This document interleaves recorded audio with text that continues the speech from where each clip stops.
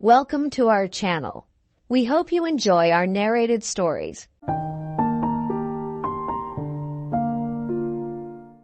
Dr. Wortle's School by Anthony Trollope. Chapter 1. Dr. Wortle. The Reverend Geoffrey Wortle, Doctor of Divinity, was a man much esteemed by others and by himself. He combined two professions, in both of which he had been successful, had been and continued to be at the time in which we speak of him. I will introduce him to the reader in the present tense as the rector of Bowick and proprietor and headmaster of the school established in the village of that name. The seminary at Bowick had for some time enjoyed a reputation under him. Not that he had ever himself used so newfangled and unpalatable a word in speaking of his school. Bowick School had been established by himself as preparatory to Eton. Dr. Wortle had been elected to an assistant mastership at Eton early in life, soon after he had become a Fellow of Exeter. There he had worked successfully for 10 years and had then retired to the living of Bowick. On going there, he had determined to occupy his leisure, and if possible to make his fortune, by taking a few boys into his house. By dint of charging high prices and giving good food, perhaps in part also by the quality of the education which he imparted, his establishment had become popular and had outgrown the capacity of the parsonage. He had been enabled to purchase a field or two close abutting on the glebe gardens, and had there built convenient premises. He now limited his number to 30 boys, for each of which he charged £200 a year. It was said of him by his friends that if he would only raise his price to £250, he might double the number and really make a fortune. In answer to this, he told his friends that he knew his own business best. He declared that his charge was the only sum that was compatible both with regard to himself and honesty to his customers, and asserted that the labors he endured were already quite heavy enough. In fact, he recommended all those who gave him advice to mind their own business. It may be said of him that he knew his own so well as to justify him in repudiating counsel from others. There are very different ideas of what a fortune may be supposed to consist. It will not be necessary to give Dr. Wortle's exact idea. No doubt it changed with him, increasing as his money increased. But he was supposed to be a comfortable man. He paid ready money and high prices. He liked that people under him should thrive, and he liked them to know that they throve by his means. He liked to be master and always was. He was just, and liked his justice to be recognized. He was generous also, and liked that too to be known. He kept a carriage for his wife, who had been the daughter of a poor clergyman at Windsor, and was proud to see her as well dressed as the wife of any country squire. But he was a domineering husband. As his wife worshipped him, and regarded him as a Jupiter on earth from whose nod there could be and should be no appeal, but little harm came from this. If a tyrant, he was an affectionate tyrant. His wife felt him to be so. His servants, his parish, and his school all felt him to be so. They obeyed him, loved him, and believed in him. So, upon the whole, at the time with which we are dealing, did the diocese, the county, and that world of parents by whom the boys were sent to his school. But this had not come about without some hard fighting. He was over 50 years of age, and had been rector of Bowick for nearly 20. During that time there had been a succession of 3 bishops, and he had quarrelled more or less with all of them. It might be juster to say that they had all of them had more or less of occasion to find fault with him. Now Dr. Wortle, or Mr. Wortle as he should be called in reference to that period, was a man who would bear censure from no human being. He had left his position at Eton because the headmaster had required from him some slight change of practice. There had been no quarrel on that occasion, but Mr. Wortle had gone. He at once commenced his school at Bowick, taking half a dozen pupils into his own house. The bishop of that day suggested that the cure of souls of the parishioners of Bowick was being subordinated to the Latin and Greek of the sons of the nobility. The bishop got a response, which gave an additional satisfaction to his speedy translation to a more comfortable diocese. Between the next bishop and Mr. Wortle there was unfortunately misunderstanding, and almost feud for the entire 10 years during which his lordship reigned in the palace of Broughton. This bishop of Broughton had been one of that large batch of Low Church prelates who were brought forward under Lord Palmerston. Among them there was none more low, more pious, more sincere, or more given to interference. To teach Mr. Wortle his duty as a parish clergyman was evidently a necessity to such a bishop. To repudiate any such teaching was evidently a necessity to Mr. Wortle. Consequently, there were differences, in all of which Mr. Wortle carried his own. What the good bishop suffered, no one probably knew except his wife and his domestic chaplain. What Mr. Wortle enjoyed, or Dr. Wortle as he came to be called about this time, was patent to all the county and all the diocese. The sufferer died, not, let us hope, by means of the doctor. And then came the third bishop. He, too, had found himself obliged to say a word. He was a man of the world, wise, prudent, not given to interference or fault-finding, friendly by nature, one who altogether hated a quarrel, a bishop beyond all things determined to be the friend of his clergymen. And yet he thought himself obliged to say a word. There were matters in which Dr. Wortle affected a peculiarly anti-clerical mode of expression, if not of feeling. He had been foolish enough to declare openly that he was in search of a curate who should have none of the grace of godliness about him. He was wont to ridicule the piety of young men who devoted themselves entirely to their religious offices. In a letter which he wrote, he spoke of one youthful divine as a conceited ass who had preached for 40 minutes. He not only disliked but openly ridiculed all signs of a special pietistic bearing. It was said of him that he had been heard to swear. There can be no doubt that he made himself wilfully distasteful to many of his stricter brethren. Then it came to pass that there was a correspondence between him and the bishop, as to that outspoken desire of his for a curate without the grace of godliness. But even here Dr. Wortle was successful. The management of his parish was preeminently good. The parish school was a model. The farmers went to church. Dissenters there were none. The people of Bowick believed thoroughly in their parson, and knew the comfort of having an open-handed, well-to-do gentleman in the village. This third episcopal difficulty did not endure long. Dr. Wortle knew his man, and was willing enough to be on good terms with his bishop, so long as he was allowed to be in all things his own master. There had, too, been some fighting between Dr. Wortle and the world about his school. He was, as I have said, a thoroughly generous man, but he required himself to be treated with generosity. Any question as to the charges made by him as schoolmaster was unendurable. He explained to all parents that he charged for each boy at the rate of $200 a year for board, lodging, and tuition, and that anything required for a boy's benefit or comfort beyond that ordinarily supplied would be charged for as an extra, at such price as Dr. Wortle himself thought to be an equivalent.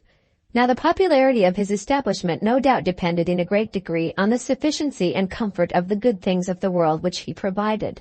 The beer was of the best. The boys were not made to eat fat.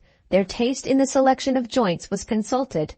The morning coffee was excellent. The cook was a great adept at cakes and puddings. The doctor would not himself have been satisfied unless everything had been plentiful, and everything of the best. He would have hated a butcher who had attempted to seduce him with meat beneath the usual price. But when he had supplied that which was sufficient according to his own liberal ideas, he did not give more without charging for it. Among his customers there had been a certain Honorable Mr. Stantiloup, and, which had been more important, an Honorable Mrs. Stantiloup. Mrs. Stantiloup was a lady who liked all the best things which the world could supply, but hardly liked paying the best price.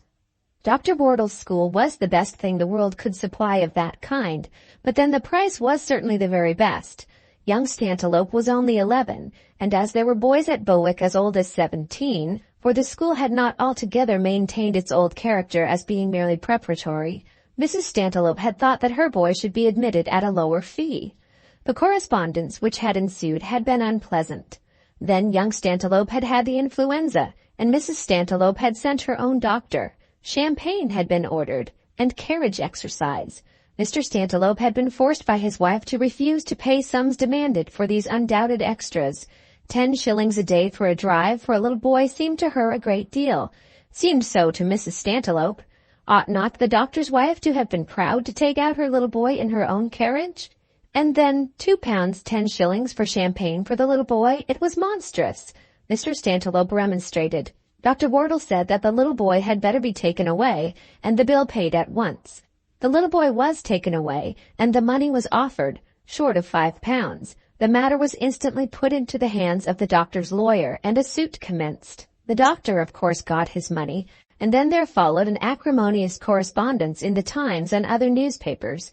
Mrs. Stantiloup did her best to ruin the school, and many very eloquent passages were written, not only by her or by her own special scribe, but by others who took the matter up, to prove that 200 a year was a great deal more than ought to be paid for the charge of a little boy during 3/4 of the year. But in the course of the next 12 months, Dr. Wortle was obliged to refuse admittance to a dozen eligible pupils because he had not room for them.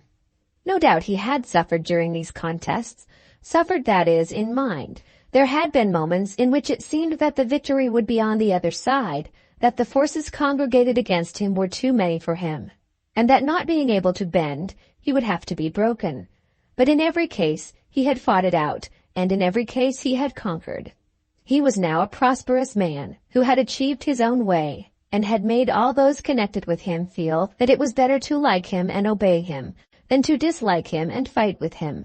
His curates troubled him as little as possible with the grace of godliness, and threw off as far as they could that zeal which is so dear to the youthful mind, but which so often seems to be weak and flabby to their elders.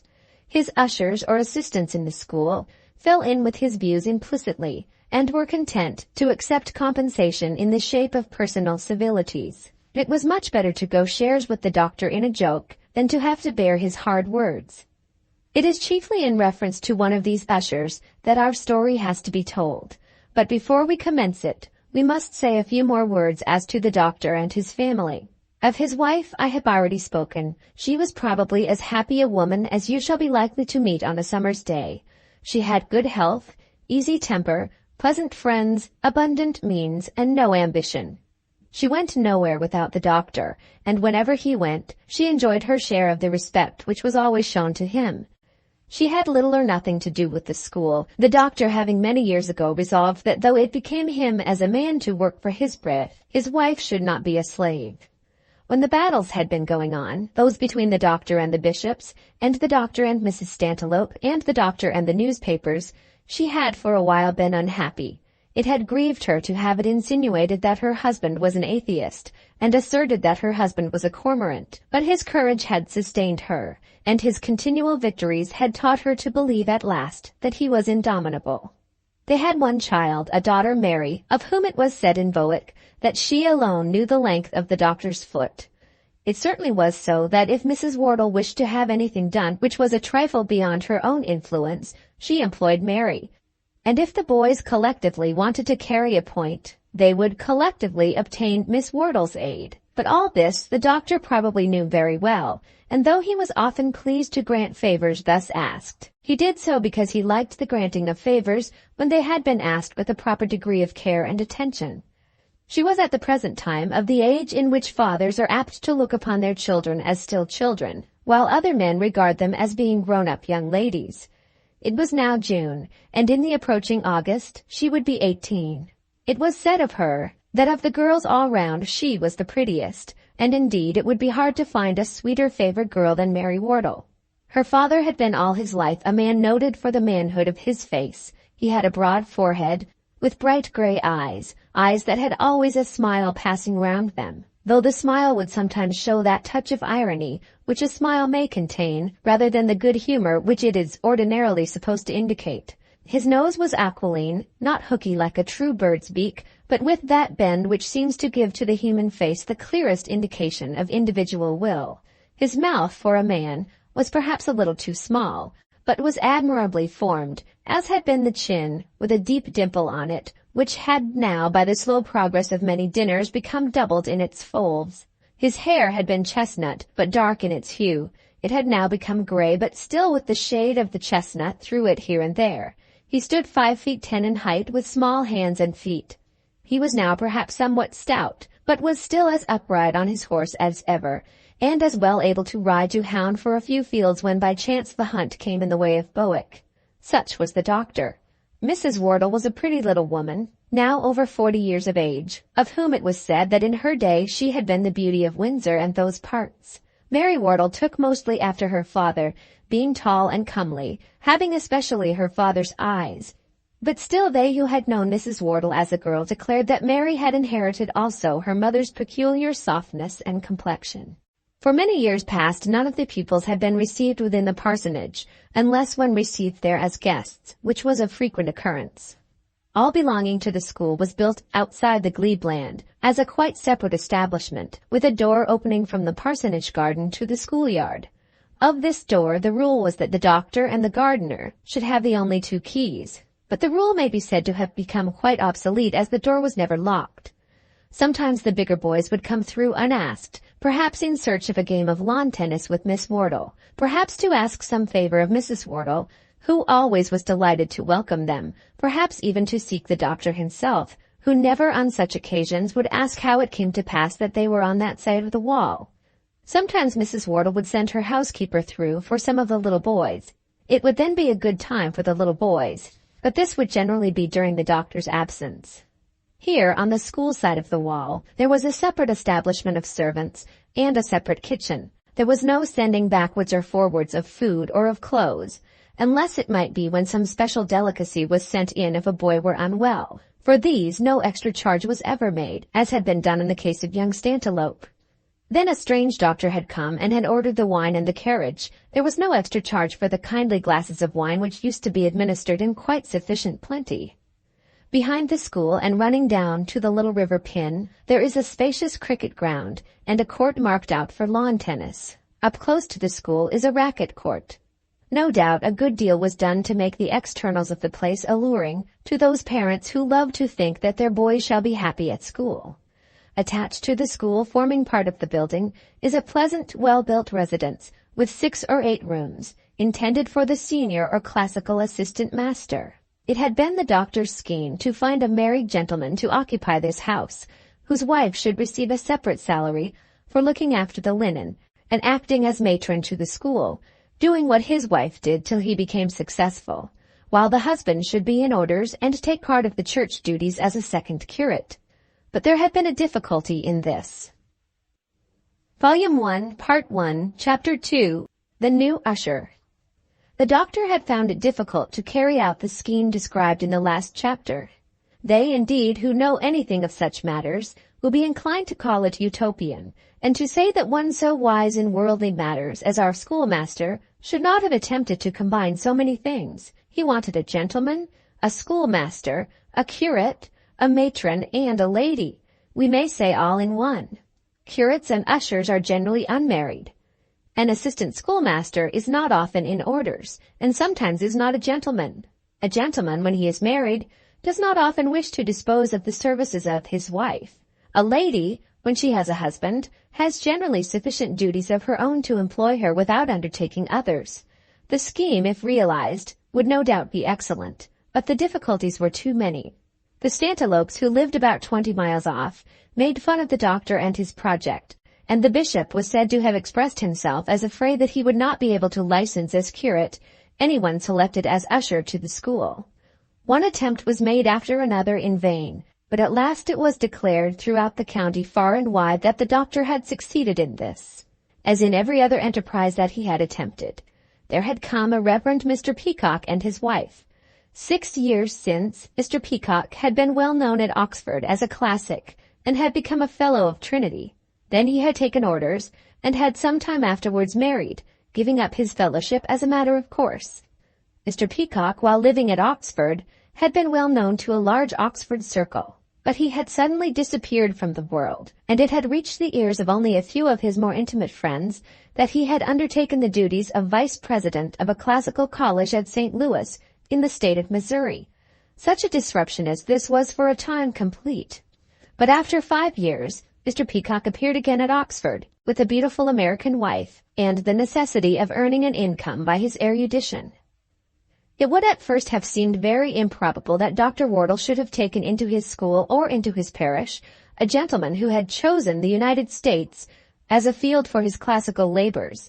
The doctor, whose mind was by no means logical, was a thoroughgoing Tory of the old school, and therefore considered himself bound to hate the name of a republic. He hated Rolling Stones, and Mr. Peacock had certainly been a Rolling Stone. He loved Oxford with all his heart, and some years since had been heard to say hard things of Mr. Peacock when that gentleman deserted his college for the sake of establishing himself across the Atlantic.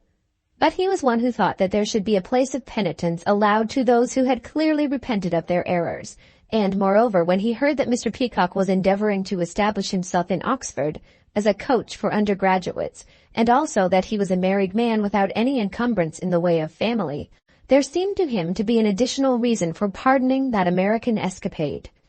Circumstances brought the two men together. There were friends at Oxford who knew how anxious the doctor was to carry out that plan of his in reference to an usher, a curate, and a matron. And here were the very things combined. Mr. Peacock's scholarship and power of teaching were acknowledged. He was already in orders, and it was declared that Mrs. Peacock was undoubtedly a lady. Many inquiries were made, many meetings took place, many difficulties arose, but at last Mr. and Mrs. Peacock came to Bowick, and took up their abode in the school. All the doctor's requirements were not at once fulfilled. Mrs. Peacock's position was easily settled. Mrs. Peacock, who seemed to be a woman possessed of sterling sense and great activity, undertook her duties without difficulty. But Mr. Peacock would not at first consent to act as curate in the parish.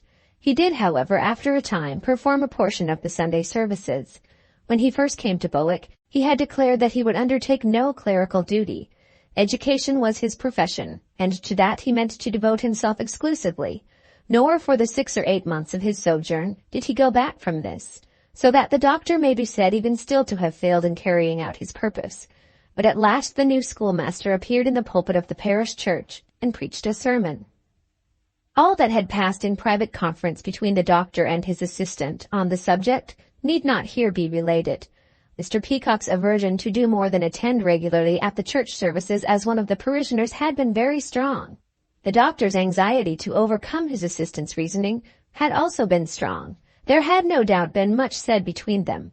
Mr. Peacock had been true to his principles, whatever those principles were, in regard to his appointment as a curate.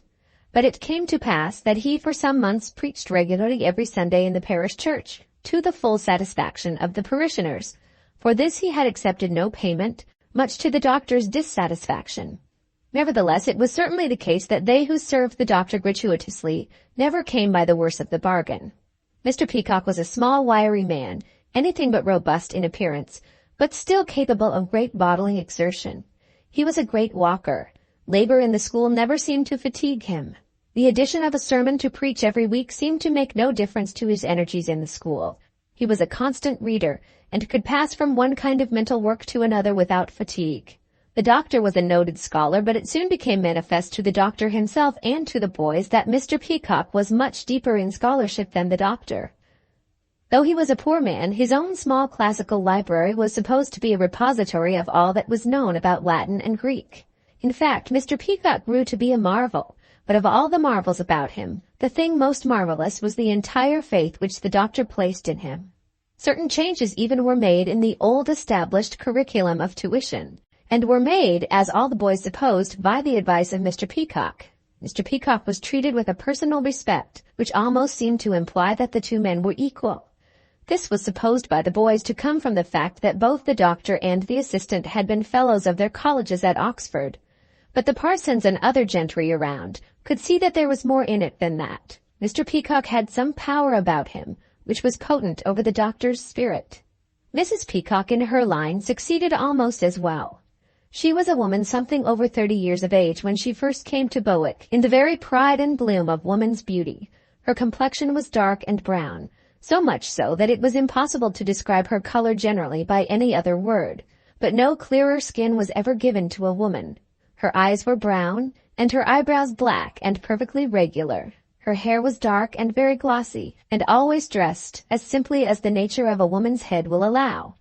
Her features were regular, but with a great show of strength. She was tall for a woman, but without any of that look of length under which female altitude sometimes suffers. She was strong and well-made, and apparently equal to any labor to which her position might subject her. When she had been at Bowick about 3 months, a boy's leg had been broken, and she had nursed him, not only with assiduity, but with great capacity.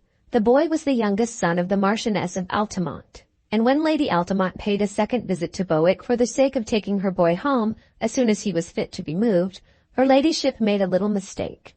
With the sweetest and most caressing smile in the world, she offered Mrs. Peacock a 10-pound note. "My dear madam," said Mrs. Peacock without the slightest reserve or difficulty, "it is so natural that you should do this, because you cannot, of course, understand my position, but it is altogether out of the question." The Marchioness blushed and stammered and begged 100 pardons. Being a good-natured woman, she told the whole story to Mrs. Wortle. "I would just soon have offered the money to the Marchioness herself," said Mrs. Wortle as she told it to her husband. "I would have done it a deal sooner," said the doctor. "I am not in the least afraid of Lady Altamont, but I stand in awful dread of Mrs. Peacock." Nevertheless, Mrs. Peacock had done her work by the little lord's bedside, just as though she had been a paid nurse. And so she felt herself to be, nor was she in the least ashamed of her position in that respect. If there was aught of shame about her, as some people said, it certainly did not come from the fact that she was in the receipt of a salary for the performance of certain prescribed duties. Such remuneration was, she thought, as honorable as the doctor's income. But to her American intelligence, the acceptance of a present of money from a marchioness would have been a degradation. It certainly was said of her by some persons that there must have been something in her former life of which she was ashamed. The Honorable Mrs. Stantiloup, to whom all the affairs of Bowick had been of consequence since her husband had lost his lawsuit, and who had not only heard much but had inquired far and near about Mr. and Mrs. Peacock, declared diligently among her friends, with many nods and winks, that there was something rotten in the state of Denmark. She did at first somewhat imprudently endeavor to spread a rumor abroad that the doctor had become enslaved by the lady's beauty, but even those hostile to Bowick could not accept this. The doctor certainly was not the man to put in jeopardy the respect of the world and his own standing for the beauty of any woman. And moreover, the doctor, as we have said before, was over 50 years of age. But there soon came up another ground on which calumny could found a story. It was certainly the case that Mrs. Peacock had never accepted any hospitality from Mrs. Wortle or other ladies in the neighborhood. It reached the ears of Mrs. Stantiloup, first, that the ladies had called upon each other, as ladies are wont to do, who intend to cultivate a mutual personal acquaintance, and then that Mrs. Wortle had asked Mrs. Peacock to dinner, but Mrs. Peacock had refused not only that invitation, but subsequent invitations to the less ceremonious form of tea-drinking. All this had been true, and it had been true also, though of this Mrs. Stantiloup had not heard the particulars, that Mrs. Peacock had explained to her neighbor that she did not intend to put herself on a visiting footing with anyone.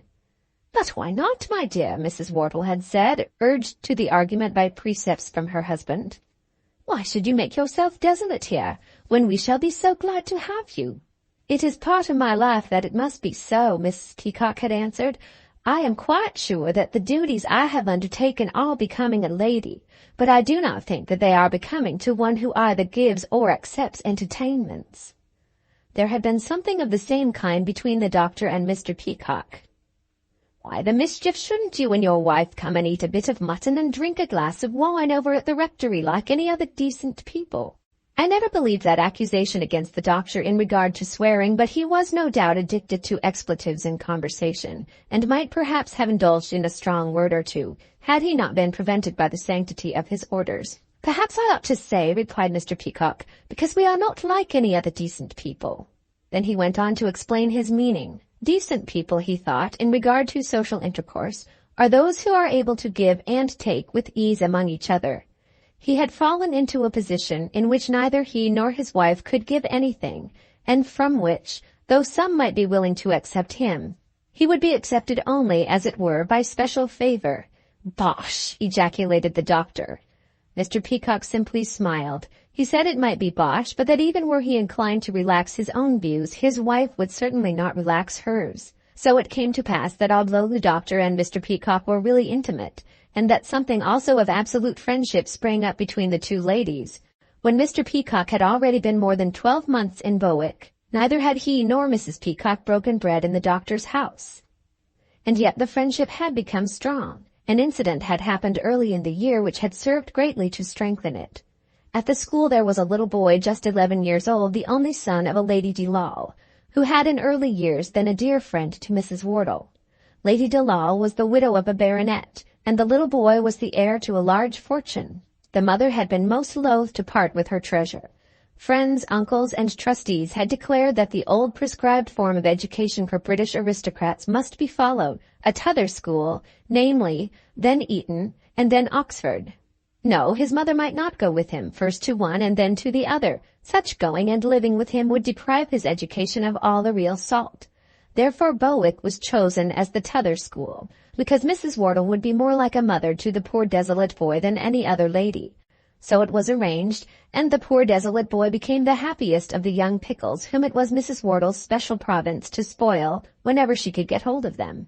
Now it happened that on one beautiful afternoon towards the end of April, Mrs. Wortle had taken young Delal and another little boy with her over the footbridge, which passed from the bottom of the parsonage gate to the glebe meadow which ran on the other side of a little river, and with them had gone a great Newfoundland dog, who was on terms equally friendly with the inmates of the rectory and the school. Where this bridge passed across the stream, the gardens and the field were on the same level, but as the water ran down to the ground on which the school buildings had been erected, there arose a steep bank over a bend in the river, or rather steep cliff, for indeed it was almost perpendicular, the force of the current as it turned at this spot having washed away the bank.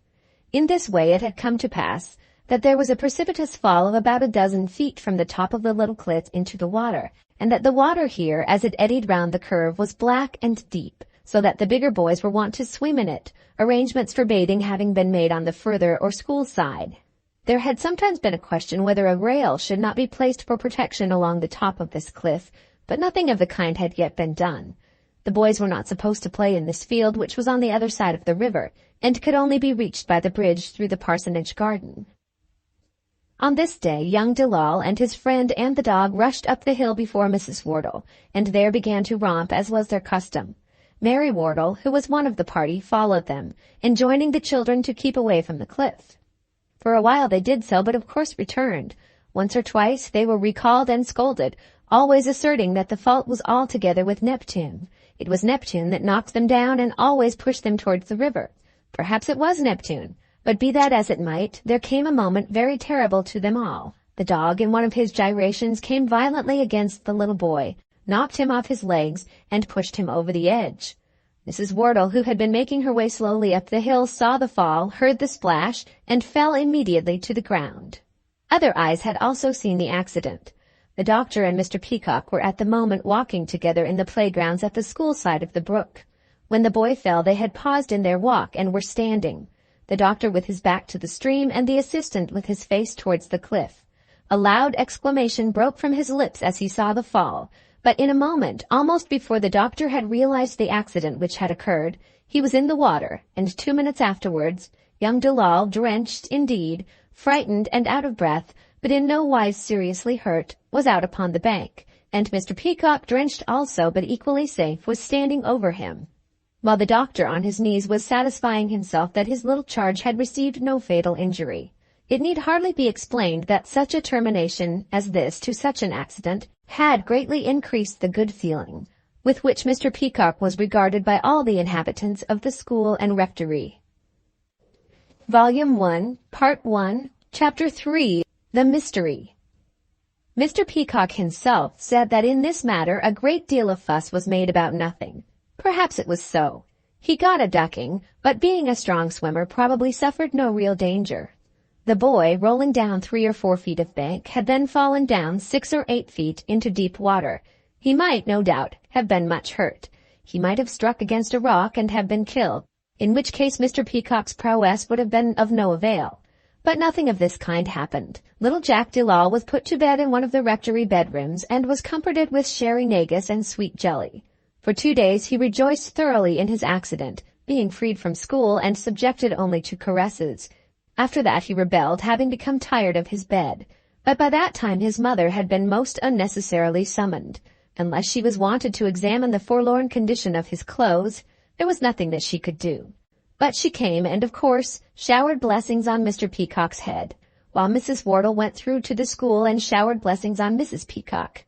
What would they have done had the Peacocks not been there? You must let them have their way, whether for good or bad, the doctor said when his assistant complained rather of the blessings, pointing out at any rate their absurdity. One man is damned forever because in the conscientious exercise of his authority he gives a little boy a rap which happens to make a small temporary mark on his skin. Another becomes a hero because, when in the equally conscientious performance of a duty, he gives himself a ducking. I won't think you a hero, but of course I consider myself very fortunate to have had beside me a man younger than myself, and quick and ready at such an emergence. Of course I feel grateful, but I shan't bother you by telling you so.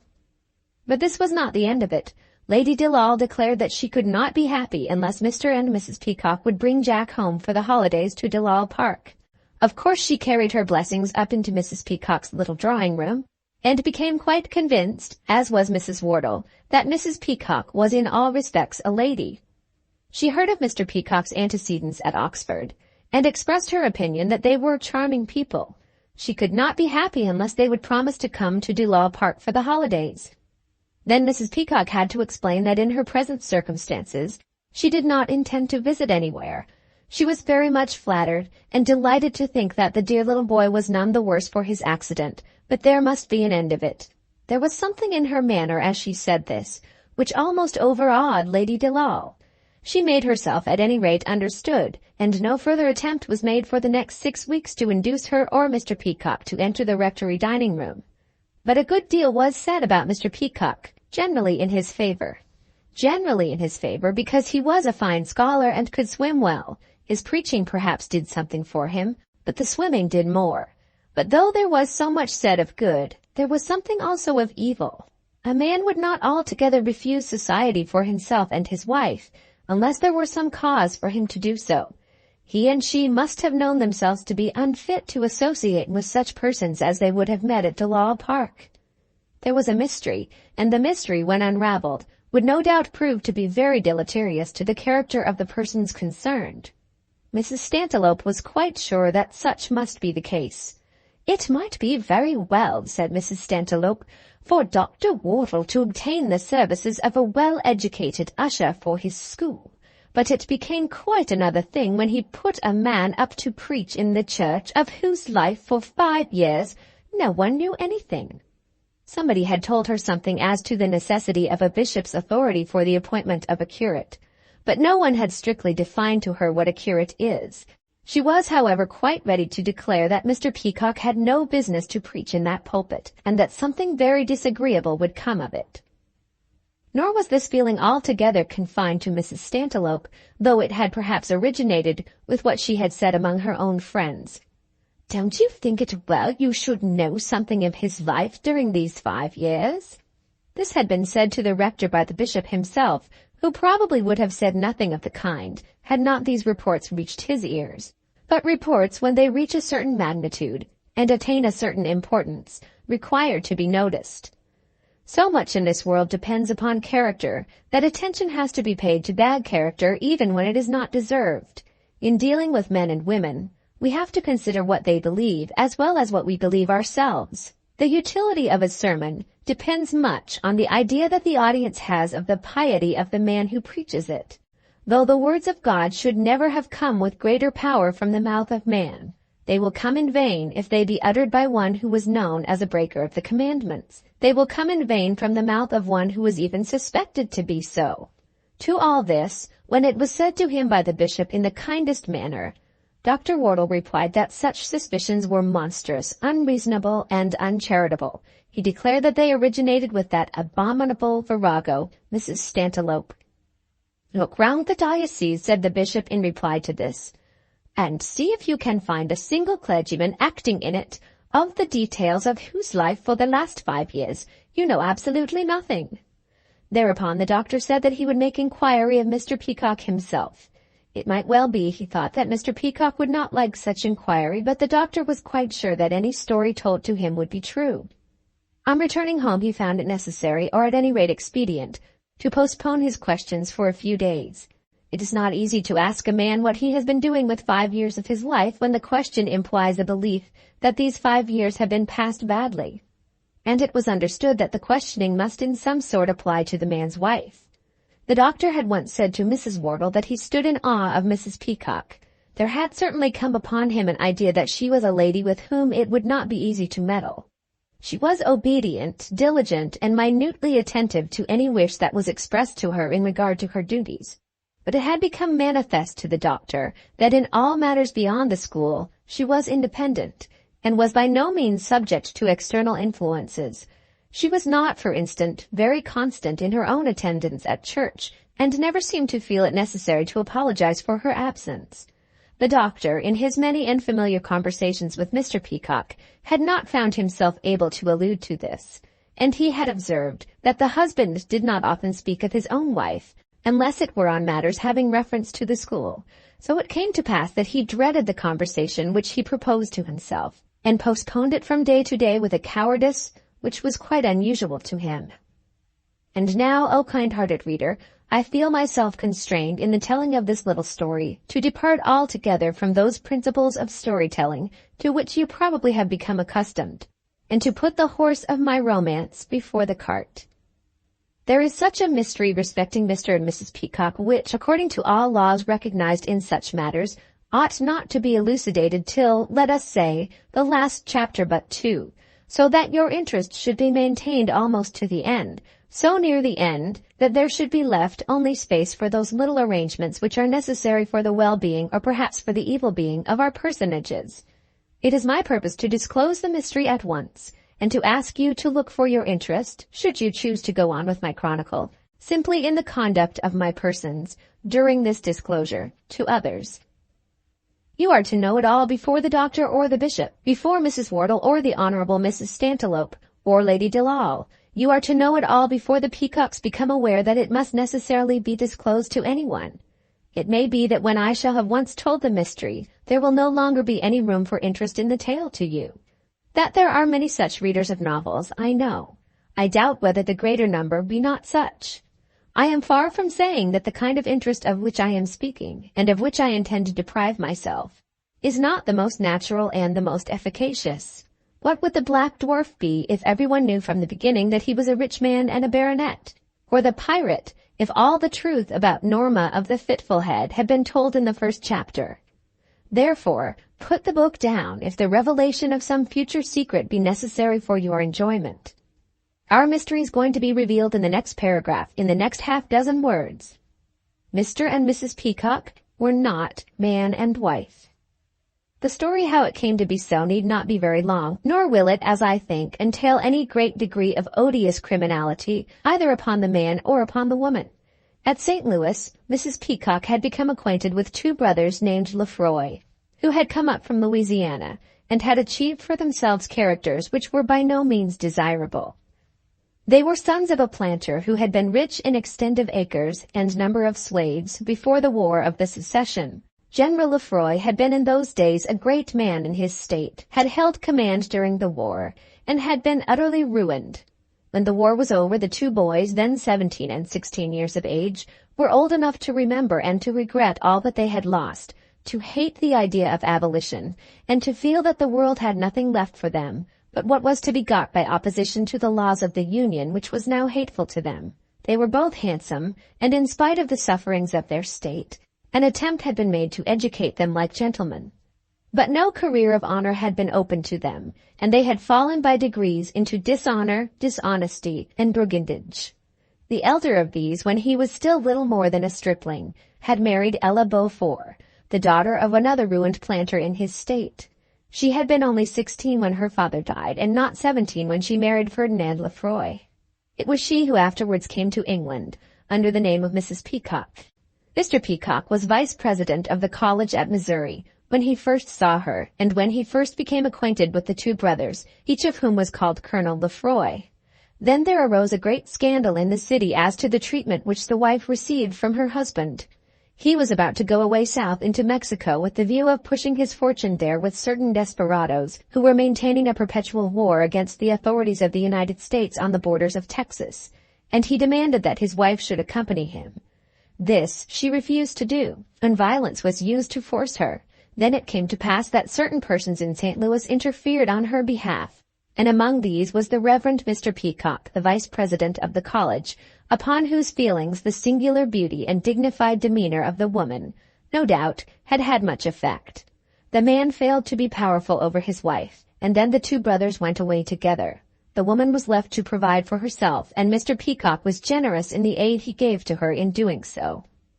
It may be understood that in this way an intimacy was created, but it must not be understood that the intimacy was of such a nature as to be injurious to the fair fame of the lady. Things went on in this way for 2 years, during which Mrs. Lefroy's conduct drew down upon her reproaches from no one.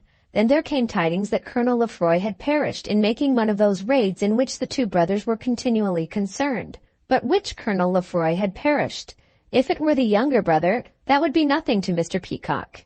If it were the elder, it would be everything. If Ferdinand Lefroy were dead, he would not scruple at once to ask the woman to be his wife. That which the man had done, and that which he had not done, had been of such a nature as to solve all bonds of affection. She had already allowed herself to speak of the man as one whose life was a blight upon her own, and though there had been no word of outspoken love from her lips to his ears, he thought that he might succeed if it could be made certain that Ferdinand Lefroy was no longer among the living. "I shall never know," she said in her misery. "What I do here I shall never believe. How can one know anything as to what happens in a country such as that?" Then he took up his hat and staff, and vice president, professor, and clergyman as he was, started off for the Mexican border. He did tell her that he was going, but barely told her. "It's a thing that ought to be found out," he said, "and I want a turn of traveling. I shall be away 3 months. She merely bade God bless him, but said not a word to hinder or to encourage his going. He was gone just the 3 months which he had himself named, and then returned elate with his news. He had seen the younger brother, Robert Lefroy, and had learnt from him that the elder Ferdinand had certainly been killed. Robert had been most ungracious to him, having even on one occasion threatened his life. But there had been no doubt that he, Robert, was alive and that Ferdinand had been killed by a party of United States soldiers. Then the clergyman had his reward, and was accepted by the widow with a full and happy heart. Not only had her release been complete, but so was her present joy, and nothing seemed wanting to their happiness during the 6 first months after their union. Then one day, all of a sudden, Ferdinand Lefroy was standing within her little drawing-room at the College of St. Louis. Dead? Certainly he was not dead. He did not believe that anyone had said that he was dead. She might be lying or not, he did not care.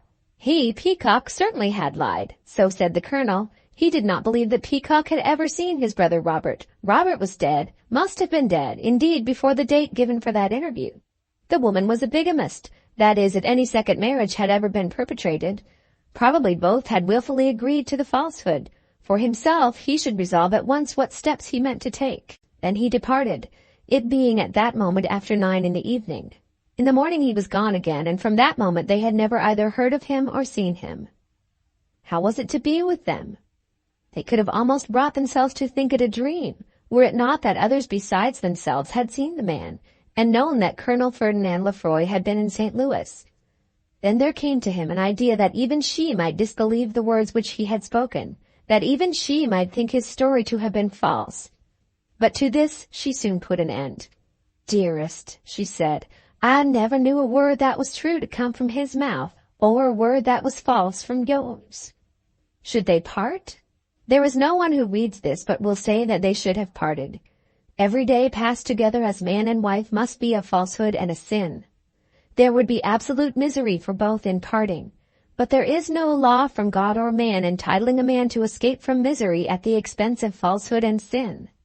Though their hearts might have burst in the doing of it, they should have parted. Though she would have been friendless, alone, and utterly despicable in the eyes of the world, abandoning the name which she cherished as not her own and going back to that which she utterly abhorred, still she should have done it. And he, resolving, as no doubt he would have done under any circumstances, that he must quit the city of his adoption, he should have left her with such material sustenance as her spirit would have enabled her to accept, should have gone his widowed way, and endured as best he might the idea that he had left the woman whom he loved behind, in the desert, all alone. That he had not done so, the reader is aware. That he had lived a life of sin, that he and she had continued in one great falsehood, is manifest enough. Mrs. Stantiloup, when she hears it all, will have her triumph. Lady Delal's soft heart will rejoice because that invitation was not accepted.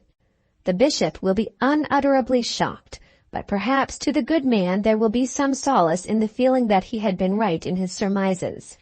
How the doctor bore it, this story is intended to tell, and how also Mr. and Mrs. Peacock bore it, when the sin and the falsehood were made known to all the world around them. The mystery has at any rate been told, and they who feel that on this account all hope of interest is at an end, had better put down the book. Volume 1, Part 2, Chapter 4. The doctor asks his question. The doctor, instigated by the bishop, had determined to ask some questions of Mr. Peacock as to his American life. The promise had been given at the palace, and the doctor, as he returned home, repented himself in that he had made it. His lordship was a gossip, as bad as an old woman, as bad as Mrs. Stantiloup, and wanted to know things in which a man should feel no interest. So said the doctor to himself. What was it to him, the bishop, or to him, the doctor, what Mr. Peacock had been doing in America? The man's scholarship was patent, his morals were unexceptional, his capacity for preaching undoubted, his peculiar fitness for his place at Bowick unquestionable. Who had a right to know more? That the man had been properly educated at Oxford and properly ordained on entering his fellowship was doubted by no man. Even if there had been some temporary backslidings in America, which might be possible, for which of us have not backslided at some time of our life? Why should they be raked up?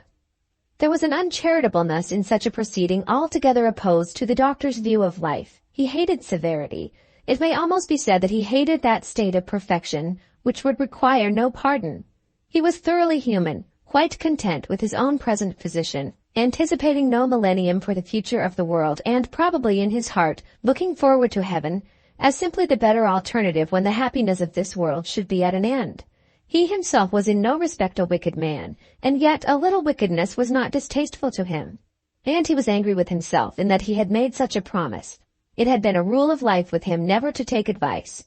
The bishop had his powers, within which he, as rector of Bowick, would certainly obey the bishop, but it had been his theory to oppose his bishop almost more readily than anyone else, should the bishop attempt to exceed his power. The bishop had done so in giving this advice, and yet he had promised. He was angry with himself, but did not on that account think that the promise should be evaded. Oh no, having said that he would do it, he would do it. And having said that he would do it, the sooner that he did it, the better. When 3 or 4 days had passed by, he despised himself because he had not yet made for himself a fit occasion. It is such a mean, sneaking thing to do, he said to himself, but still, it had to be done. It was on a Saturday afternoon that he said this to himself, as he returned back to the parsonage garden from the cricket ground, where he had left Mr. Peacock and the 3 other ushers playing cricket with 10 or 12 of the bigger boys of the school. There was a French master, a German master, a master for arithmetic and mathematics, with the adjacent sciences, besides Mr. Peacock as assistant classical master. Among them Mr. Peacock was facile princeps in rank and supposed ability, but they were all admitted to the delights of the playground. Mr. Peacock, in spite of those years of his spent in America where cricket could not have been familiar to him, remembered well his old pastime and was quite an adept at the game. It was 10,000 pities that a man should be disturbed by unnecessary questionings who could not only teach and preach, but play cricket also. But nevertheless it must be done. When, therefore, the doctor entered his own house, he went into his study and wrote a short note to his assistant. My dear Peacock, could you come over and see me in my study this evening for half an hour? I have a question or two which I wish to ask you. Any hour you may name will suit me after 8. Yours most sincerely, Geoffrey Wortle. In answer to this, there came a note to say that at 8:30 Mr. Peacock would be with the doctor. At 8:30 Mr. Peacock came. He had fancied, on reading the doctor's note, that some further question would be raised as to money. The doctor had declared that he could no longer accept gratuitous clerical service in the parish, and had said that he must look out for someone else, if Mr. Peacock could not oblige him by allowing his name to be referred in the usual way to the bishop. He had now determined to say, in answer to this, that the school gave him enough to do, and that he would much prefer to give up the church, although he would always be happy to take a part occasionally if he should be wanted. The doctor had been sitting alone for the last quarter of an hour when his assistant entered the room, and had spent the time in endeavoring to arrange the conversation that should follow. He had come at last to a conclusion. He would let Mr. Peacock know exactly what had passed between himself and the bishop, and would then leave it to his usher either to tell his own story as to his past life, or to abstain from telling it. He had promised to ask the question, and he would ask it, but he would let the man judge for himself whether any answer ought to be given. The bishop has been bothering me about you, Peacock, he said, standing up with his back to the fireplace, as soon as the other man had shut the door behind him. The doctor's face was always expressive of his inward feelings, and at this moment showed very plainly that his sympathies were not with the bishop. "I am sorry that his lordship should have troubled himself," said the other, "as I certainly do not intend to take any part in his diocese." "We'll think that for the present," said the doctor. "I won't let that be mixed up with what I've got to say just now. You have taken a certain part in the diocese already, very much to my satisfaction. I hope it may be continued, but I won't bother about that now. As far as I can see, you are just the man that would suit me as a colleague in the parish." Mr. Peacock bowed but remained silent. "The fact is," continued the doctor, "that certain old women have got hold of the bishop and made him feel that he ought to answer their objections, that Mrs. Stantiloup has a tongue as loud as the town crier's bell." "But what has Mrs. Stantiloup to say about me?" "Nothing, except in so far as she can hit me through you." "And what does the bishop say?" "He thinks that I ought to know something of your life during those 5 years you were in America." "I think so also," said Mr. Peacock. "I don't want to know anything for myself. As far as I'm concerned, I am quite satisfied. I know where you were educated, how you were ordained, and I can feel sure from your present efficiency that you cannot have wasted your time. If you tell me that you do not wish to say anything, I shall be contented, and I shall tell the bishop that, as far as I am concerned, there must be an end of it." "And what will he do?" asked Mr. Peacock. "Well, as far as the curacy is concerned, of course he can refuse his license." "I have not the slightest intention of applying to his lordship for a license." This the usher said with a tone of self-assertion which grated a little on the doctor's ear, in spite of his good humor towards the speaker.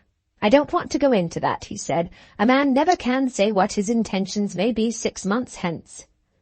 "But if I were to refuse to speak of my life in America," said Mr. Peacock, "and thus to decline to comply with what I must confess would be no more than a rational requirement on your part, how then would it be with myself and my wife in regard to the school?"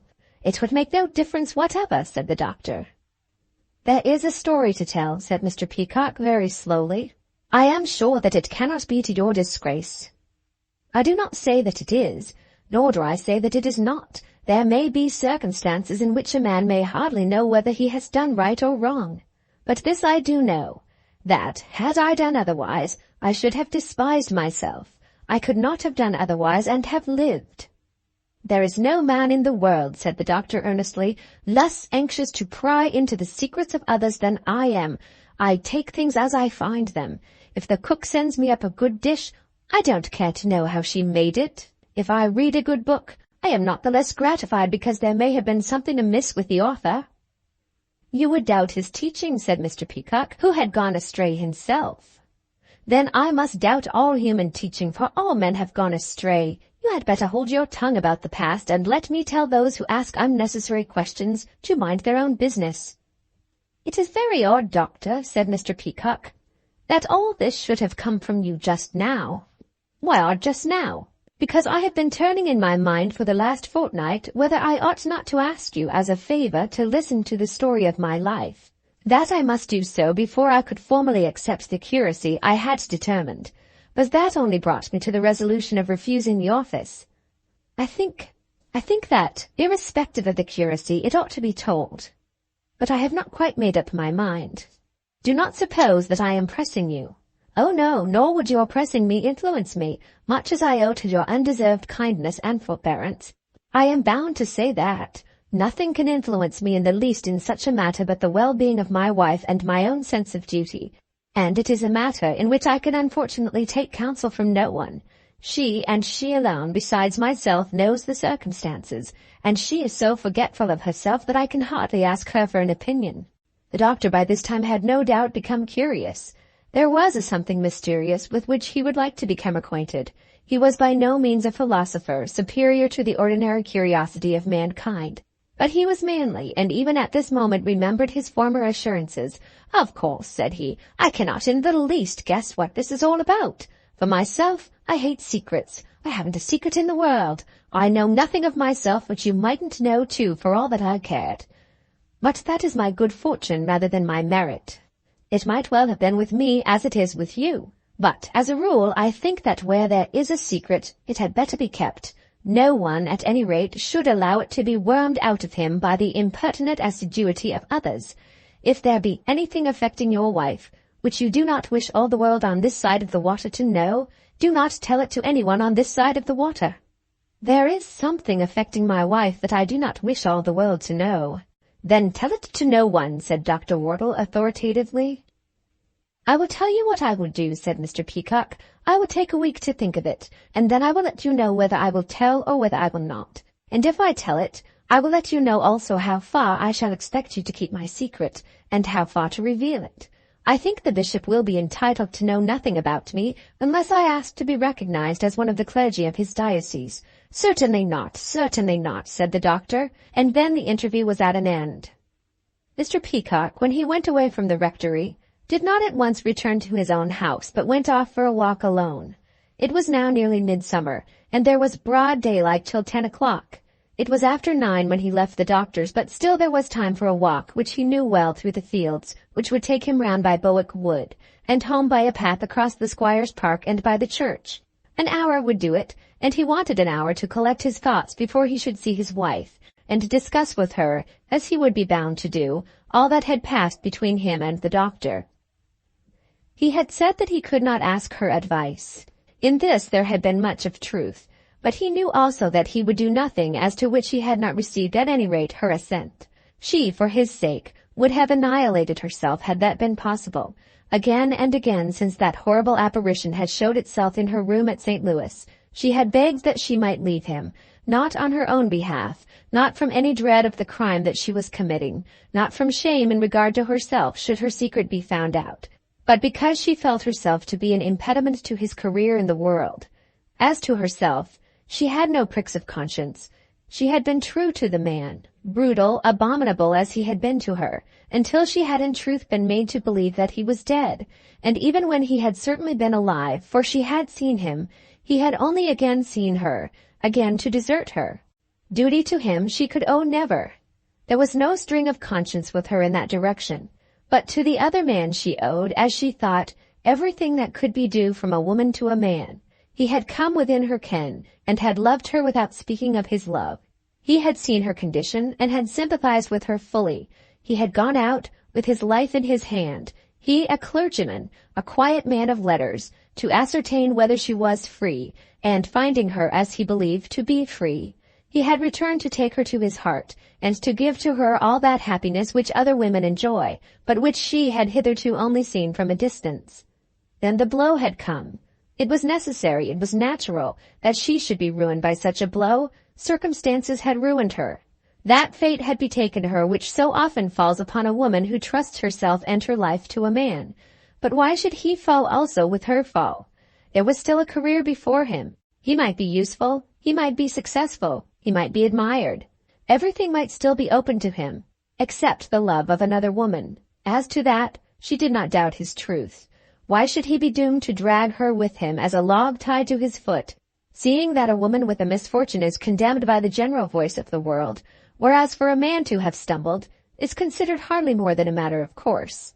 She would consent to take from him the means of buying her bread, but it would be better, she had said, that she should eat it on her side of the water, while he might earn it on the other. We know what had come of these arguments. He had hitherto never left her for a moment since that man had again appeared before their eyes. He had been strong in his resolution. If it were a crime, then he would be a criminal. If it were a falsehood, then would he be a liar.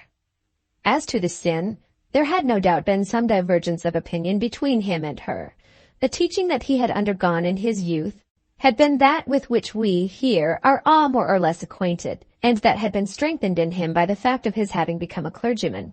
She had felt herself more at liberty to proclaim to herself a gospel of her own for the guidance of her own soul. To herself she had never seemed to be vicious or impure, but she understood well that he was not equally free from the bonds which religion had imposed upon him. For his sake, it would be better that she should be away from him.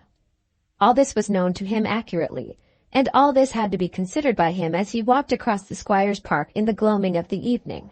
No doubt, he now said to himself, the doctor should have been made acquainted with his condition before he or she had taken their place at the school. Reticence under such circumstances had been a lie. Against his conscience there had been many pricks.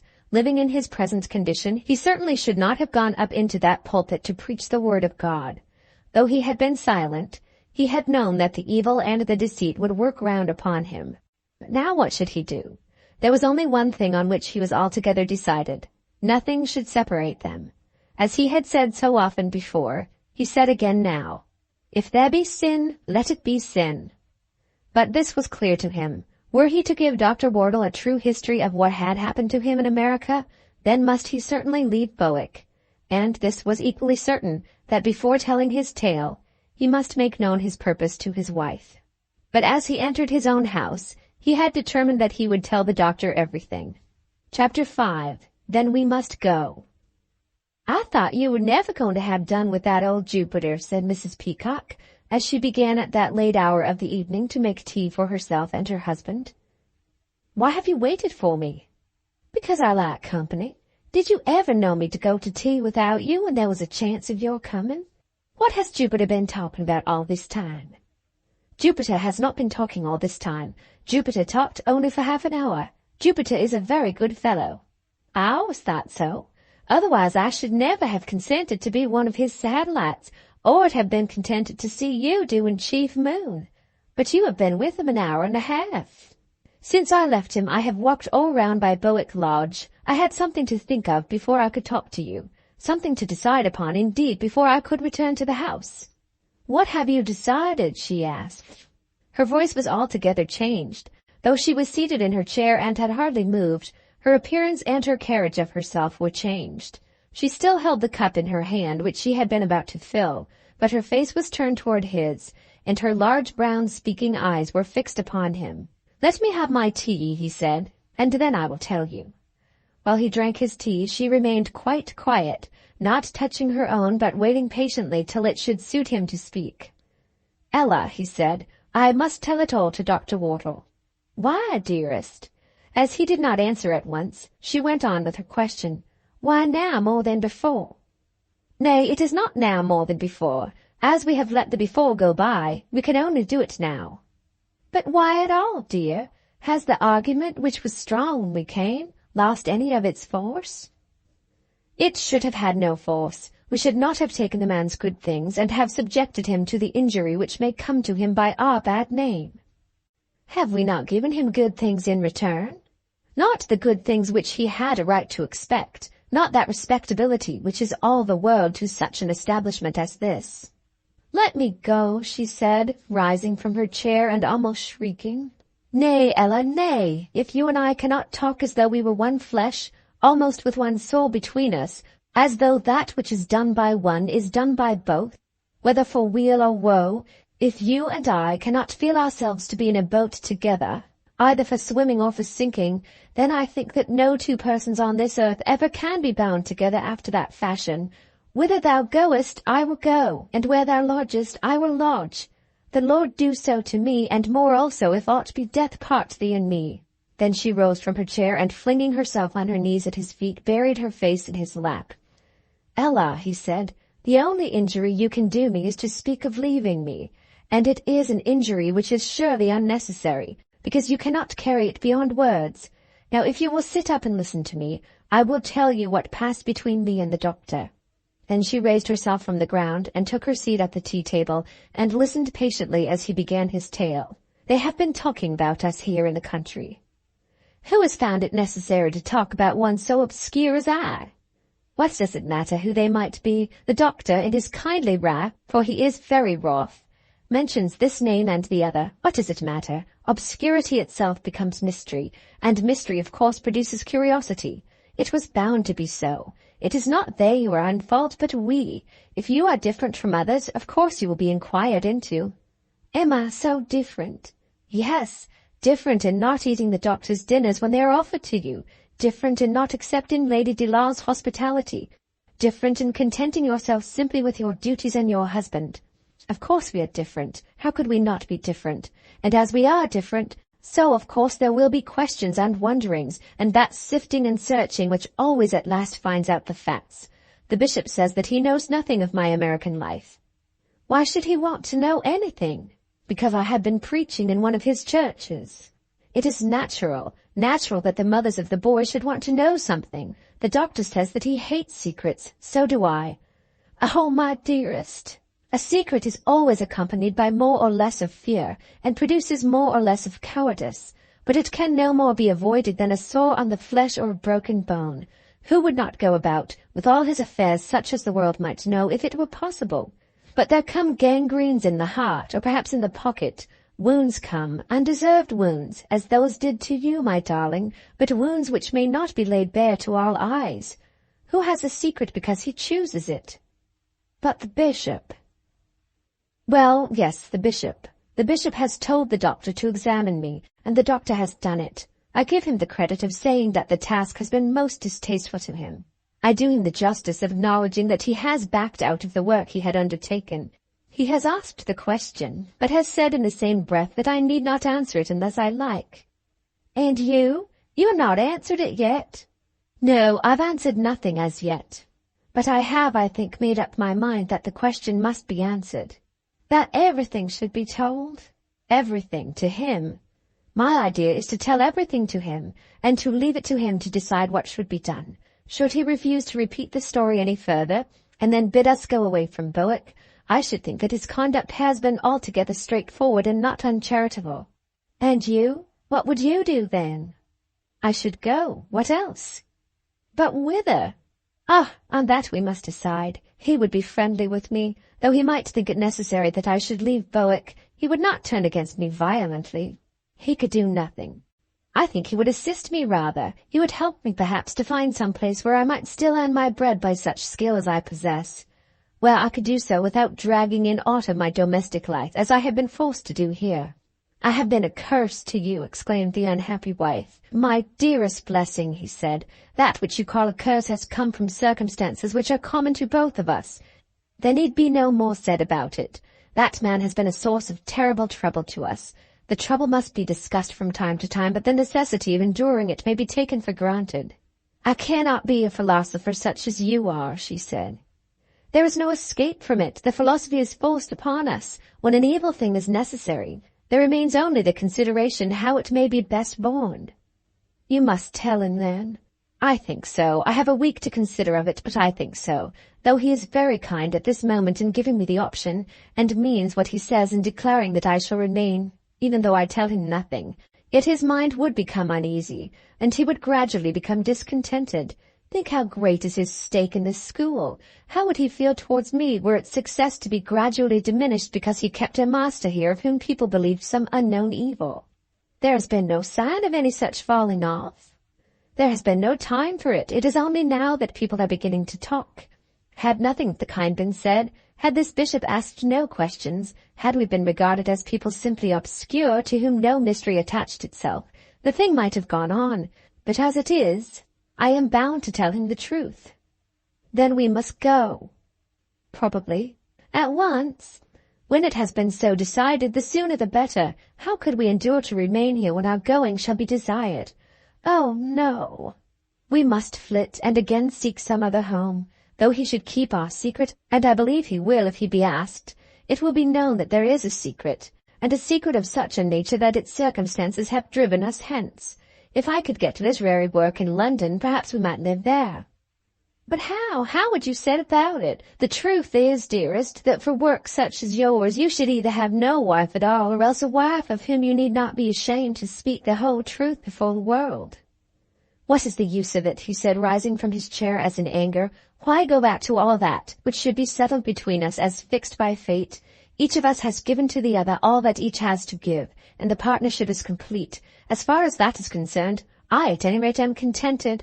Oh, my darling, she exclaimed, throwing her arms around his neck. Let there be an end to distinctions and differences, which between you and me can have no effect but to increase our troubles.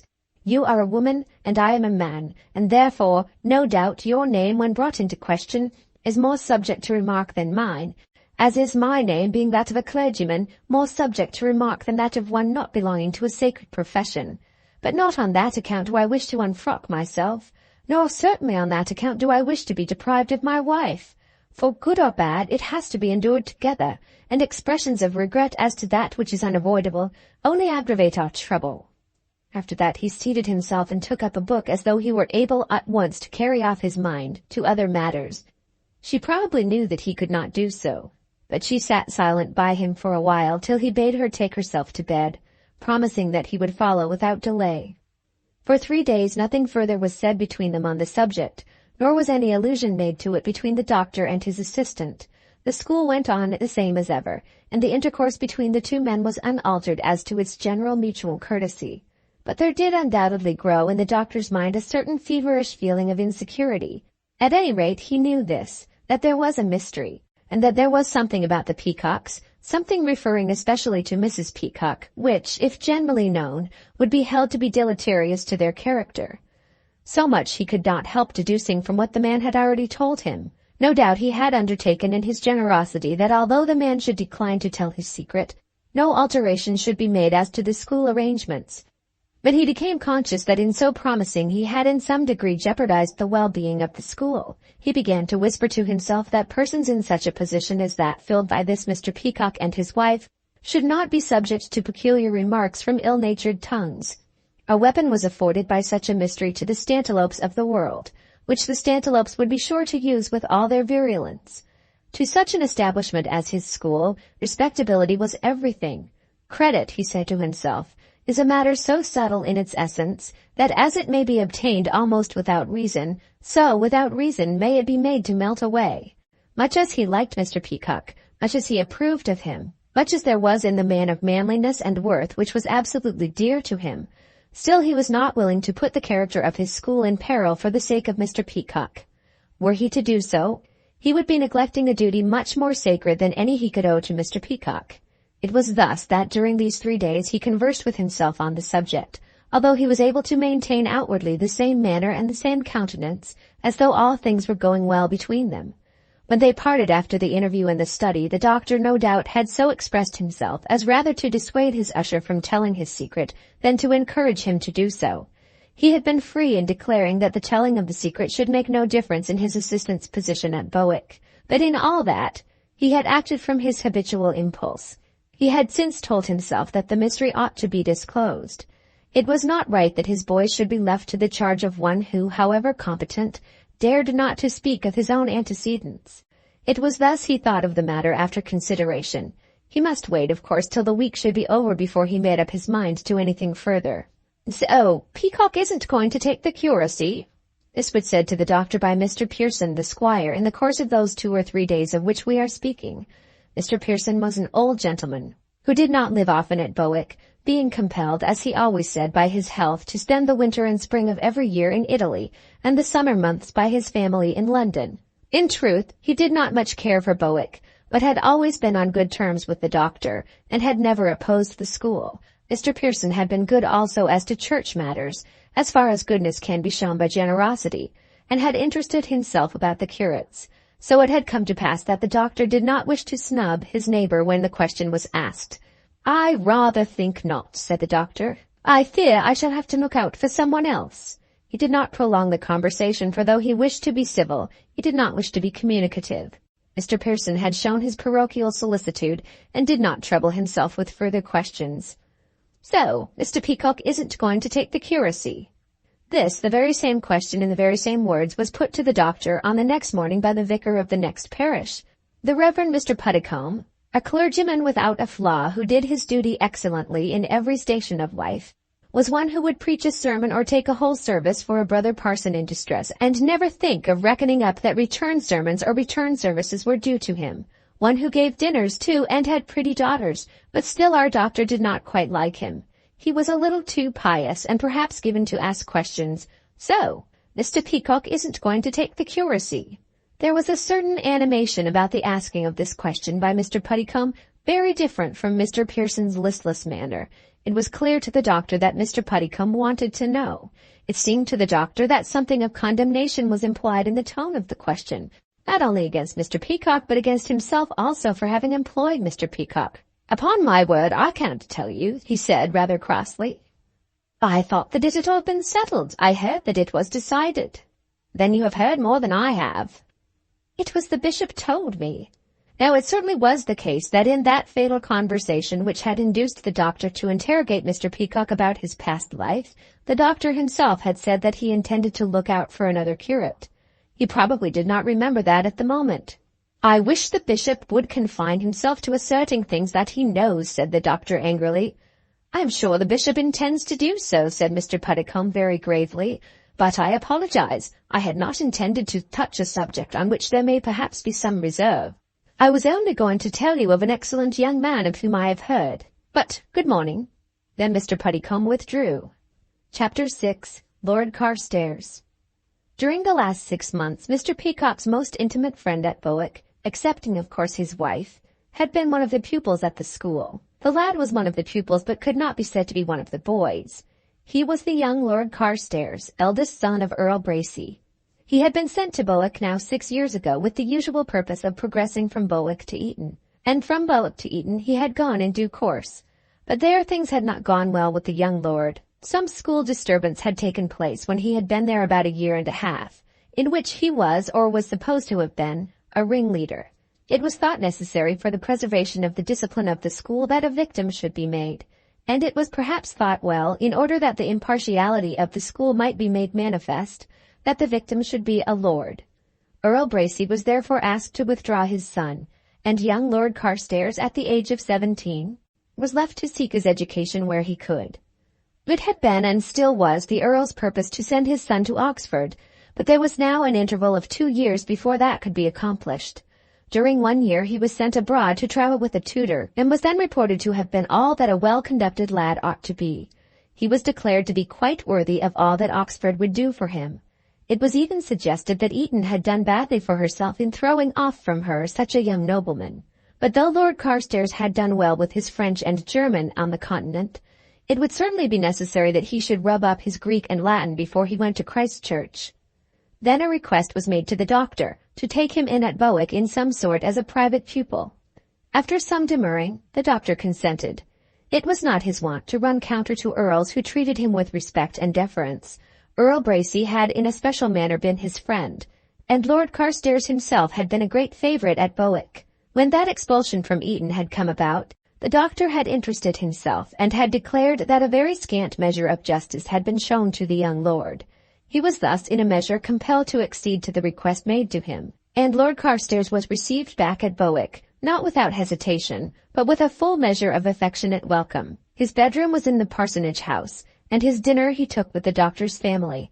In other respects he lived among the boys. "Will it not be bad for Mary?" Mrs. Wortle had said anxiously to her husband when the matter was first discussed. "Why should it be bad for Mary?" "Oh, I don't know, but young people together, you know. Mightn't it be dangerous?" "He is a boy, and she is a mere child. They are both children. It will be a trouble, but I do not think it will be at all dangerous in that way." And so it was decided.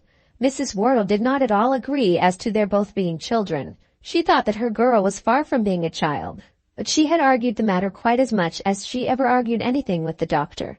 So the matter was arranged, and young Lord Carstairs came back to Bowick. As far as the doctor could see, nothing could be nicer than his young pupil's manners. He was not at all above playing with the other boys. He took very kindly to his old studies and his old haunts, and of an evening after dinner went away from the drawing-room to the study in pursuit of his Latin and his Greek, without any precocious attempt at making conversation with Miss Wortle. No doubt there was a good deal of lawn tennis of an afternoon, and the lawn tennis was generally played in the rectory garden. But then this had ever been the case, and the lawn tennis was always played with two on a side. There were no tete-a-tete games between his lordship and Mary. And whenever the game was going on, Mrs. Wortle was always there to see fair play. Among other amusements, the young lord took to walking far afield with Mr. Peacock. And then, no doubt, many things were said about that life in America. When a man has been much abroad, and has passed his time there under unusual circumstances, his doings will necessarily become subjects of conversation to his companions. To have travelled in France, Germany, or in Italy is not uncommon, nor is it uncommon to have lived a year or years in Florence or in Rome. It is not uncommon now to have travelled all through the United States. The Rocky Mountains or Peru are hardly uncommon, so much has the taste for travelling increased. But for an Oxford Fellow of a college, and a clergyman of the Church of England, to have established himself as a professor in Missouri is uncommon, and it could hardly be but that Lord Carstairs should ask questions respecting that faraway life.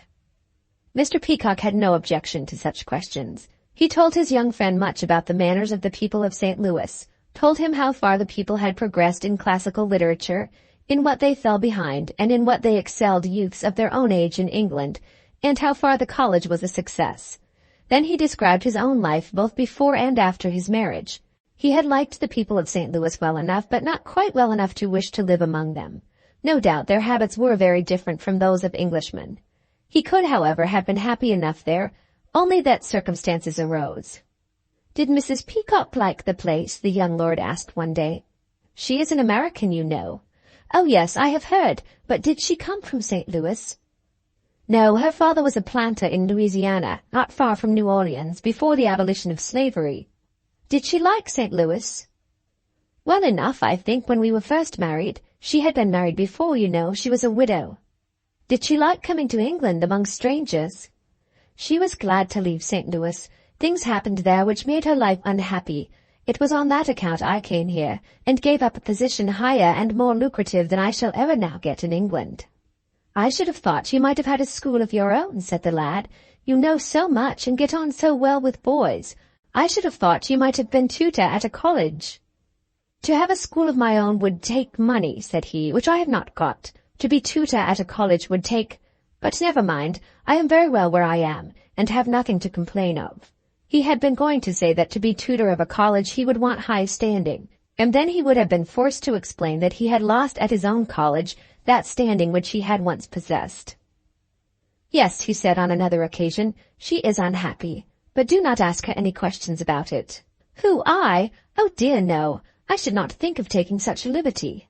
"It would be as a kindness, not as a liberty, but still, do not speak to her about it.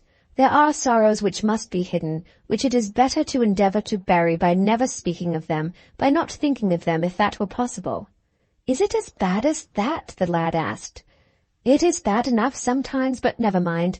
You remember that Roman wisdom, dabit Deus his quoque finem, and I think that all things are bearable if a man will only make up his mind to bear them. Do not tell anyone that I have complained." "Who, I? Oh, never." "Not that I have said anything which all the world might not know, but that it is unmanly to complain. Indeed, I do not complain, only I wish that things were lighter to her." Then he went off to other matters, but his heart was yearning to tell everything to this young lad. Before the end of the week had arrived, there came a letter to him which he had not at all expected, and a letter also to the doctor, both from Lord Bracy. The letter to Mr. Peacock was as follows: "My dear Sir, I have been much gratified by what I have heard both from Dr. Wortle and my son as to his progress. He will have to come home in July when the doctor's school is broken up, and, as you are probably aware, will go up to Oxford in October.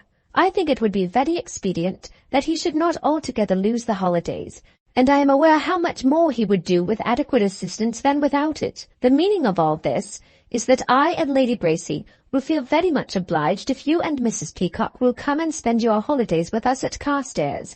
I have written to Dr. Wortle on the subject, partly to tell him of my proposal, because he has been so kind to my son, and partly to ask him to fix the amount of remuneration, should you be so kind as to accede to my request. His mother has heard on more than one occasion from her son how very good-natured you have been to him. Yours faithfully, Bracy." It was, of course, quite out of the question. Mr. Peacock, as soon as he had read the letter, felt that it was so. Had things been smooth and easy with him, nothing would have delighted him more. His liking for the lad was most sincere, and it would have been a real pleasure to him to have worked with him during the holidays. But it was quite out of the question. He must tell Lord Carstairs that it was so, and must at the moment give such explanation as might occur to him. He almost felt that in giving that explanation he would be tempted to tell his whole story. But the doctor met him before he had an opportunity of speaking to Lord Carstairs. The doctor met him and at once produced the Earl's letter. "I have heard from Lord Bracy, and you, I suppose, have had a letter too," said the doctor. His manner was easy and kind, as though no disagreeable communication was due to be made on the following day. "Yes," said Mr. Peacock, "I have had a letter." "Well?" "His lordship has asked me to go to Carstairs for the holidays, but it is out of the question." "It would do Carstairs all the good in the world," said the doctor, "and I do not see why you should not have a pleasant visit and earn £25 at the same time." "It is quite out of the question. I suppose you would not like to leave Mrs. Peacock," said the doctor. "Either to leave her or to take her. To go myself under any circumstances would be altogether out of the question. I shall come to you tomorrow, doctor, as I said I would last Saturday. What hour will suit you?" Then the doctor named an hour in the afternoon and knew that the revelation was to be made to him. He felt, too, that the revelation would lead to the final departure of Mr. and Mrs. Peacock from Bowick, and he was unhappy in his heart. Though he was anxious for his school, he was anxious also for his friend. There was a gratification in the feeling that Lord Bracy thought so much of his assistant, or would have been, but for this wretched mystery. "No," said Mr. Peacock to the lad, "I regret to say that I cannot go. I will tell you why perhaps another time, but not now. I have written to your father by this post, because it is right that he should be told at once. I have been obliged to say that it is impossible." "I am so sorry. I should so much have liked it. My father would have done everything to make you comfortable, and so would mamma." In answer to all this, Mr. Peacock could only say that it was impossible. This happened on Friday afternoon, Friday being a day on which the school was always very busy. There was no time for the doing of anything special, as there would be on the following day, which was a half-holiday. At night, when the work was altogether over, he showed the letter to his wife and told her what he had decided. "Couldn't you have gone without me?" she asked. "How can I do that," he said, "when before this time tomorrow I shall have told everything to Dr. Wortle? After that, he would not let me go. He would do no more than his duty in telling me that if I proposed to go he must make it all known to Lord Bracy. But this is a trifle. I am at the present moment altogether in the dark as to what I shall do with myself when tomorrow evening comes. I cannot guess, because it is so hard to know what are the feelings in the breast of another man. It may so well be that he should refuse me permission to go to my desk in the school again. Will he be hard like that? I can hardly tell myself whether it would be hard. I hardly know what I should feel it my duty to do in such a position myself. I have deceived him." "No," she exclaimed. "Yes, I have deceived him. Coming to him as I did, I gave him to understand that there was nothing wrong, nothing to which special objection could be made in my position." "Then we are deceiving all the world in calling ourselves man and wife." "Certainly we are, but to that we had made up our mind. We are not injuring all the world. No doubt it is a lie, but there are circumstances in which a lie can hardly be a sin. I would have been the last to say so before all this had come upon me, but I feel it to be so now. It is a lie to say that you are my wife." "Is it? Is it?" "Is it not? And yet I would rather cut my tongue out than say otherwise. To give you my name is a lie. But what should I think of myself were I to allow you to use any other? What would you have thought if I had asked you to go away and leave me when that bad hour had come upon us? I would have borne it. I could not have borne it. There are worse things than a lie. I have found, since this came upon us, that it may be well to choose one sin in order that another may be shunned. To cherish you, to comfort you, to make the storm less sharp to you, that has already been my duty as well as my pleasure. To do the same to me is your duty. And my pleasure, my only pleasure. We must cling to each other, let the world call us what names it may. But there may come a time in which one is called on to do a special act of justice to others. It has come now to me. From the world at large I am prepared, if possible, to keep my secret, even though I do it by lying. But to this one man I am driven to tell it, because I may not return his friendship by doing him an evil. Morning school at this time of the year at Bowick began at 7:30. There was an hour of school before breakfast, at which the doctor did not himself put in an appearance. He was wont to tell the boys that he had done all that when he was young, and that now in his old age it suited him best to have his breakfast before he began the work of the day. Mr. Peacock, of course, attended the morning school. Indeed, as the matutinal performances were altogether classical, it was impossible that much should be done without him. On this Saturday morning, however, he was not present, and a few minutes after the proper time the mathematical master took his place. "I saw him coming across out of his own door," little Jack Talbot said to the younger of the two Clifford boys, "and there was a man coming up from the gate who met him." "What sort of a man?" asked Clifford. "He was a rummy-looking fellow, with a great beard and a queer kind of coat. I never saw anyone like him before." "And where did they go?" "They stood talking for a minute or two just before the front door, and then Mr. Peacock took him into the house. I heard him telling Carstairs to go through and send word up to the doctor that he wouldn't be in school this morning." It had all happened just as young Talbot had said. A very rummy-looking fellow had at that early hour been driven over from Broughton to Bowick, and had caught Mr. Peacock just as he was going into the school. He was a man with a beard, loose, flowing on both sides, as though he were winged like a bird. A beard that had been black but was now streaked through and through with gray hairs. The man had a coat with frogged buttons that must have been intended to have a military air when it was new, but which was now much the worse for wear. The coat was so odd as to have caught young Talbot's attention at once, and the man's hat was old and seedy. But there was a look about him as though he were by no means ashamed either of himself or of his present purpose. "He came in a gig," said Talbot to his friend, "for I saw the horse standing at the gate, and the man sitting in the gig." "You remember me, no doubt," the stranger said when he encountered Mr. Peacock. "I do not remember you in the least," the schoolmaster answered. Come, that won't do. You know me well enough. I'm Robert Lefroy." Then Mr. Peacock, looking at him again, knew that the man was the brother of his wife's husband. He had not seen him often, but he recognized him as Robert Lefroy, and having recognized him, he took him into the house. Chapter 7. Robert Lefroy. Ferdinand Lefroy, the man who had in truth been the woman's husband, had, during that one interview which had taken place between him and the man who had married his wife, on his return to St. Louis, declared that his brother Robert was dead. But so had Robert, when Peacock encountered him down at Texas, declared that Ferdinand was dead. Peacock knew that no word of truth could be expected from the mouths of either of them, but seeing is believing. He had seen Ferdinand alive at St. Louis after his marriage, and by seeing him, had been driven away from his home back to his old country. Now he also saw this other man and was aware that his secret was no longer in his own keeping. "Yes, I know you now." "Why, when I saw you last, did you tell me that your brother was dead? Why did you bring so great an injury on your sister-in-law?" "I never told you anything of the kind." "As God is above us, you told me so." "I don't know anything about that, my friend. Maybe I was cut. I used to be drinking a good deal them days. Maybe I didn't say anything of the kind, only it suited you to go back and tell her so. Anyways, I disremember it altogether. Anyways, he wasn't dead. And I ain't dead now." "I can see that." "And I ain't drunk now. But I am not quite so well off as a fellow would like to be. Can you get me breakfast?" "Yes, I can get you breakfast," he said after pausing for a while. Then he rang the bell and told the girl to bring some breakfast for the gentleman as soon as possible into the room in which they were sitting. This was in a little library, in which he was in the habit of studying and going through lessons with the boys. He had brought the man here so that his wife might not come across him. As soon as the order was given, he ran upstairs to her room to save her from coming down. "A man? What man?" she asked.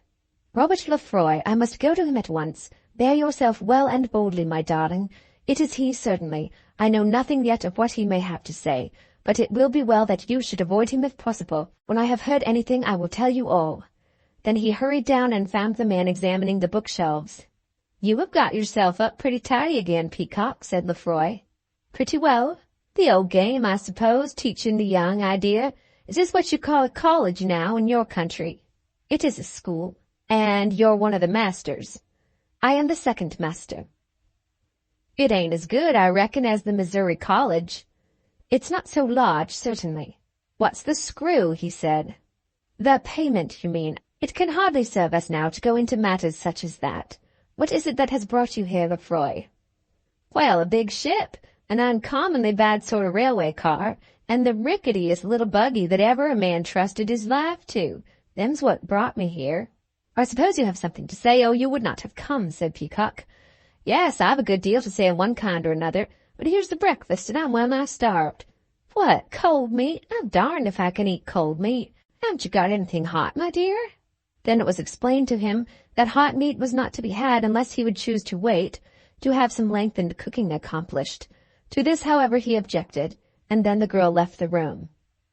"I've got a good many things to say of one kind or another," he continued. "It's difficult to say, Peacock, how you and I stand with each other." "I do not know that we stand with each other at all, as you call it." I mean as to relationship. Are you my brother-in-law, or are you not?" This was a question which, in very truth, the schoolmaster found it hard to answer. He did not answer it at all, but remained silent. "Are you my brother-in-law, or are you not? You call her Mrs. Peacock, eh?" "Yes, I call her Mrs. Peacock." "And she's here living with you?" "Yes, she is here."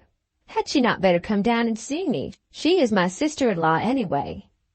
"No," said Mr. Peacock, "I think on the whole that she had better not come down and see you." You don't mean to say she isn't my sister-in-law? She's that, whatever else she is. She's that, whatever name she goes by.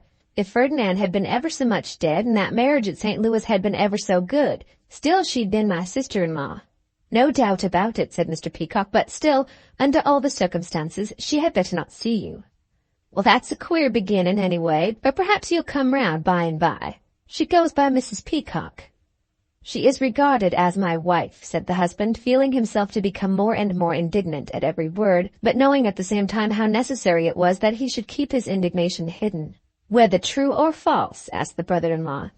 I will answer no such question as that. You ain't very well disposed to answer any question as far as I can see, but I shall have to make you answer one or two before I've done with you. There's a doctor here, isn't there, as this school belongs to? Yes, there is. It belongs to Dr. Wortle. It's him these boys are sent to. Yes, he is the master. I am only his assistant. It's him they comes to for education and morals and religion. Quite so. And he knows, no doubt, all about you and my sister-in-law, how you came and married her when she was another man's wife and took her away when you knew as that other man was alive and kicking. Mr. Peacock, when these questions were put to him, remained silent, because literally he did not know how to answer them. He was quite prepared to take his position as he found it. He had told himself before this dreadful man had appeared that the truth must be made known at Bowick, and that he and his wife must pack up and flit. It was not that the man could bring upon him any greater evil than he had anticipated, but the questions which were asked him were in themselves so bitter.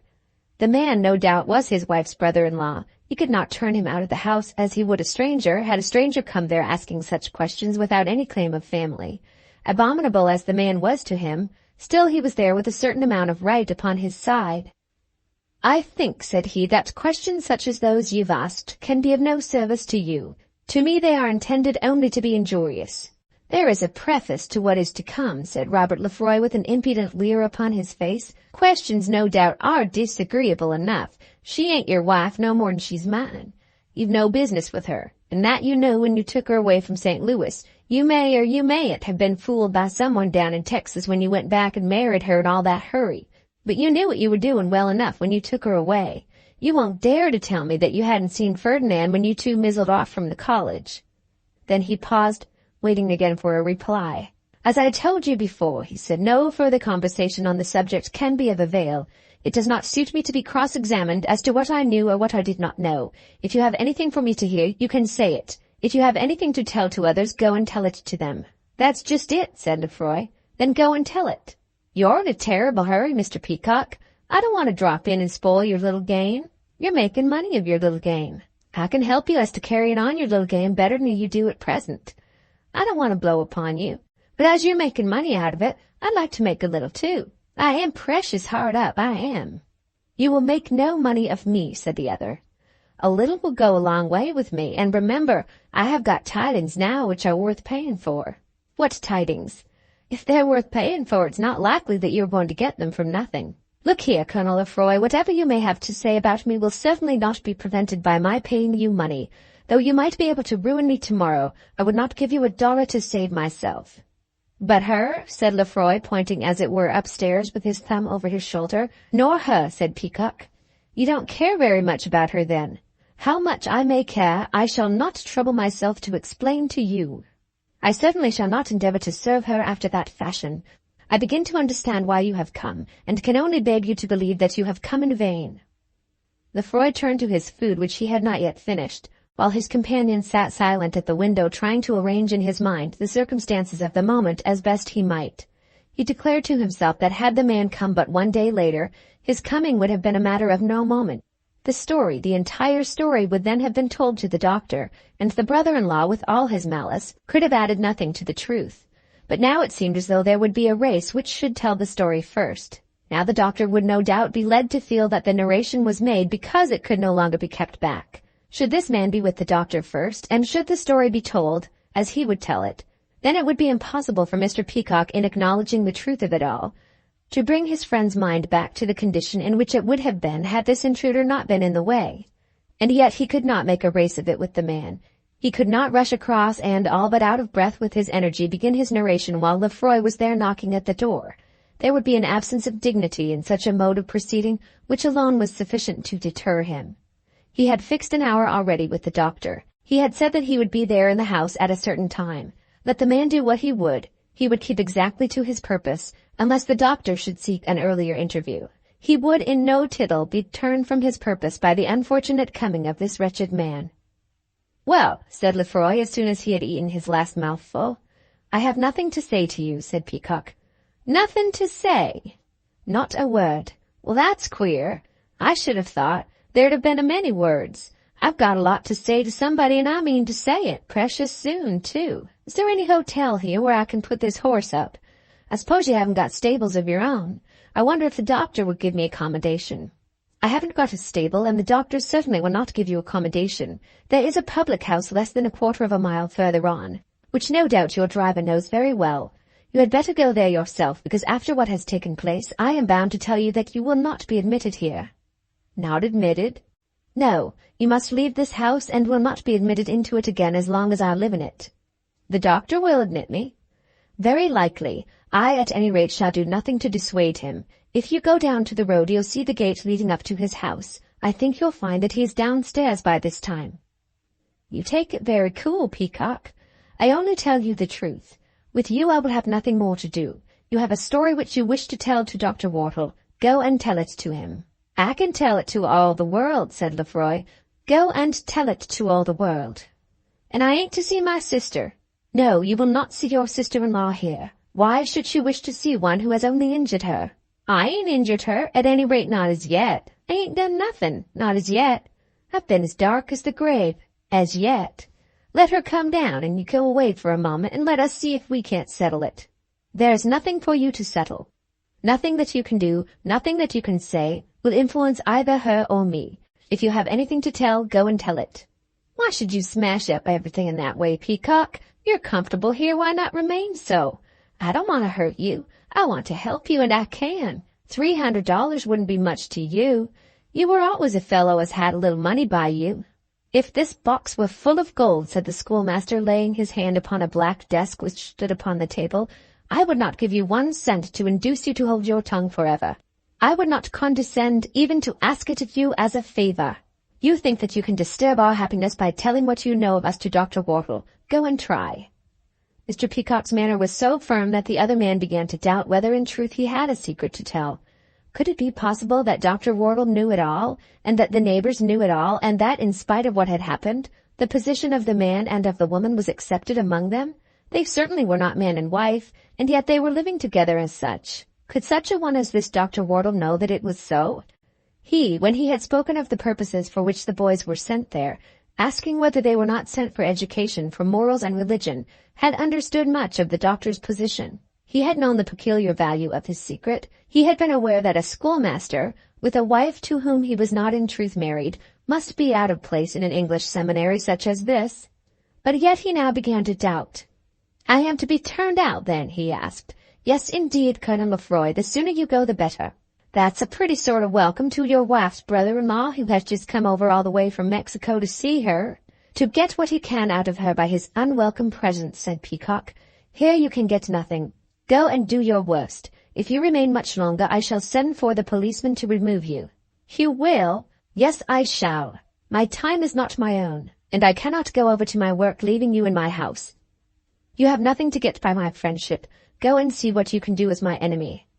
"I will," said the colonel, getting up from his chair. "I will. If I'm to be treated in this way, it shall not be for nothing. I have offered you the right hand of an affectionate brother-in-law." "Bosh," said Mr. Peacock. "And you tell me that I am an enemy. Very well, I will be an enemy. I could have put you all together on your legs, but I'll leave you without an inch of ground to stand upon. You see if I don't." Then he put his hat on his head and stalked out of the house, down the road towards the gate. Mr. Peacock, when he was left alone, remained in the room collecting his thoughts, and then went upstairs to his wife. "Has he gone?" she asked. "Yes, he has gone." "And what has he said?" "He has asked for money, to hold his tongue." "Have you given him any?" "Not a cent. I have given him nothing but hard words. I have bade him go and do his worst. To be at the mercy of such a man as that would be worse for you and for me than anything that fortune has sent us even yet." "Did he want to see me?" "Yes, but I refused. Was it not better?" "Yes, certainly, if you think so. What could I have said to him?" "Certainly it was better. His presence would have half killed me. But what will he do, Henry?" "He will tell it all to everybody that he sees." Oh, my darling, what matter that he tell it at the town cross? It would have been told today by myself, but only to one. It would have been the same. For any purpose of concealment it would have been the same. I have got to hate the concealment. What have we done but clung together as a man and woman should who have loved each other and have had a right to love? What have we done of which we should be ashamed? Let it be told. Let it all be known. Have you not been good and pure? Have I not been true to you? Bear up your courage and let the man do his worst. Not to save even you would I cringe before such a man as that. And were I to do so, I should save you from nothing. Chapter 8. The Story is Told. During the whole of that morning the doctor did not come into the school. The school hours lasted from 9:30 to 12, during a portion of which time it was his practice to be there, but sometimes on a Saturday he would be absent, when it was understood generally that he was preparing his sermon for the Sunday. Such, no doubt, might be the case now, but there was a feeling among the boys that he was kept away by some other reason. It was known that during the hour of morning school Mr. Peacock had been occupied with that uncouth stranger, and some of the boys might have observed that the uncouth stranger had not taken himself altogether away from the premises. There was at any rate a general feeling that the uncouth stranger had something to do with the doctor's absence. Mr. Peacock did his best to go on with the work as though nothing had occurred to disturb the usual tenor of his way, and as far as the boys were aware he succeeded. He was just as clear about his Greek verbs, just as incisive about that passage of Caesar, as he would have been had Colonel Lefroy remained on the other side of the water.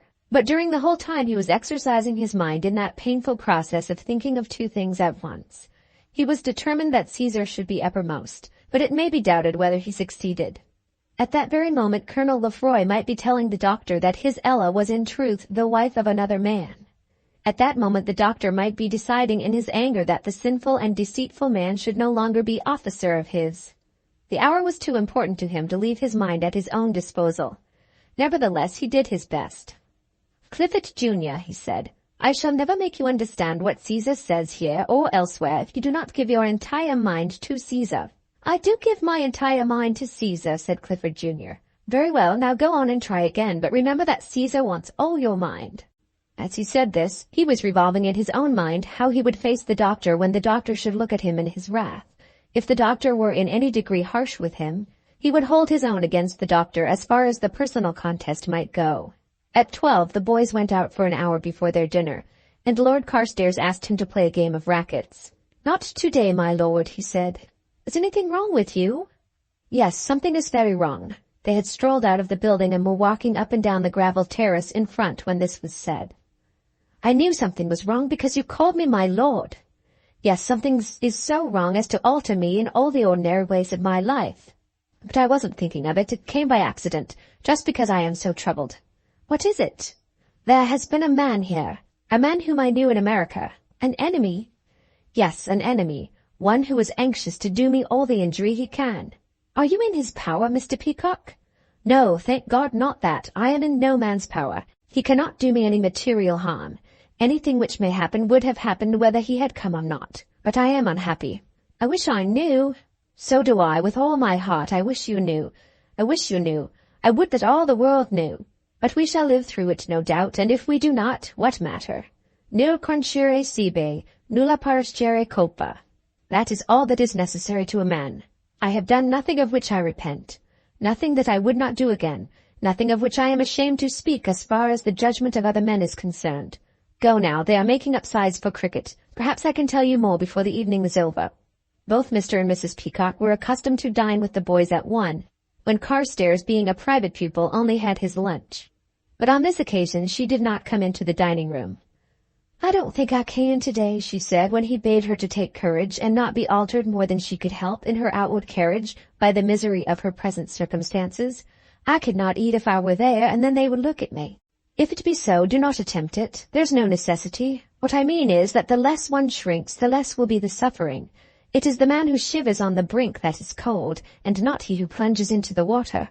If it were over, if the first brunt of it were over, I could find means to comfort you." He went through the dinner as he had done the Caesar, eating the roast mutton and the baked potatoes and the great plateful of currant pie that was brought to him. He was fed and nourished, no doubt, but it may be doubtful whether he knew much of the flavor of what he ate. But before the dinner was quite ended, before he had said the grace, which it was always his duty to pronounce, there came a message to him from the rectory. The doctor would be glad to see him as soon as dinner was done. He waited very calmly till the proper moment should come for the grace, and then very calmly he took his way over to the house. He was certain now that Lefroy had been with the doctor, because he was sent for considerably before the time fixed for the interview. It was his chief resolve to hold his own before the doctor. The doctor, who could read a character well, had so read that of Mr. Peacock's, as to have been aware from the first that no censure, no fault-finding, would be possible if the connection were to be maintained. Other ushers, other curates, he had occasionally scolded. He had been very careful never even to seem to scold Mr. Peacock. Mr. Peacock had been aware of it too, aware that he could not endure it, and aware also that the doctor avoided any attempt at it. He had known that, as a consequence of this, he was bound to be more than ordinarily prompt in the performance of all his duties. The man who will not endure censure has to take care that he does not deserve it. Such had been this man's struggle, and it had been altogether successful.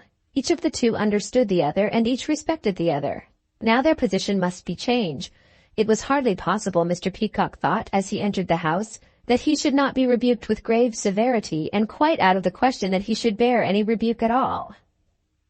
The library at the rectory was a spacious and handsome room, in the center of which stood a large writing table, at which the doctor was accustomed to sit when he was at work, facing the door with a bow window at his right hand. But he rarely remained there when anyone was summoned into the room, unless someone were summoned with whom he meant to deal in a spirit of severity.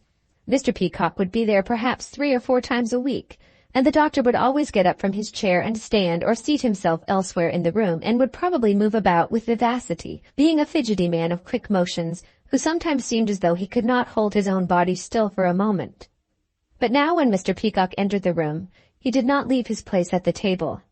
"Would you take a chair?" he said. "There is something that we must talk about. Colonel Lefroy has been with you, I take it. A man calling himself by that name has been here. Will you not take a chair?" "I do not know that it will be necessary. What he has told you, what I suppose he has told you, is true. You had better at any rate take a chair. I do not believe that what he has told me is true. But it is. I do not believe that what he has told me is true. Some of it cannot, I think, be true. Much of it is not so, unless I am more deceived in you than I ever was in any man. At any rate, sit down." Then the schoolmaster did sit down. "He has made you out to be a perjured, wilful, cruel bigamist." "I have not been such," said Peacock, rising from his chair. "One who has been willing to sacrifice a woman to his passion. No, no. Who deceived her by false witnesses. Never. And who has now refused to allow her to see her own husband's brother, lest she should learn the truth. She is there, at any rate, for you to see. Therefore, the man is a liar. A long story has to be told, as to which at present I can only guess what may be the nature. I presume the story will be the same as that you would have told me had the man never come here. Exactly the same, Dr. Wortle. Therefore, you will own that I am right in asking you to sit down. The story may be very long, that is, if you mean to tell it." "I do, and did.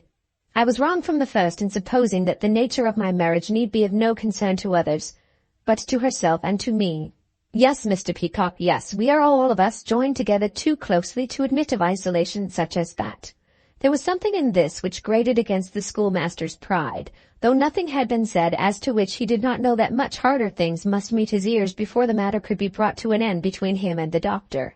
The Mr. had been prefixed to his name, which had been omitted for the last 3 or 4 months in the friendly intercourse which had taken place between them, and then, though it had been done in the form of agreeing with what he himself had said, the doctor had made his first complaint by declaring that no man had a right to regard his own moral life as isolated from the lives of others around him. It was as much as to declare at once that he had been wrong in bringing this woman to Bowick and calling her Mrs. Peacock. He had said as much himself, but that did not make the censure lighter when it came to him from the mouth of the doctor. "But come," said the doctor, getting up from his seat at the table and throwing himself into an easy chair, so as to mitigate the austerity of the position. "Let us hear the true story. So big a liar as that American gentleman probably never put his foot in this room before." Then Mr. Peacock told the story, beginning with all those incidents of the woman's life which had seemed to be so cruel both to him and to others at St. Louis, before he had been in any degree intimate with her. Then came the departure of the 2 men, and the necessity for pecuniary assistance, which Mr. Peacock now passed over lightly, saying nothing specially of the assistance which he himself had rendered. "And she was left quite alone?" asked the doctor. "Quite alone. And for how long?" 18 months had passed before we heard any tidings. Then there came news that Colonel Lefroy was dead. The husband? We did not know which. They were both colonels. And then? Did he tell you that I went down into Mexico? Never mind what he told me. All that he told me were lies. What you tell me I shall believe, but tell me everything." There was a tone of complete authority in the doctor's voice, but mixed with this there was a kindliness which made the schoolmaster determine that he would tell everything as far as he knew how. "When I heard that one of them was dead, I went away down to the borders of Texas in order that I might learn the truth." "Did she know that you were going?" "Yes, I told her the day I started." "And you told her why?" "That I might find out whether her husband was still alive."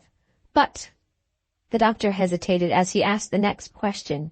He knew, however, that it had to be asked, and went on with it. "Did she know that you loved her?" To this the other made no immediate answer. The doctor was a man who, in such a matter, was intelligent enough, and he therefore put his question in another shape. "Had you told her that you loved her?" "Never, while I thought that other man was living." "She must have guessed it," said the doctor. "She might guess what she pleased. I told her that I was going, and I went." "And how was it then?" "I went, and after a time I came across the very man who is here now, this Robert Lefroy. I met him and questioned him, and he told me that his brother had been killed while fighting. It was a lie." "Altogether a lie?" asked the doctor. "How altogether? He might have been wounded and given over for dead. The brother might have fought him to be dead." "I do not think so. I believe it to have been a plot in order that the man might get rid of his wife." "But I believed it. Then I went back to St. Louis, and we were married." "You thought there was no obstacle but what you might become man and wife legally?" "I thought she was a widow." "There was no further delay?" "Very little. Why should there have been delay?" "I only ask." "She had suffered enough, and I had waited long enough." "She owed you a great deal," said the doctor. "It was not a case of owing," said Mr. Peacock. "At least, I think not. I think she had learnt to love me as I had learnt to love her." "And how did it go with you then?" "Very well for some months. There was nothing to mar our happiness, till one day he came and made his way into our presence." "The husband?" "Yes, the husband, Ferdinand Lefroy, the elder brother, he of whom I had been told that he was dead. He was there, standing before us, talking to us, half drunk, but still well knowing what he was doing." "Why had he come?" "In want of money, I suppose, as this other one has come here." "Did he ask for money?" "I do not think he did then, though he spoke of his poor condition. But on the next day he went away. We heard that he had taken the steamer down the river for New Orleans. We have never heard more of him from that day to this." "Can you imagine what caused conduct such as that?" "I think money was given to him that night to go, but if so, I do not know by whom. I gave him none. During the next day or two I found that many in St. Louis knew that he had been there." "They knew then that you—" "They knew that my wife was not my wife. That is what you mean to ask." The doctor nodded his head. "Yes, they knew that." "And what then?" "Word was brought to me that she and I must part if I chose to keep my place at the college." "That you must disown her?" "The president told me that it would be better that she should go elsewhere." "How could I send her from me?" "No, indeed. But as to the facts, you know them all pretty well now. I could not send her from me, nor could I go and leave her. Had we been separated then because of the law or because of religion, the burden, the misery, the desolation would all have been upon her." "I would have clung to her, let the law say what it might," said the doctor, rising from his chair. "You would?" "I would, and I think that I could have reconciled it to my God. But I might have been wrong," he added. "I might have been wrong. I only say what I should have done." "It was what I did." Exactly. We are both sinners. Both might have been wrong. Then you brought her over here, and I suppose I know the rest." "You know everything now," said Mr. Peacock. "And believe every word I have heard. Let me say that, if that may be any consolation to you. Of my friendship you may remain assured. Whether you can remain here is another question. We are prepared to go. You cannot expect that I should have thought it all out during the hearing of the story. There is much to be considered, very much.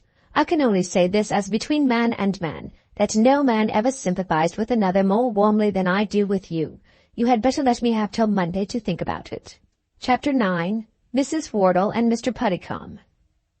In this way, nothing was said at the first telling of the story to decide the fate of the schoolmaster and of the lady whom we shall still call his wife. There certainly had been no horror displayed by the doctor. Whether you can remain here is another question. The doctor, during the whole interview, had said nothing harder than that. Mr. Peacock, as he left the rectory, did feel that the doctor had been very good to him. There had not only been no horror, but an expression of the kindest sympathy. And as to the going, that was left in doubt. He himself felt that he ought to go, but it would have been so very sad to have to go without a friend left with whom he could consult as to his future condition. "He has been very kind, then," said Mrs. Peacock to her husband, when he related to her the particulars of the interview. "Very kind. And he did not reproach you?" "Not a word. Nor me. He declared that had it been he who was in question, he would have clung to you forever and ever." "Did he? Then will he leave us here?" "That does not follow. I should think not. He will know that others must know it. Your brother-in-law will not tell him only. Lefroy, when he finds that he can get no money here, from sheer revenge will tell the story everywhere. When he left the rectory, he was probably as angry with the doctor as he is with me. He will do all the harm that he can to all of us." "We must go, then." "I should think so. Your position here would be insupportable, even if it could be permitted. You may be sure of this. Everybody will know it." "What do I care for everybody?" she said. "It is not that I am ashamed of myself. No, dearest, nor am I ashamed of myself or of you. But there will be bitter words, and bitter words will produce bitter looks and scant respect. How would it be with you if the boys looked at you as though they thought ill of you? They would not. Oh, they would not. Or the servants, if they reviled you. Could it come to that? It must not come to that. But it is as the doctor said himself just now. A man cannot isolate the morals, the manners, the ways of his life from the morals of others. Men, if they live together, must live together by certain laws. Then there can be no hope for us. None that I can see, as far as Berwick is concerned. We are too closely joined in our work with other people. There is not a boy here with whose father and mother and sisters we are not more or less connected. When I was preaching in the church, there was not one in the parish with whom I was not connected. Would it do you think, for a priest to preach against drunkenness whilst he himself was a noted drunkard? Are we like that? It is not what the drunken priest might think of himself, but what others might think of him. It would not be with us the position which we know that we hold together, but that which others would think it to be. If I were in Dr. Wortle's case, and another were to me as I am to him, I should bid him go." "You would turn him away from you, him and his wife?" "I should. My first duty would be to my parish and to my school. If I could befriend him otherwise, I would do so, and that is what I expect from Dr. Wortle. We shall have to go, and I shall be forced to approve of our dismissal." In this way Mr. Peacock came definitely and clearly to a conclusion in his own mind. But it was very different with Dr. Wortle.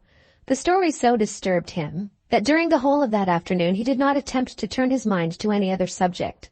He even went so far as to send over to Mr. Puddicombe and ask for some assistance for the afternoon service on the following day. He was too unwell, he said, to preach himself, and the one curate would have the 2 entire services unless Mr. Puddicombe could help him. Could Mr. Puddicombe come himself and see him on the Sunday afternoon? This note he sent away by a messenger, who came back with a reply saying that Mr. Puddicombe would himself preach in the afternoon and would afterwards call in at the rectory. For an hour or 2 before his dinner the doctor went out on horseback and roamed about among the lanes endeavoring to make up his mind. He was hitherto altogether at a loss as to what he should do in this present uncomfortable emergency. He could not bring his conscience and his inclination to come square together, and even when he counselled himself to yield to his conscience, his very conscience, a second conscience as it were, revolted against the first. His first conscience told him that he owed a primary duty to his parish, a second duty to his school, and a third to his wife and daughter. In the performance of all these duties he would be bound to rid himself of Mr. Peacock. But then there came that other conscience, telling him that the man had been more sinned against than sinning, that common humanity required him to stand by a man who had suffered so much and had suffered so unworthily. Then this second conscience went on to remind him that the man was preeminently fit for the duties which he had undertaken, that the man was a God-fearing, moral, and especially intellectual assistant in his school, that were he to lose him he could not hope to find anyone that would be his equal, or at all approaching to him in capacity. This second conscience went further and assured him that the man's excellence as a schoolmaster was even increased by the peculiarity of his position. Do we not all know that if a man be under a cloud, the very cloud will make him more attentive to his duties than another? If a man, for the wages which he receives, can give to his employer high character as well as work, he will think that he may lighten his work because of his character. And as to this man, who was the very phoenix of school assistants, there would really be nothing amiss with his character if only this piteous incident as to his wife were unknown. In this way his second conscience almost got the better of the first. But then it would be known. It would be impossible that it should not be known. He had already made up his mind to tell Mr. Puddicombe, absolutely not daring to decide in such an emergency without consulting some friend. Mr. Puddicombe would hold his peace if he were to promise to do so. Certainly he might be trusted to do that. But others would know it. The bishop would know it. Mrs. Stantiloup would know it. That man, of course, would take care that all Broughton, with its close full of cathedral clergymen, would know it. When Mrs. Stantiloup should know it, there would not be a boy's parent throughout all the school who would not know it. If he kept the man, he must keep him, resolving that all the world should know that he kept him, that all the world should know of what nature was the married life of the assistant in whom he trusted. And he must be prepared to face all the world, confiding in the uprightness and the humanity of his purpose. In such case, he must say something of this kind to all the world. I know that they are not married. I know that their condition of life is opposed to the law of God and man. I know that she bears a name that is not in truth her own. But I think that the circumstances in this case are so strange, so peculiar, that they excuse a disregard even of the law of God and man. Had he courage enough for this?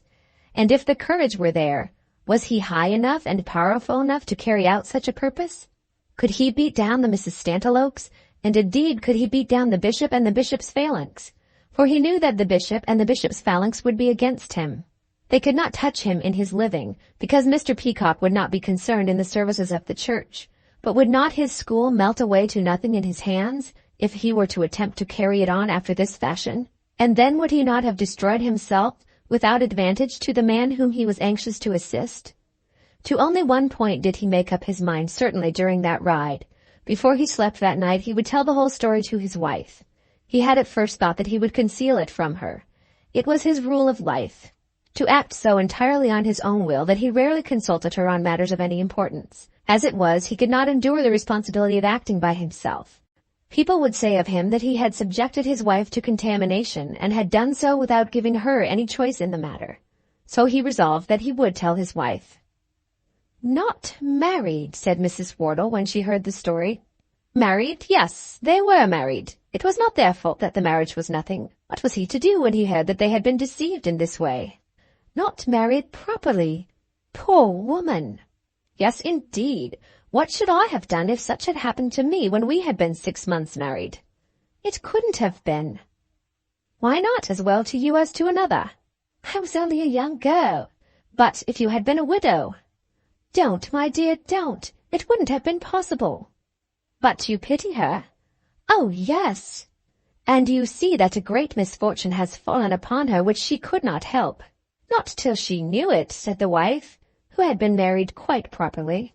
And what then? What should she have done then? Gone, said the wife, who had no doubt as to the comfort, the beauty, the perfect security of her own position. Gone? Gone away at once. Whither should she go? Who would have taken her by the hand? Who would have supported her? Would you have had her lay herself down in the first gutter and die? Better that than what she did do, said Mrs. Wortle. Then by all the faith I have in Christ, I think you are hard upon her. Do you think what it is to have to go out and live alone, to have to look for your bread in desolation? I have never been tried, my dear, said she, clinging close to him. I have never had anything but what was good. Ought we not to be kind to one to whom fortune has been so unkind? If we can do so without sin. Sin! I despise the fear of sin which makes us think that its contact will soil us. Her sin, if it be sin, is so near akin to virtue that I doubt whether we should not learn of her rather than avoid her. A woman should not live with a man unless she be his wife. Mrs. Wortle said this with more of obstinacy than he had expected. She was his wife as far as she knew. But when she knew that it was not so any longer, then she should have left him. And have starved? I suppose she might have taken bread from him. You think, then, that she should go away from here? Do you not think so? What would Mrs. Stantiloup say? And I am to turn them out into the cold because of a virago such as she is? You would have no more charity than that. Oh, Geoffrey, what would the bishop say? Cannot you get beyond Mrs. Stantiloup and beyond the bishop and think what justice demands? The boys would all be taken away. If you had a son, would you send him where there was a schoolmaster living... Oh, you wouldn't. It was very clear to the doctor that his wife's mind was made up on the subject, and yet there was no softer-hearted woman than Mrs. Wortle anywhere in the diocese, or one less likely to be severe upon a neighbor.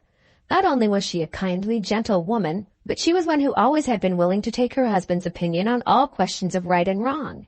She, however, was decided that they must go. On the next morning after service, which the schoolmaster did not attend, the doctor saw Mr. Peacock, and declared his intention of telling the story to Mr. Puddicombe. "If you bid me hold my tongue," he said, "I will do so, but it would be better that I should consult another clergyman. He is a man who can keep a secret." Then Mr. Peacock gave him full authority to tell everything to Mr. Puddicombe. He declared that the doctor might tell the whole story to whom he would. Everybody might know it now. He had, he said, quite made up his mind about that. What was the good of affecting secrecy when this man Lefroy was in the country? In the afternoon after service, Mr. Puddicombe came up to the house and heard it all. He was a dry, thin, apparently unsympathetic man, but just withal, and by no means given to harshness. He could pardon whenever he could bring himself to believe that pardon would have good results. But he would not be driven by impulses and softness of heart to save the faulty one from an effect of his fault, merely because that effect would be painful.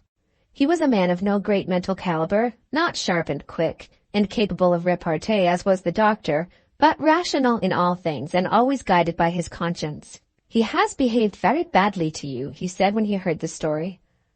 "I do not think so. I have no such feeling myself." "He behaved very badly in bringing her here without telling you all the facts. Considering the position that she was to occupy, he must have known that he was deceiving you." "I can forgive all that," said the doctor vehemently. "As far as I am myself concerned, I forgive everything. You are not entitled to do so." "How, not entitled?" "You must pardon me if I seem to take a liberty in expressing myself too boldly in this matter. Of course I should not do so unless you ask me. I want you to speak freely, all that you think. In considering his conduct, we have to consider it all. First of all, there came a great and terrible misfortune which cannot but excite our pity. According to his own story, he seems, up to that time, to have been affectionate and generous." "I believe every word of it," said the doctor. "Allowing for a man's natural bias on his own side, so do I. He had allowed himself to become attached to another man's wife, but we need not perhaps insist upon that." The doctor moved himself uneasily in his chair, but said nothing. "We will grant that he put himself right by his marriage, though in that, no doubt, there should have been more of caution. Then came his great misfortune. He knew that his marriage had been no marriage. He saw the man and had no doubt." Quite so," said the doctor impatiently. "He should of course have separated himself from her. There can be no doubt about it. There is no room for any quibble."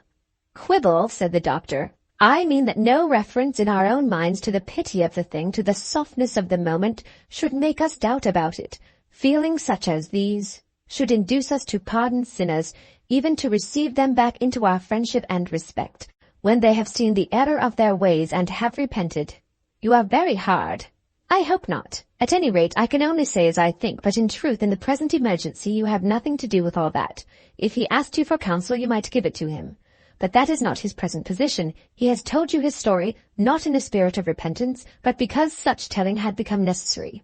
He would have told it all the same, though this man had never come. Let us grant that it is so. There still remains his relation to you. He came here under false pretenses, and has done you a serious injury." "I think not," said the doctor.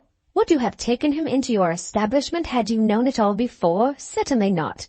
Therefore I say that he has deceived you. I do not advise you to speak to him with severity, but he should, I think, be made to know that you appreciate what he has done." "And you would turn him off? Send him away at once, out upon his business?" "Certainly I would send him away." "You think him such a reprobate that he should not be allowed to earn his bread anywhere?" I have not said so. I know nothing of his means of earning his bread. Men living in sin earn their bread constantly, but he certainly should not be allowed to earn his here. Not though that man who was her husband should now be dead, and he should again legally marry, this woman to whom he has been so true and loyal. As regards you and your school, said Mr. Puddicombe, I do not think would alter his position. With this the conference ended, and Mr. Puddicombe took his leave.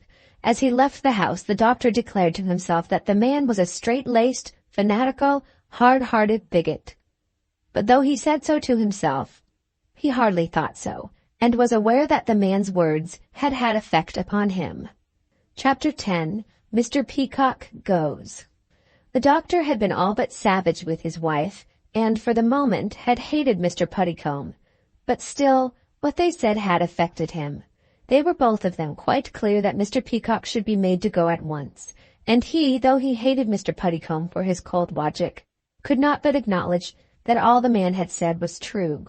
According to the strict law of right and wrong, the two unfortunates should have parted when they found that they were not in truth married, and again, according to the strict law of right and wrong, Mr. Peacock should not have brought the woman there into his school as his wife. There had been deceit. But then would not he, Dr. Wortle himself, have been guilty of similar deceit, had it fallen upon him to have to defend a woman who had been true and affectionate to him? Mr. Puddicombe would have left the woman to break her heart, and have gone away and done his duty like a Christian, feeling no tugging at his heartstrings. It was so that our doctor spoke to himself of his counselor, sitting there alone in his library. During his conference with Lefroy, something had been said which had impressed him suddenly with an idea. A word had fallen from the colonel, an unintended word, by which the doctor was made to believe that the other colonel was dead, at any rate now. He had cunningly tried to lead up to the subject, but Robert Lefroy had been on his guard as soon as he had perceived the doctor's object and had drawn back, denying the truth of the word he had before spoken. The doctor, at last, asked him the question direct. Lefroy then declared that his brother had been alive and well when he left Texas, but he did this in such a manner as to strengthen in the doctor's mind the impression that he was dead. If it were so, then might not all these crooked things be made straight? He had thought it better to raise no false hopes. He had said nothing of this to Peacock on discussing the story. He had not even hinted it to his wife, from whom it might probably make its way to Mrs. Peacock. He had suggested it to Mr. Puddicombe, asking whether there might not be a way out of all their difficulties. Mr. Puddicombe had declared that there could be no such way as far as the school was concerned.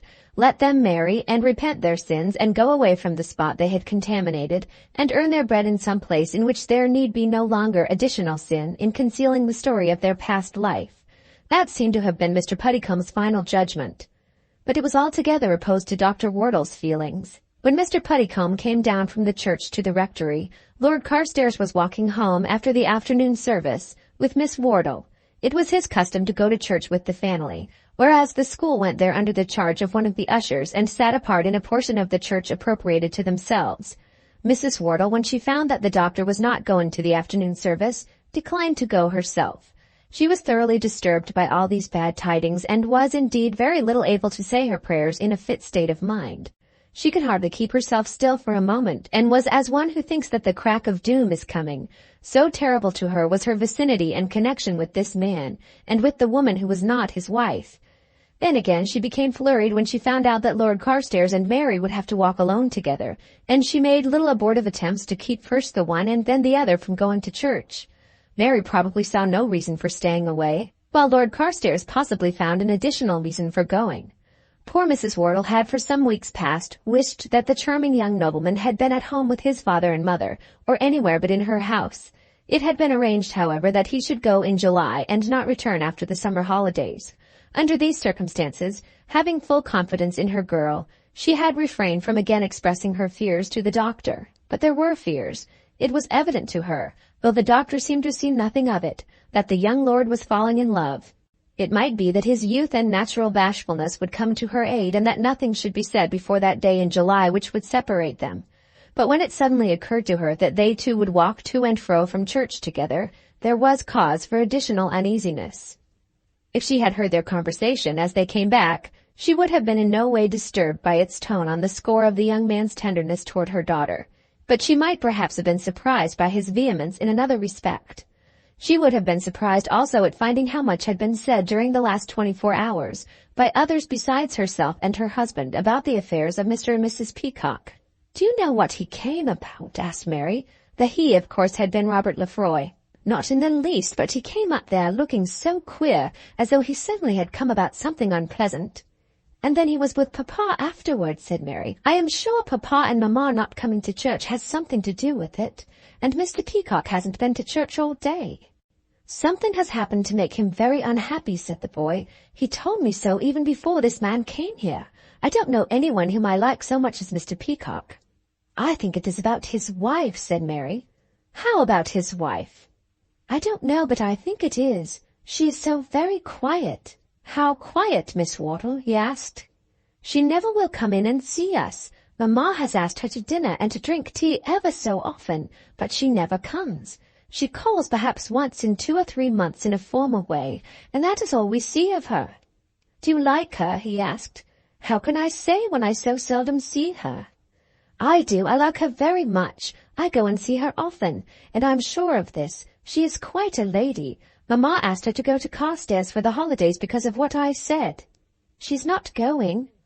"No, neither of them will come. I wish they would, and oh, Miss Wortle, I do so wish you were going to be there too." This is all that was said of peculiar tenderness between them on that walk home. Late in the evening, so late that the boys had already gone to bed, the doctor sent again for Mr. Peacock. "I should not have troubled you tonight," he said, "only that I have heard something from Pritchett." Pritchett was the rectory gardener who had charge also of the school buildings and was a person of great authority in the establishment. He, as well as the doctor, held Mr. Peacock in great respect, and would have been almost as unwilling as the doctor himself to tell stories to the schoolmaster's discredit. "They are saying down at the Lamb," the Lamb was the Bowick public house, "that Lefroy told them all yesterday." The doctor hesitated before he could tell it. "That my wife is not my wife." "Just so. Of course I am prepared for it. I knew that it would be so, did not you?" "I expected it." "I was sure of it. It may be taken for granted at once that there is no longer a secret to keep. I would wish you to act just as though all the facts were known to the entire diocese." After this there was a pause during which neither of them spoke for a few moments. The doctor had not intended to declare any purpose of his own on that occasion, but it seemed to him now as though he were almost driven to do so. Then Mr. Peacock, seeing the difficulty, at once relieved him from it. "I am quite prepared to leave Bowick," he said, "at once. I know that it must be so. I have thought about it, and have perceived that there is no possible alternative. I should like to consult with you as to whither I had better go. Where shall I first take her?" "Leave her here," said the doctor. "Here? Where?"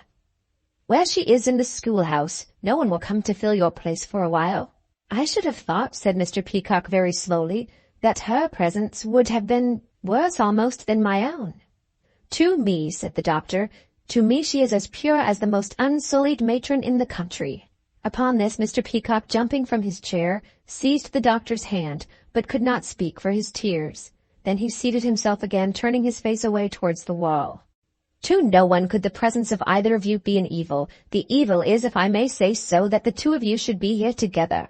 You should be apart, till some better day has come upon you." "What better day can ever come?" said the poor man through his tears. Then the doctor declared his scheme. He told what he thought as to Ferdinand Lefroy, and his reason for believing that the man was dead. "I felt sure from his manner that his brother is now dead in truth. Go to him and ask him boldly," he said. "But his word would not suffice for another marriage ceremony." To this the doctor agreed. It was not his intention, he said, that they should proceed on evidence as slight as that.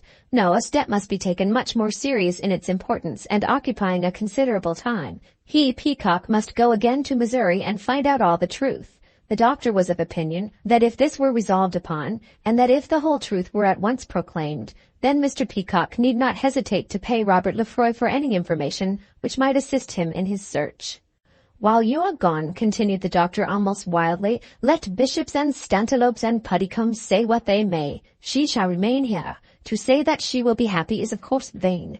There can be no happiness for her until this has been put right.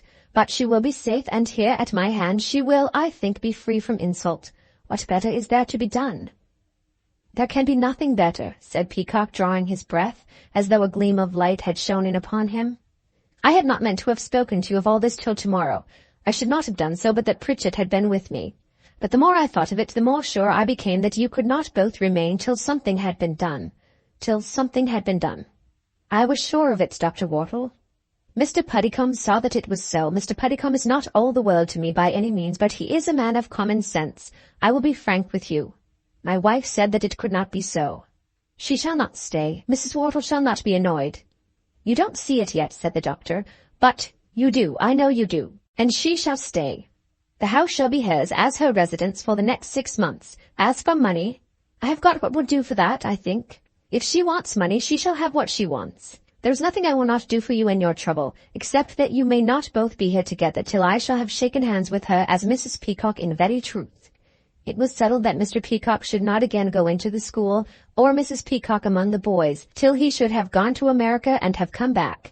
It was explained in the school by the doctor early, for the doctor must now take the morning school himself, that circumstances of very grave import made it necessary that Mr. Peacock should start at once for America. That the tidings which had been published at the Lamb would reach the boys was more than probable. Nay, was it not certain? It would of course reach all the boys' parents. There was no use, no service in any secrecy, but in speaking to the school not a word was said of Mrs. Peacock. The doctor explained that he himself would take the morning school, and that Mr. Rose, the mathematical master, would take charge of the school meals. Mrs. Kane, the housekeeper, would look to the linen and the bedrooms. It was made plain that Mrs. Peacock's services were not to be required, but her name was not mentioned, except that the doctor, in order to let it be understood that she was not to be banished from the house, begged the boys as a favor that they would not interrupt Mrs. Peacock's tranquillity during Mr. Peacock's absence. On the Tuesday morning Mr. Peacock started, remaining, however, a couple of days at Broughton, during which the doctor saw him. Lefroy declared that he knew nothing about his brother, whether he were alive or dead. He might be dead because he was always in trouble and generally drunk. Robert on the whole thought it probable that he was dead, but could not be got to say so. For $1,000 he would go over to Missouri and if necessary to Texas, so as to find the truth. He would then come back and give undeniable evidence. While making this benevolent offer, he declared with tears in his eyes that he had come over intending to be a true brother to his sister-in-law, and had simply been deterred from prosecuting his good intentions by Peacock's austerity. Then he swore a most solemn oath that if he knew anything about his brother Ferdinand he would reveal it. The doctor and Peacock agreed together that the man's word was worth nothing, but that the man's services might be useful in enabling them to track out the truth. They were both convinced, by words which fell from him, that Ferdinand Lefroy was dead, but this would be of no avail unless they could obtain absolute evidence. During these 2 days, there were various conversations at Broughton between the doctor, Mr. Peacock, and Lefroy, in which a plan of action was at length arranged. Lefroy and the schoolmaster were to proceed to America together, and there obtain what evidence they could as to the life or death of the elder brother. When absolute evidence had been obtained of either, $1,000 was to be handed to Robert Lefroy. But when this agreement was made, the man was given to understand that his own uncorroborated word would go for nothing. "Who is to say what is evidence and what not?" asked the man, not unnaturally. "Mr. Peacock must be the judge," said the doctor. "I ain't going to agree to that," said the other. "Though he were to see him dead, he might swear he hadn't and not give me a red cent. Why ain't I to be judge as well as he?" "Because you can trust him, and he cannot in the least trust you," said the doctor. "You know well enough that if he were to see your brother alive or to see him dead, you would get the money. At any rate, you have no other way of getting it but what we propose." To all this, Robert Lefroy at last assented. The prospect before Mr. Peacock for the next 3 months was certainly very sad. He was to travel from Broughton to St. Louis, and possibly from thence down to the wilds of Texas, in company with this man whom he thoroughly despised. Nothing could be more abominable to him than such an association, but there was no other way in which the proposed plan could be carried out. He was to pay Lefroy's expenses back to his own country, and could only hope to keep the man true to his purpose by doing so from day to day. Were he to give the man money, the man would at once disappear. Here in England, and in their passage across the ocean, the man might in some degree be amenable and obedient, but there was no knowing to what he might have recourse when he should find himself nearer to his country, and should feel that his companion was distant from his own. "You will have to keep a close watch upon him," whispered the doctor to his friend. "I should not advise all this if I did not think you were a man of strong nerve. But I doubt whether he may not be too many for me. At any rate, I will try it. You will hear from me as I go on." And so they parted as dear friends. The doctor had in truth taken the man altogether to his heart since all the circumstances of the story had come home to him. and it need hardly be said that the other was aware how deep a debt of gratitude he owed to the protector of his wife. Indeed, the very money that was to be paid to Robert Lefroy if he earned it was advanced out of the doctor's pocket. Mr. Peacock's means were sufficient for the expenses of the journey, but fell short when these $1,000 had to be provided. Chapter 11. The Bishop. Mr. Peacock had been quite right in saying that the secret would at once be known through the whole diocese. It certainly was so before he had been gone a week, and it certainly was the case also that the diocese generally did not approve of the doctor's conduct.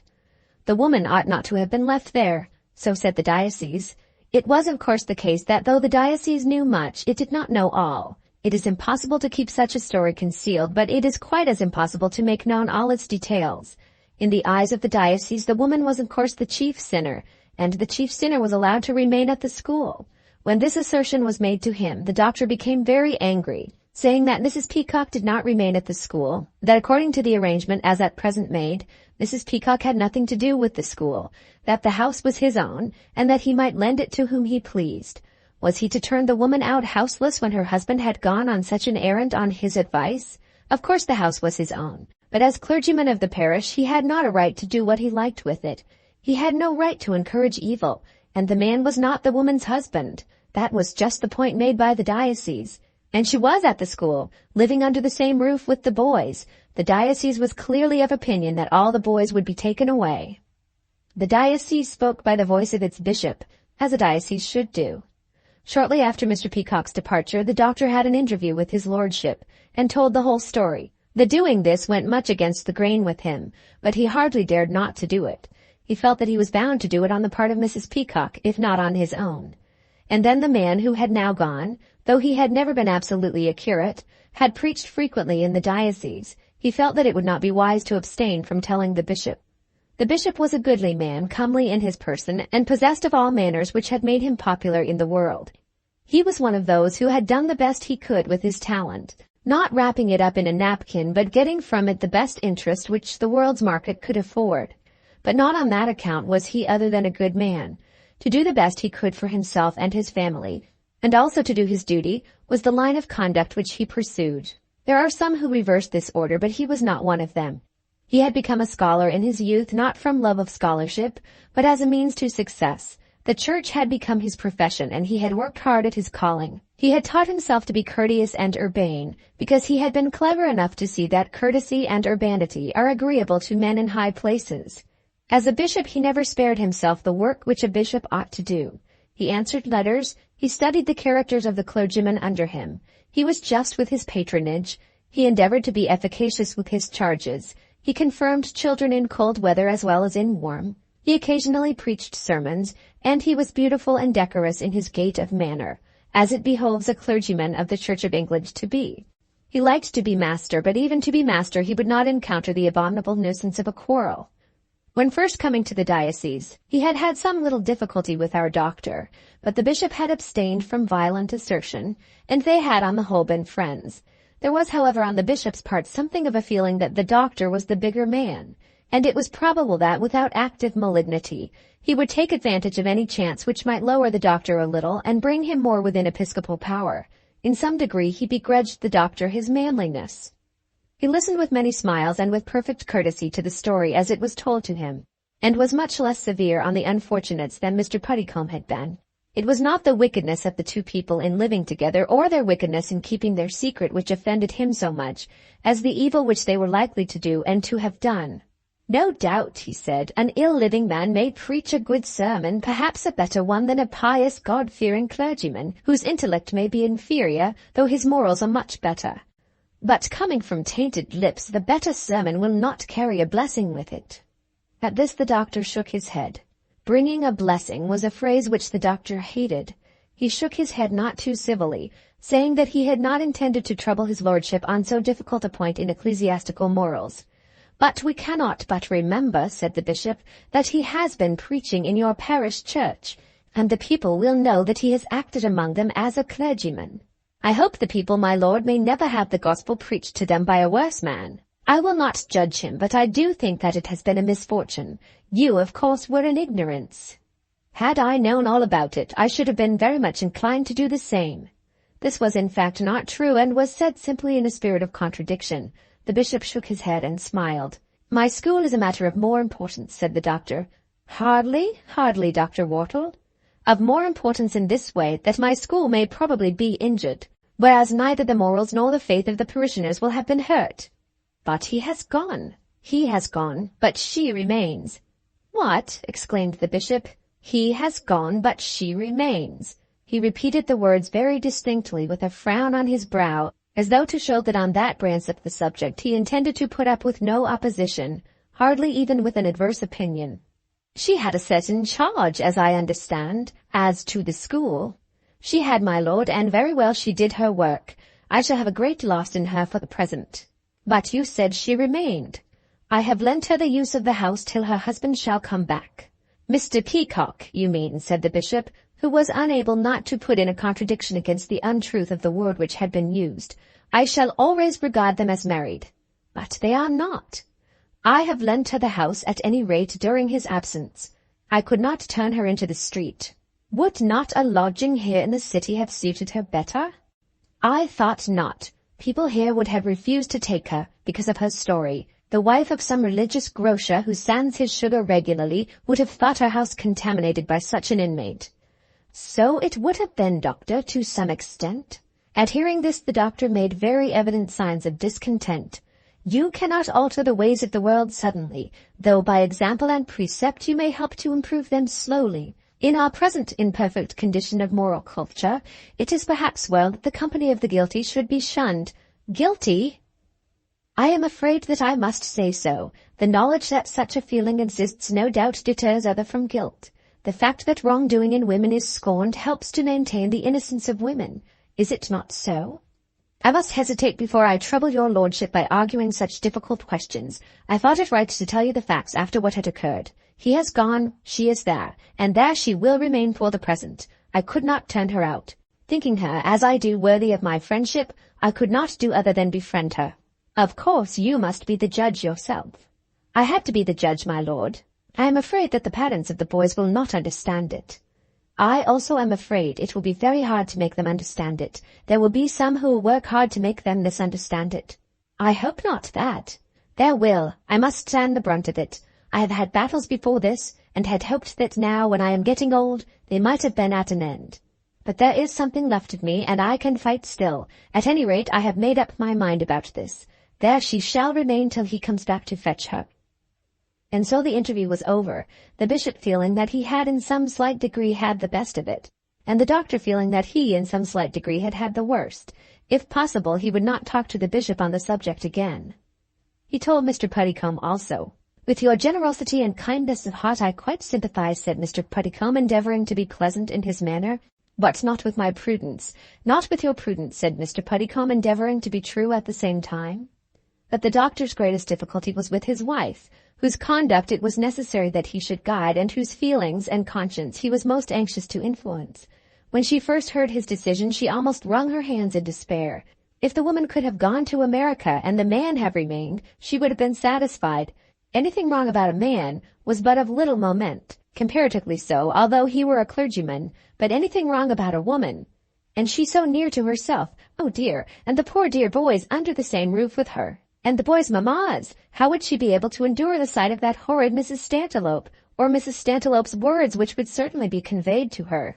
But there was something much worse for her even than all this. The doctor insisted that she should go and call upon the woman. "And take Mary?" asked Mrs. Wortle. "What would be the good of taking Mary? Who is talking of a child like that? It is for the sake of charity, for the dear love of Christ, that I ask you to do it." "Do you ever think of Mary Magdalene?" "Oh, yes." "This is no Magdalene. This is a woman led into no faults by vicious propensities. Here is one who has been altogether unfortunate, who has been treated more cruelly than any of whom you have ever read." "Why did she not leave him?" "Because she was a woman with a heart in her bosom." "I am to go to her?" "I do not order it. I only ask it." Such asking from her husband was, she knew, very near alike to ordering. "What shall I say to her?" "Bid her keep up her courage till he shall return. If you were all alone as she is, would you not wish that some other woman should come to comfort you? Think of her desolation." Mrs. Wortle did think of it, and after a day or two made up her mind to obey her husband's request. She made her call, but very little came of it, except that she promised to come again. "Mrs. Wortle," said the poor woman, "pray do not let me be a trouble to you. If you stay away, I shall quite understand that there is sufficient reason. I know how good your husband has been to us." Mrs. Wortle said, however, as she took her leave, that she would come again in a day or two. But there were other troubles in store for Mrs. Wortle. Before she had repeated her visit to Mrs. Peacock, a lady who lived about 10 miles off, the wife of the rector of Buttercup, called upon her. This was the Lady Margaret Momson, a daughter of the Earl of Brigstock, who had 30 years ago married a young clergyman. Nevertheless, up to the present day, she was quite as much the Earl's daughter as the parson's wife. She was first cousin to that Mrs. Stantiloup, between whom and the doctor the internecine war was always being waged, and she was also aunt to a boy at the school, who, however, was in no way related to Mrs. Stantiloup, young Momson being the son of the parson's eldest brother. Lady Margaret had never absolutely and openly taken the part of Mrs. Stantiloup. Had she done so, a visit even of ceremony would have been impossible. But she was supposed to have Stantiloup proclivities, and was not therefore much liked at Bowick. There had been a question, indeed, whether young Momson should be received at the school, because of the quasi-connection with the arch-enemy. But Squire Momson of Buttercup, the boy's father, had set that at rest by bursting out, in the doctor's hearing, into violent abuse against the close-fisted, vulgar old faggot. The son of a man imbued with such proper feelings was, of course, accepted. But Lady Margaret was proud, especially at the present time. "What a romance this is, Mrs. Wortle," she said, "that has gone all through the diocese." The reader will remember that Lady Margaret was also the wife of a clergyman. "You mean the Peacocks?" "Of course I do." "He has gone away." "We all know that, of course, to look for his wife's husband. Good gracious me, what a story!" "They think that he is dead now."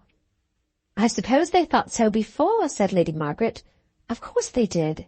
Though it does seem that no inquiry was made at all. Perhaps they don't care about those things over there as we do here. He couldn't have cared very much, nor she." "The doctor thinks that they are very much to be pitied." "The doctor always was a little quixotic, eh?" "I don't think that at all, Lady Margaret. I mean in the way of being so very good-natured and kind. Her brother came, didn't he?" "Her first husband's brother," said Mrs. Wortle, blushing. "Her first husband? Well, you know what I mean, Lady Margaret." "Yes, I know what you mean. It is so very shocking, isn't it? And so the two men have gone off together to look for the third. Goodness me, what a party they will be if they meet. Do you think they'll quarrel?" "I don't know, Lady Margaret." "And that he should be a clergyman of the Church of England. Isn't it dreadful? What does the bishop say? Has he heard all about it?" "The bishop has nothing to do with it. Mr. Peacock never held a curacy in the diocese. But he has preached here very often, and has taken her to church with him. I suppose the bishop has been told. You may be sure that he knows it as well as you. We are so anxious, you know, about dear little Gus." Dear little Gus was Augustus Momson, the lady's nephew, who was supposed to be the worst behaved and certainly the stupidest boy in the school. "Augustus will not be hurt, I should say. Perhaps not directly, but my sister has, I know, very strong opinions on such subjects. Now I want to ask you one thing. Is it true that she remains here? She is still living in the schoolhouse. Is that prudent, Mrs. Wortle?" "If you want to have an opinion on that subject, Lady Margaret, I would recommend you to ask the doctor," by which she meant to assert that Lady Margaret would not for the life of her dare to ask the doctor such a question. "He has done what he has thought best." "Most good-natured, you mean, Mrs. Wortle." "I mean what I say, Lady Margaret. He has done what he has thought best, looking at all the circumstances. He thinks that they are very worthy people, and that they have been most cruelly ill-used. He has taken that into consideration. You call it good nature. Others perhaps may call it charity." The wife, though she at her heart deplored her husband's action in the matter, was not going to own to another lady that he had been imprudent. "I am sure I hope they will," said Lady Margaret. Then, as she was taking her leave, she made a suggestion. "Some of the boys will be taken away, I suppose. The doctor probably expects that." "I don't know what he expects," said Mrs. Wortle. "Some are always going, and when they go, others come in their places. As for me, I wish he would give up the school altogether." "Perhaps he means it," said Lady Margaret. "Otherwise, perhaps he wouldn't have been so good-natured." And she took her departure. When her visitor was gone, Mrs. Wortle was very unhappy. She had been betrayed by her wrath into expressing that wish as to the giving up of the school. She knew well that the doctor had no such intention. She herself had more than once suggested it in her timid way, but the doctor had treated her suggestions as being worth nothing. He had his ideas about Mary, who was undoubtedly a very pretty girl. Mary might marry well, and £20,000 would probably assist her in doing so. When he was told of Lady Margaret's hints, he said in his wrath that he would send young Mompson away instantly if a word was said to him by the boy's mamma. "Of course," said he, "if the lad turns out a scapegrace, as is like enough, it will be because Mrs. Peacock had 2 husbands. It is often a question to me whether the religion of the world is not more odious than its want of religion." To this terrible suggestion, poor Mrs. Wortle did not dare to make any answer whatever. Chapter 12. The Stantiloup Correspondence. We will now pass for a moment out of Bowick parish and go over to Buttercup. There, at Buttercup Hall, the squire's house, in the drawing-room, were assembled Mrs. Mompson, the squire's wife, Lady Margaret Mompson, the rector's wife, Mrs. Rowland, the wife of the bishop, and the Honourable Mrs. Stantiloup. A party was staying in the house collected for the purpose of entertaining the bishop, and it would perhaps not have been possible to have got together in the diocese 4 ladies more likely to be hard upon our doctor. For though Squire Mompson was not very fond of Mrs. Stantiloup, and had used strong language respecting her when he was anxious to send his boy to the doctor's school, Mrs. Mompson had always been of the other party, and had in fact adhered to Mrs. Stantiloup from the beginning of the quarrel. "I do trust," said Mrs. Stantiloup, "that there will be an end to all this kind of thing now." "Do you mean an end to the school?" asked Lady Margaret.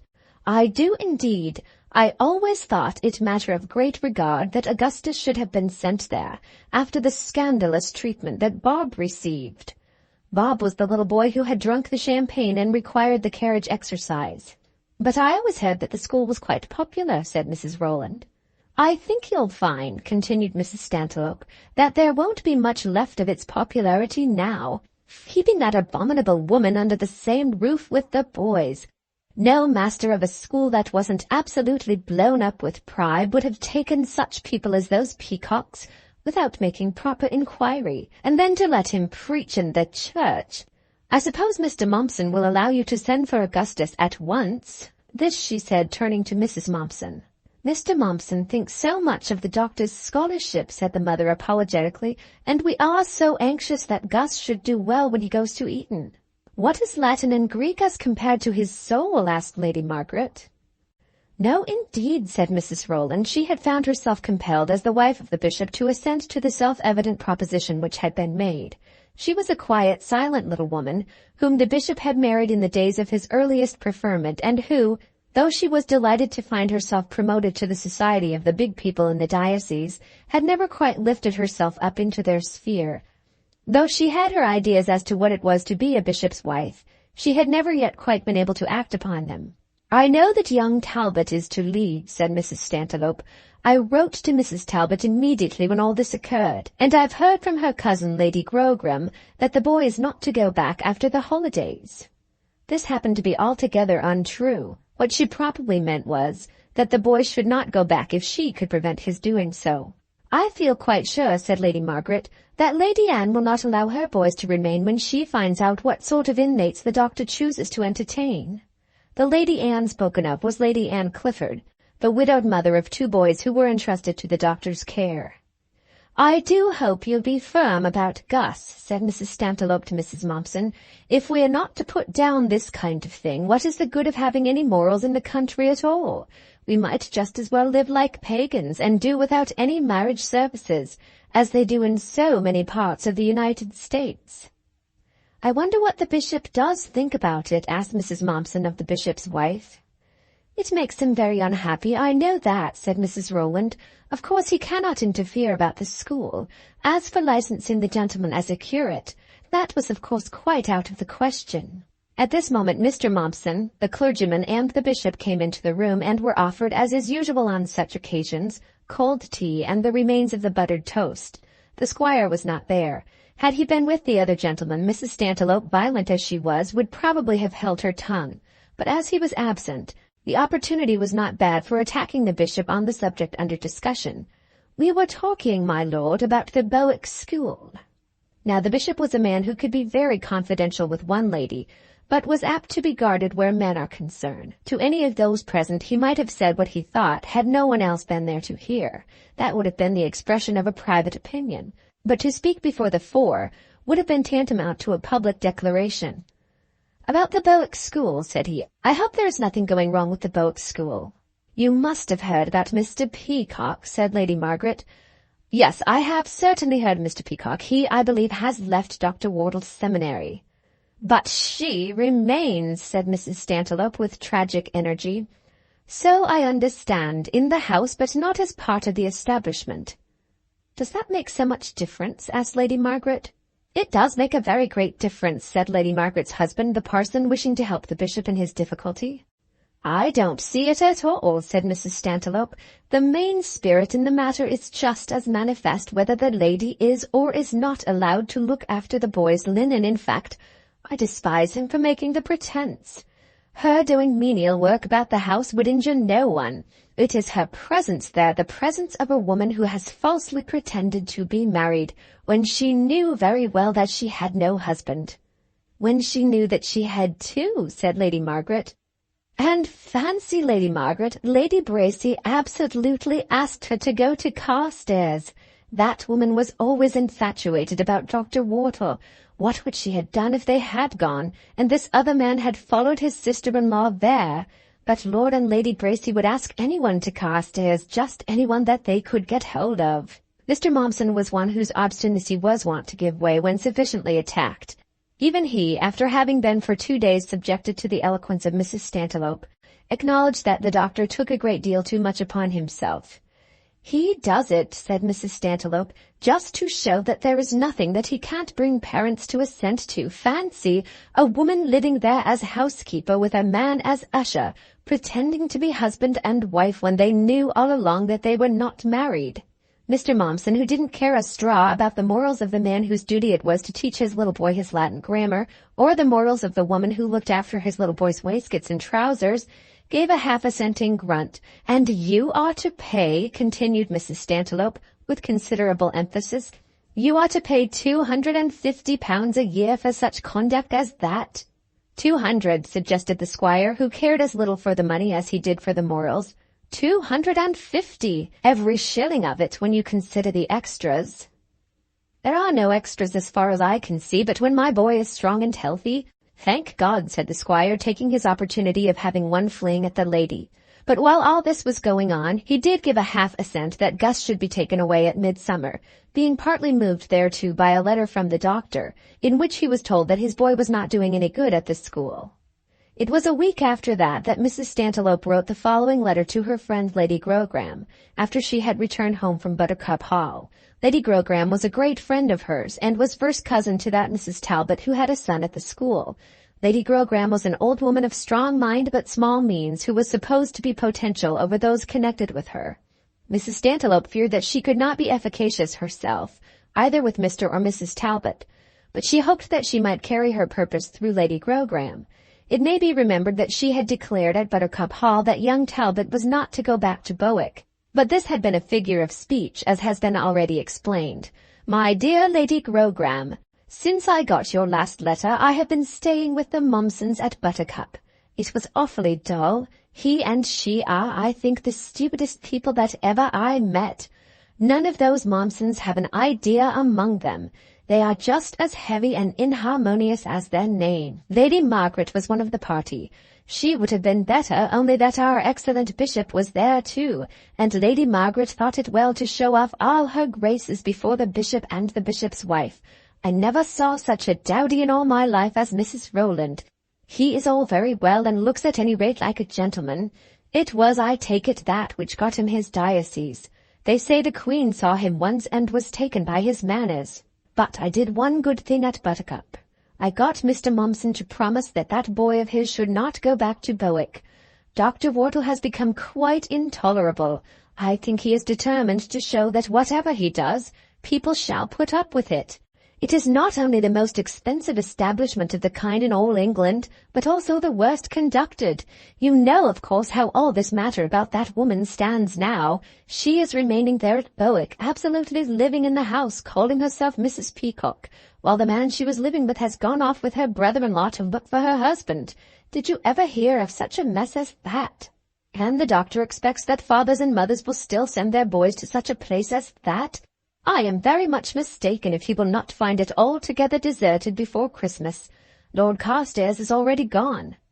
This was at any rate disingenuous, as she had been very severe when at Buttercup on all the Carstairs family because of their declared and perverse friendship for the doctor.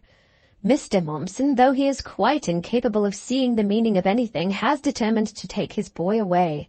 She may thank me at any rate for that. I have heard that Lady Anne Clifford's 2 boys will both leave. In one sense she had heard it, because the suggestion had been made by herself at Buttercup. I do hope that Mr. Talbot's dear little boy will not be allowed to return to such contamination as that. Fancy! The man and woman living there in that way together, and the doctor keeping the woman on after he knew it all. This is really so horrible that one doesn't know how to talk about it. When the bishop was at Buttercup, I really felt almost obliged to be silent. I know very well that Mrs. Talbot is always ready to take your advice. As for him, men very often do not think so much about these things as they ought. But he will not like his boy to be nearly the only one left at the school. I have not heard of one who is to remain for certain. How can it be possible that any boy who has a mother should be allowed to remain there? Do think of this and do your best. I need not tell you that nothing ought to be so dear to us as a high tone of morals. Most sincerely yours, Juliana Stantiloup. We need not pursue this letter further than to say that when it reached Mr. Talbot's hands, which it did through his wife, he spoke of Mrs. Stantiloup in language which shocked his wife considerably, though she was not altogether unaccustomed to strong language on his part. Mr. Talbot and the doctor had been at school together, and at Oxford, and were friends. I will now give a letter that was written by the doctor to Mr. Mompson in answer to one in which that gentleman signified his intention of taking little Gus away from the school. My dear Mr. Mompson, after what you have said, of course I shall not expect your boy back after the holidays. Tell his mamma with my compliments that he shall take all his things with him. As a rule I do charge for a quarter in advance when a boy is taken away suddenly without notice and apparently without cause, but I shall not do so at the present moment either to you or to any parent who may withdraw his son. A circumstance has happened which, though it cannot impair the utility of my school, and ought not to injure its character, may still be held as giving offence to certain persons. I will not be driven to alter my conduct by what I believe to be foolish misconception on their part. But they have a right to their own opinions, and I will not mulct them because of their conscientious convictions. Yours faithfully, Geoffrey Wortle. If you come across any friend who has a boy here, you are perfectly at liberty to show him or her this letter. The defection of the Mompsons wounded the doctor, no doubt. He was aware that Mrs. Stantiloup had been at Buttercup, and that the bishop also had been there, and he could put 2 and 2 together. But it hurt him to think that one so staunch, though so stupid, as Mrs. Mompson, should be turned from her purpose by such a woman as Mrs. Stantiloup. And he got other letters on the subject. Here is one from Lady Anne Clifford. Dear Doctor, you know how safe I think my dear boys are with you, and how much obliged I am both to you and your wife for all your kindness. But people are saying things to me about one of the masters at your school and his wife. Is there any reason why I should be afraid? You will see how thoroughly I trust you when I ask you the question. Yours very sincerely, Anne Clifford. Now Lady Anne Clifford was a sweet, confiding, affectionate, but not very wise woman. In a letter written not many days before to Mary Wortle, who had on one occasion been staying with her, she said that she was at that time in the same house with the bishop and Mrs. Rowland. Of course the doctor knew again how to put 2 and 2 together. Then there came a letter from Mr. Talbot. Dear Wortle, so you are boiling for yourself another pot of hot water. I never saw such a fellow as you are for troubles. Old Mother Shipton has been writing such a letter to our old woman, and explaining that no boy's soul would any longer be worth looking at if he be left in your hands. Don't you go and get me into a scrape more than you can help. But you may be quite sure of this, that if I had as many sons as Priam, I should send them all to you. Only I think that the checks would be very long in coming. Yours always, John Talbot. The doctor answered this at greater length than he had done in writing to Mr. Mompson, who was not specially his friend. My dear Talbot, you may be quite sure that I shall not repeat to anyone what you have told me of Mother Shipton. I knew, however, pretty well what she was doing and what I had to expect from her. It is astonishing to me that such a woman should still have the power of persuading anyone. Astonishing also that any human being should continue to hate as she hates me. She has often tried to do me an injury, but she has never succeeded yet. At any rate, she will not bend me. Though my school should be broken up tomorrow, which I do not think probable, I should still have enough to live upon, which is more by all accounts than her unfortunate husband can say for himself. The facts are these. More than 12 months ago I got an assistant named Peacock, a clergyman, an Oxford man, and formerly a fellow of Trinity. A man quite superior to anything I have a right to expect in my school. He had gone as a classical professor to a college in the United States, a rash thing to do, no doubt, and had there married a widow, which was rasher still. The lady came here with him and undertook the charge of the schoolhouse, with a separate salary and an admirable person in the place she was. Then it turned out, as no doubt you have heard, that her former husband was alive when they were married. They ought probably to have separated, but they didn't. They came here instead, and here they were followed by the brother of the husband, who I take it is now dead, though we know nothing certain. That he should have told me his position is more than any man has a right to expect from another. Fortune had been most unkind to him, and for her sake he was bound to do the best that he could with himself. I cannot bring myself to be angry with him, though I cannot defend him by strict laws of right and wrong. I have advised him to go back to America and find out if the man be in truth dead. If so, let him come back and marry the woman again before all the world. I shall be ready to marry them and to ask him and her to my house afterwards. In the meantime, what was to become of her? Let her go into lodgings, said the bishop. Go to lodgings at Broughton. You know what sort of lodgings she would get there among psalm-singing greengrocers who would tell her of her misfortune every day of her life. I would not subject her to the misery of going and seeking for a home. I told him, when I persuaded him to go, that she should have the rooms they were then occupying while he was away. In settling this, of course, I had to make arrangements for doing in our own establishment the work which had lately fallen to her share. I mention this for the sake of explaining that she has got nothing to do with the school. No doubt the boys are under the same roof with her. Will your boys' morals be the worse? It seems that Gustavus Mompson's will. You know the father, do you not? I wonder whether anything will ever affect his morals. Now I have told you everything. Not that I have doubted you, but as you have been told so much, I have thought it well that you should have the whole story from myself. What effect it may have upon the school I do not know. The only boy of whose secession I have yet heard is young Mompson, but probably there will be others. 4 new boys were to have come, but I have already heard from the father of one that he has changed his mind. I think I can trace an acquaintance between him and Mother Shipton. If the body of the school should leave me, I will let you know at once, as you might not like to leave your boy under such circumstances. You may be sure of this, that here the lady remains until her husband returns. I am not going to be turned from my purpose at this time of day by anything that Mother Shipton may say or do. Yours always, Geoffrey Wortle. Volume 2, Chapter 1, Mr. Puddycomb's Boot. It was not to be expected that the matter should be kept out of the county newspaper, or even from those in the metropolis. There was too much of romance in the story, too good a tale to be told for any such hope. The man's former life and the woman's, the disappearance of her husband and his reappearance after his reported death, the departure of the couple from St. Louis and the coming of Lefroy to Bowick formed together a most attractive subject.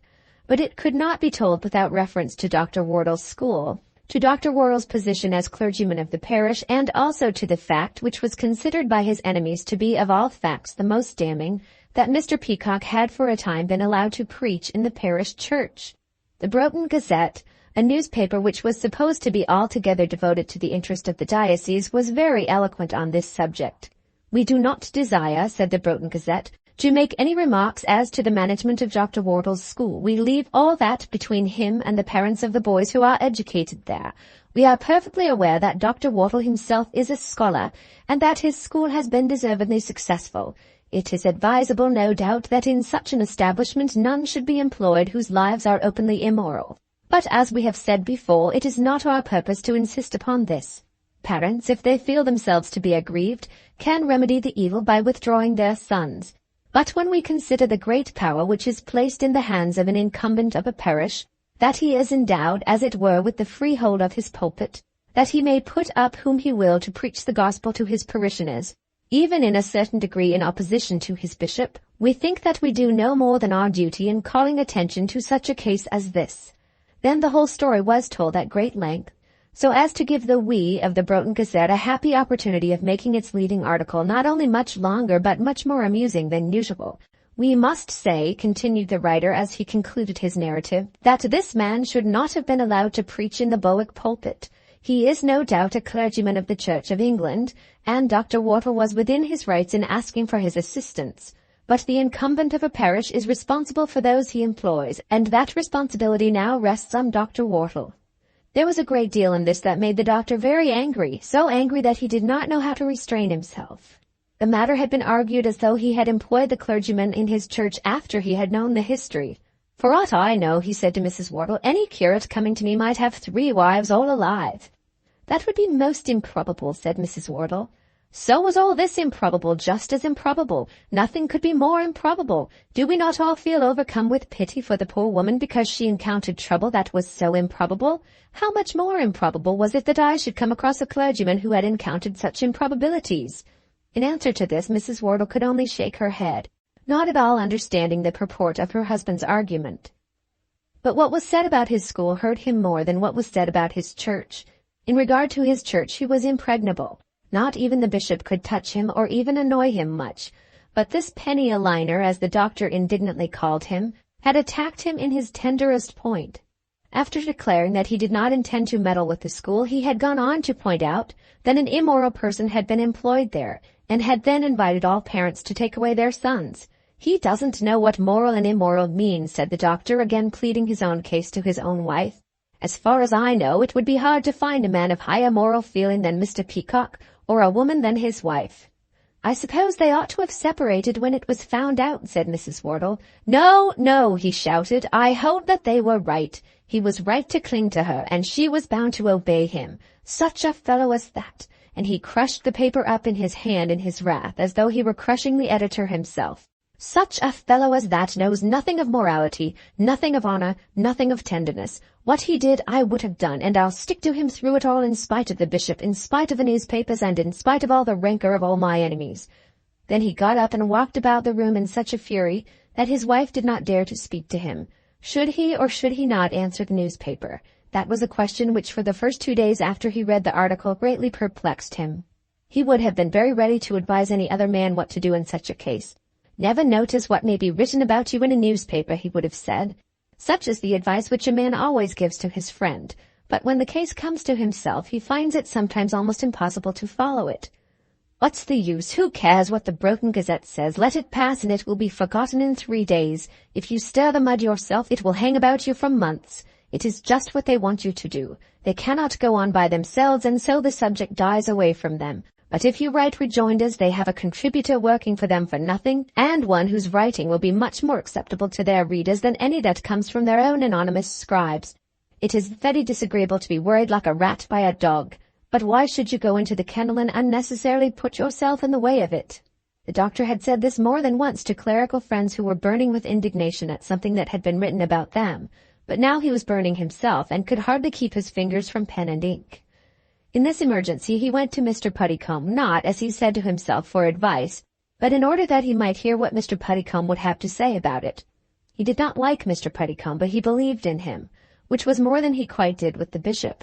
Mr. Puddicombe would tell him his true thoughts. Mr. Puddicombe would be unpleasant, very likely, but he would be sincere and friendly. So he went to Mr. Puddicombe. It seems to me, he said, almost necessary that I should answer such allegations as these for the sake of truth. You're not responsible for the truth of the Broken Gazette, said Mr. Puddicombe, but I am responsible to a certain degree that false report shall not be spread abroad as to what is done in my church. You can contradict nothing that the newspaper has said. It is implied, said the doctor, that I allowed Mr. Peacock to preach in my church after I knew his marriage was informal. There is no such statement in the paragraph, said Mr. Puddicombe, after attentive reperusal of the article. The writer has written in a hurry, as such writers generally do, but has made no statement such as you presume. Were you to answer him, you could only do so by an elaborate statement of the exact facts of the case. It can hardly be worth your while, in defending yourself against the Broken Gazette, to tell the whole story in public of Mr. Peacock's life and fortunes. You would pass it over altogether? Certainly I would, and so acknowledge the truth of all that the newspaper says. I do not know that the newspaper says anything untrue, said Mr. Puddicombe, not looking the doctor in the face with his eyes turned to the ground, but evidently with the determination to say what he thought, however unpleasant it might be. The fact is that you have fallen into a misfortune. "I don't acknowledge it at all," said the doctor. "All your friends at any rate will think so, let the story be told as it may. It was a misfortune that this lady whom you had taken into your establishment should have proved not to be the gentleman's wife. When I am taking a walk through the fields and get one of my feet deeper than usual into the mud, I always endeavour to bear it as well as I may before the eyes of those who meet me, rather than make futile efforts to get rid of the dirt and look as though nothing had happened. The dirt, when it is rubbed and smudged and scraped, is more palpably dirty than the honest mud." "I will not admit that I am dirty at all," said the doctor. "Nor do I in the case which I describe. I admit nothing, but I let those who see me form their own opinion. If anyone asks me about my boot, I tell him that it is a matter of no consequence. I advise you to do the same. You will only make the smudges more palpable if you write to the Broughton Gazette." "Would you say nothing to the boy's parents?" asked the doctor. "There perhaps I am not a judge, as I never kept a school, but I think not. If any father writes to you, then tell him the truth." If the matter had gone no farther than this, the doctor might probably have left Mr. Puddicombe's house with a sense of thankfulness for the kindness rendered to him. But he did go farther, and endeavoured to extract from his friend some sense of the injustice shown by the bishop, the Stantilopes, the newspaper, and his enemies in general through the diocese. But here he failed signally. "I really think, Dr. Wortle, that you could not have expected it otherwise." "Expect that people should lie? I don't know about lies. If people have told lies, I have not seen them or heard them. I don't think the bishop has lied. I don't mean the bishop, though I do think that he has shown a great want of what I may call liberality toward a clergyman in his diocese." "No doubt he thinks you have been wrong. By liberality you mean sympathy. Why should you expect him to sympathize with your wrongdoing?" "What have I done wrong?" "You have countenanced immorality and deceit in a brother clergyman." "I deny it," said the doctor, rising up impetuously from his chair. "Then I do not understand the position, Dr. Wortle. That is all I can say. To my thinking, Mr. Puddicombe, I never came across a better man than Mr. Peacock in my life." "I cannot make comparisons. As to the best man I ever met in my life, I might have to acknowledge that even he had done wrong in certain circumstances. As the matter is forced upon me, I have to express my opinion that a great sin was committed both by the man and by the woman. You not only condone the sin, but declare both by your words and deeds that you sympathize with the sin as well as with the sinners. You have no right to expect that the bishop will sympathize with you in that, nor can it be but that in such a country as this the voices of many will be loud against you." "And yours as loud as any," said the doctor angrily. "That is unkind and unjust," said Mr. Puddicombe. "What I have said to yourself and not to others, and what I have said in answer to questions asked by yourself." Then the doctor apologized with what grace he could, but when he left the house his heart was still bitter against Mr. Puddicombe. He was almost ashamed of himself as he rode back to Bowick, first because he had condescended to ask advice, and then because after having asked it he had been so thoroughly scolded. There was no one whom Mr. Puddicombe would admit to have been wrong in the matter except the doctor himself. And yet, though he had been so counselled and so scolded, he had found himself obliged to apologize before he left the house. And, too, he had been made to understand that he had better not rush into print. Though the Broughton Gazette should come to the attack again and again, he must hold his peace. That reference to Mr. Puddicombe's dirty boot had convinced him. He could see the thoroughly squalid look of the boot that had been scraped in vain, and appreciate the wholesomeness of the unadulterated mud. There was more in the man than he had ever acknowledged before. There was a consistency in him, and a courage, and an honesty of purpose, but there was no softness of heart. Had there been a grain of tenderness there, he could not have spoken so often as he had done of Mrs. Peacock without expressing some grief at the unmerited sorrows to which that poor lady had been subjected. His own heart melted with ruth as he thought, while riding home, of the cruelty to which she had been and was subjected. She was all alone there, waiting till the dreary days should have gone by. And if no good news should come, if Mr. Peacock should return with tidings that her husband was alive and well, what should she do then? What would the world then have in store for her? "If it were me," said the doctor to himself, "I'd take her to some other home and treat her as my wife in spite of all the Puddicombe's in creation, in spite of all the bishops." The doctor, though he was a self-asserting and somewhat violent man, was thoroughly soft-hearted. It is to be hoped that the reader has already learned as much as that. A man with a kind, tender, affectionate nature. It would perhaps be unfair to raise a question whether he would have done as much, been so willing to sacrifice himself for a plain woman, had Mr. Stantilope or Sir Samuel Griffin, if he had suddenly come again to life, been found to have prior wives also living. Would the doctor have found shelter for them in their ignominy and trouble? Mrs. Wortle, who knew her husband thoroughly, was sure that he would not have done so. Mrs. Peacock was a very beautiful woman, and the doctor was a man who thoroughly admired beauty. To say that Mrs. Wortle was jealous would be quite untrue. She liked to see her husband talking to a pretty woman because he would be sure to be in a good humor and sure to make the best of himself. She loved to see him shine, but she almost wished that Mrs. Peacock had been ugly, because there would not then have been so much danger about the school. "I'm just going up to see her," said the doctor as soon as he got home, "just to ask her what she wants." "I don't think she wants anything," said Mrs. Wortle weakly. "Does she not? She must be a very old woman if she can live there all day alone and not want to see a human creature." "I was with her yesterday, and therefore I will call today," said the doctor, leaving the room with his hat on. When he was shown up into the sitting room, he found Mrs. Peacock with a newspaper in her hand. He could see at a glance that it was a copy of the Broughton Gazette, and could see also the length and outward show of the very article which he had been discussing with Mr. Puddicombe. "Dr. Wortle," she said, "if you don't mind, I will go away from this." "But I do mind. Why should you go away?" "They have been writing about me in the newspapers." "That was to be expected." "But they have been writing about you." "That was to have been expected also. You don't suppose they can hurt me?" This was a false boast, but in such conversations he was almost bound to boast. "It is I, then, am hurting you." "You? Oh dear no, not in the least." "But I do. They talk of boys going away from the school." "Boys will go and boys will come, but we will run on forever," said the doctor playfully. "I can well understand that it should be so," said Mrs. Peacock, passing over the doctor's parody as though unnoticed. "And I perceive that I ought not to be here." "Where ought you to be, then?" said he, intending simply to carry on his joke. "Where, indeed? There is nowhere. But wherever I may do least injury to innocent people, to people who have not been driven by storms out of the common path of life. For this place I am peculiarly unfit." "Will you find any place where you will be made more welcome?" "I think not." "Then let me manage the rest. You have been reading that dastardly article in the paper. It will have no effect upon me. Look here, Mrs. Peacock." Then he got up and held her hand as though he were going, but he remained some moments while he was still speaking to her, still holding her hand. "It was settled between your husband and me when he went away that you should remain here under my charge till his return. I am bound to him to find a home for you. I think you are as much bound to obey him, which you can only do by remaining here." "I would wish to obey him, certainly." "You ought to do so, from the peculiar circumstances more especially. Don't trouble your mind about the school, but do as he desired. There is no question but that you must do so. Good-bye. Mrs. Wortle or I will come and see you tomorrow." Then, and not till then, he dropped her hand. On the next day Mrs. Wortle did call, though these visits were to her an intolerable nuisance. But it was certainly better that she should alternate the visits with the doctor than that he should go every day. The doctor had declared that charity required that one of them should see the poor woman daily. He was quite willing that they should perform the task day and day about, but should his wife omit the duty, he must go in his wife's place.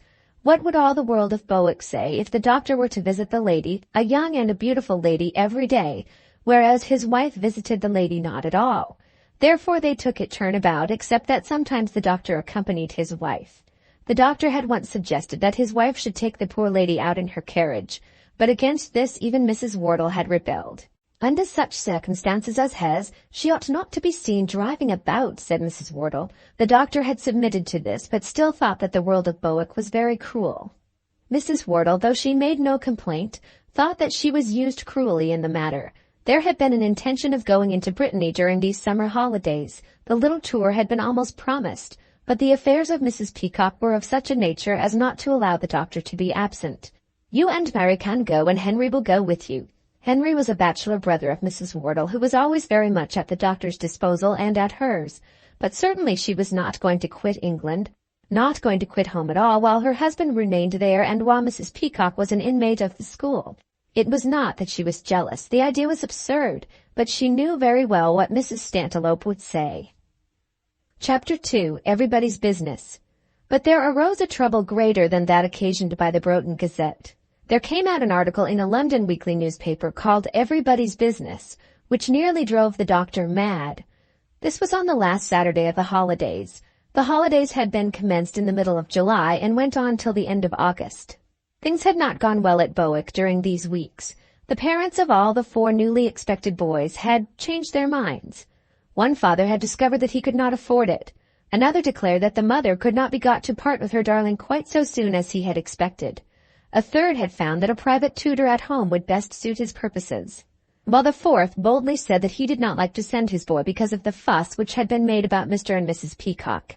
Had this last come alone, the doctor would probably have resented such a communication, but following the others as it did, he preferred the fourth man to any of the other three.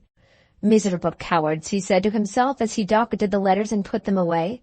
But the greatest blow of all blows of this sort, came to him from poor Lady Anne Clifford. She wrote a piteous letter to him, in which she implored him to allow her to take her two boys away.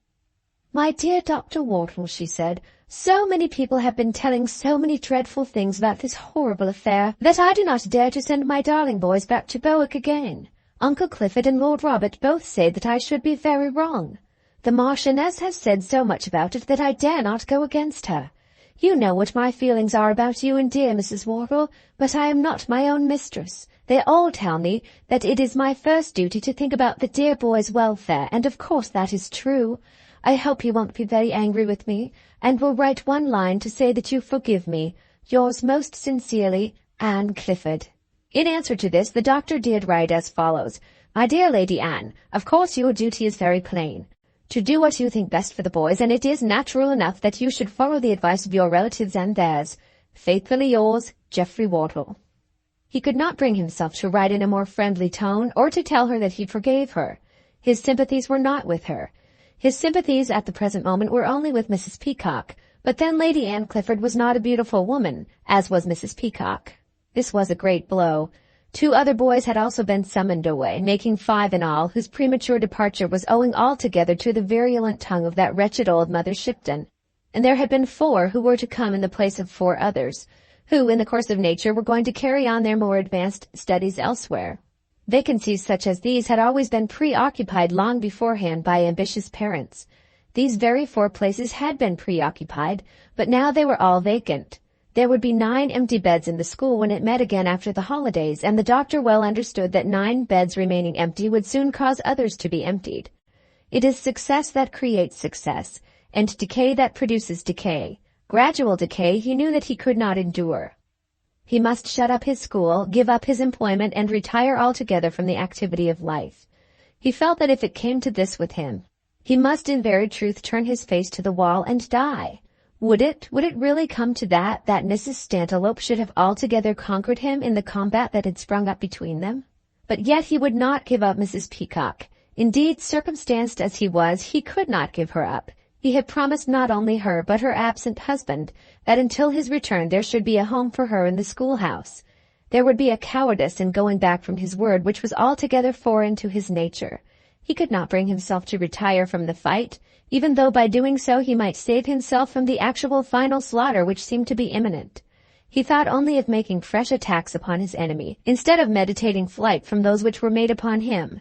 As a dog, when another dog has got him well by the ear, thinks not at all of his own wound, but only how he may catch his enemy by the lip, so was the doctor in regard to Mrs. Stantiloup. When the 2 Clifford boys were taken away, he took some joy to himself in remembering that Mr. Stantiloup could not pay his butcher's bill.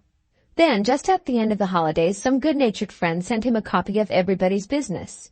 There is no duty which a man owes to himself more clearly than that of throwing into the waste-paper basket, unsearched and even unopened, all newspapers sent to him without a previously declared purpose.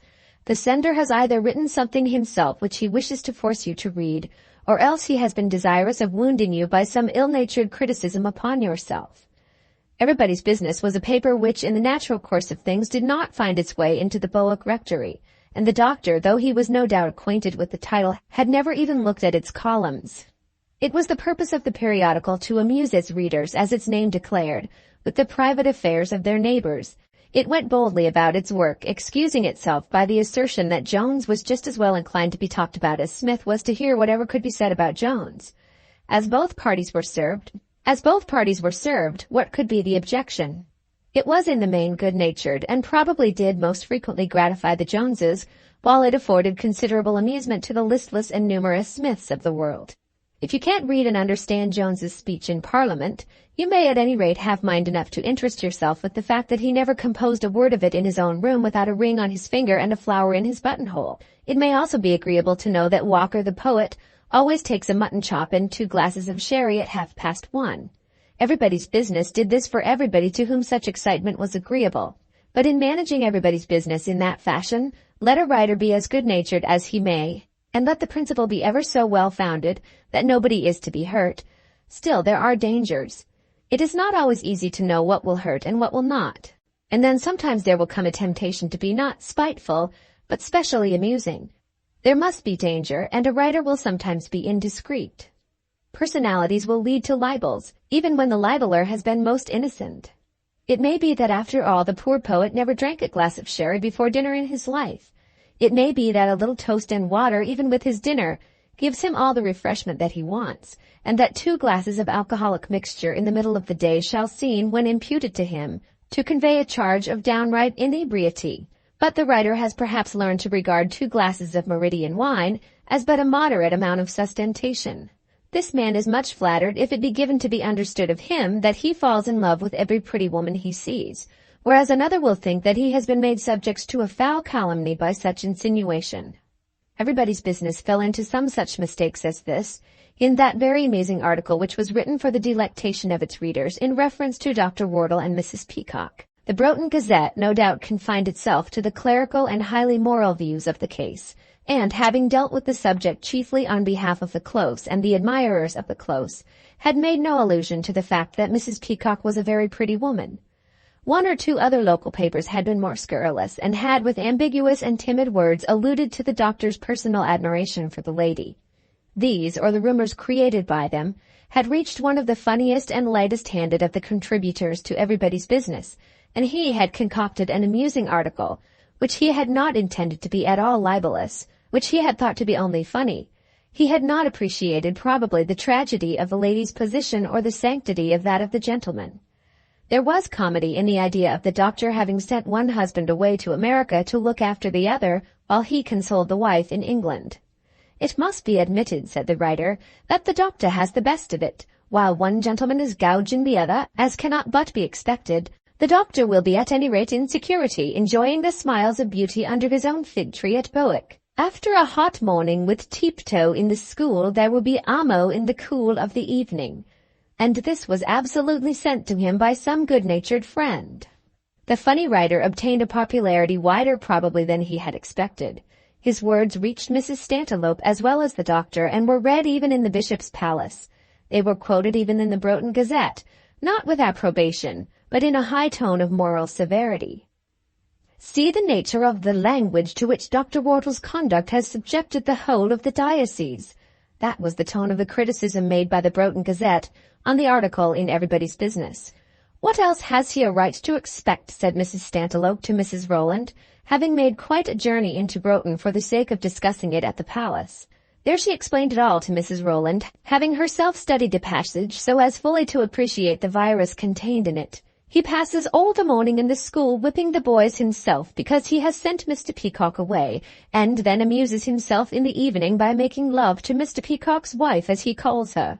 Dr. Wortle, when he read and reread the article, and when the jokes which were made upon it reached his ears, as they were sure to do, was nearly maddened by what he called the heartless iniquity of the world. But his state became still worse when he received an affectionate but solemn letter from the bishop warning him of his danger. An affectionate letter from the bishop must surely be the most disagreeable missive which a parish clergyman can receive.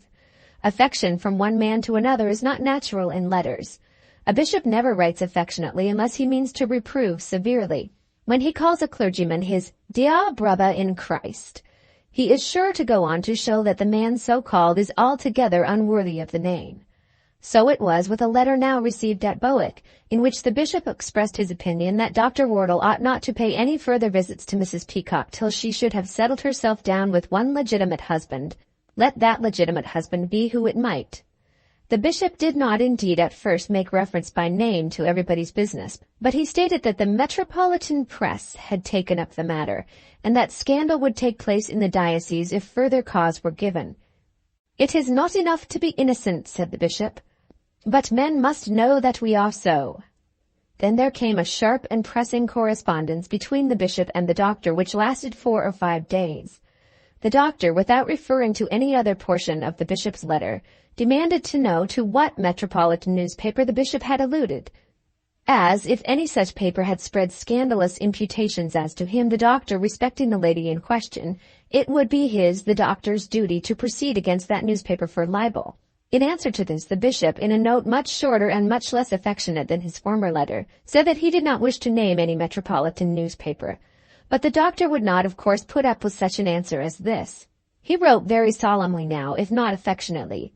His lordship had spoken of a scandal in the diocese. The words, said the doctor, contained a most grave charge. He did not mean to say that any such accusation had been made by the bishop himself, but such accusation must have been made by someone at least of the London newspapers, or the bishop would not have been justified in what he has written.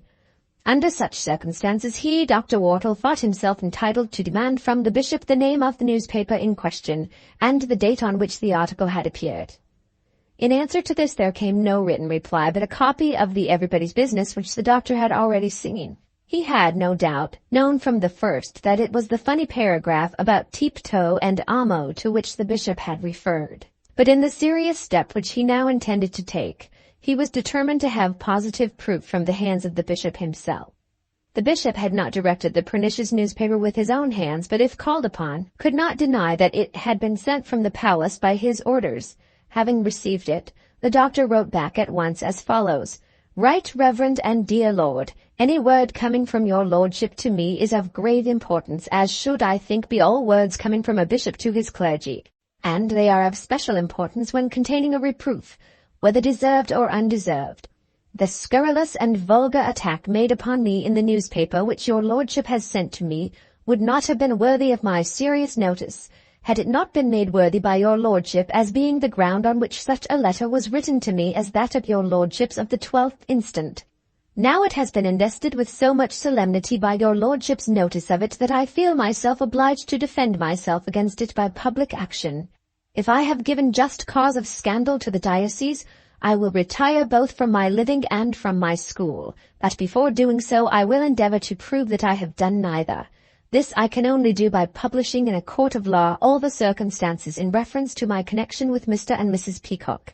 As regards myself, this, though necessary, will be very painful. As regards them, I am inclined to think that the more the truth is known, the more general and the more generous will be the sympathy felt for their position. As the newspaper sent to me, no doubt by your lordship's orders from the palace, has been accompanied by no letter, it may be necessary that your lordship should be troubled by a subpoena, so as to prove that the newspaper alluded to by your lordship is the one against which my proceedings will be taken. It will be necessary, of course, that I should show that the libel in question has been deemed important enough to bring down upon me ecclesiastical rebuke of such a nature as to make my remaining in the diocese unbearable, unless it is shown that the rebuke was undeserved.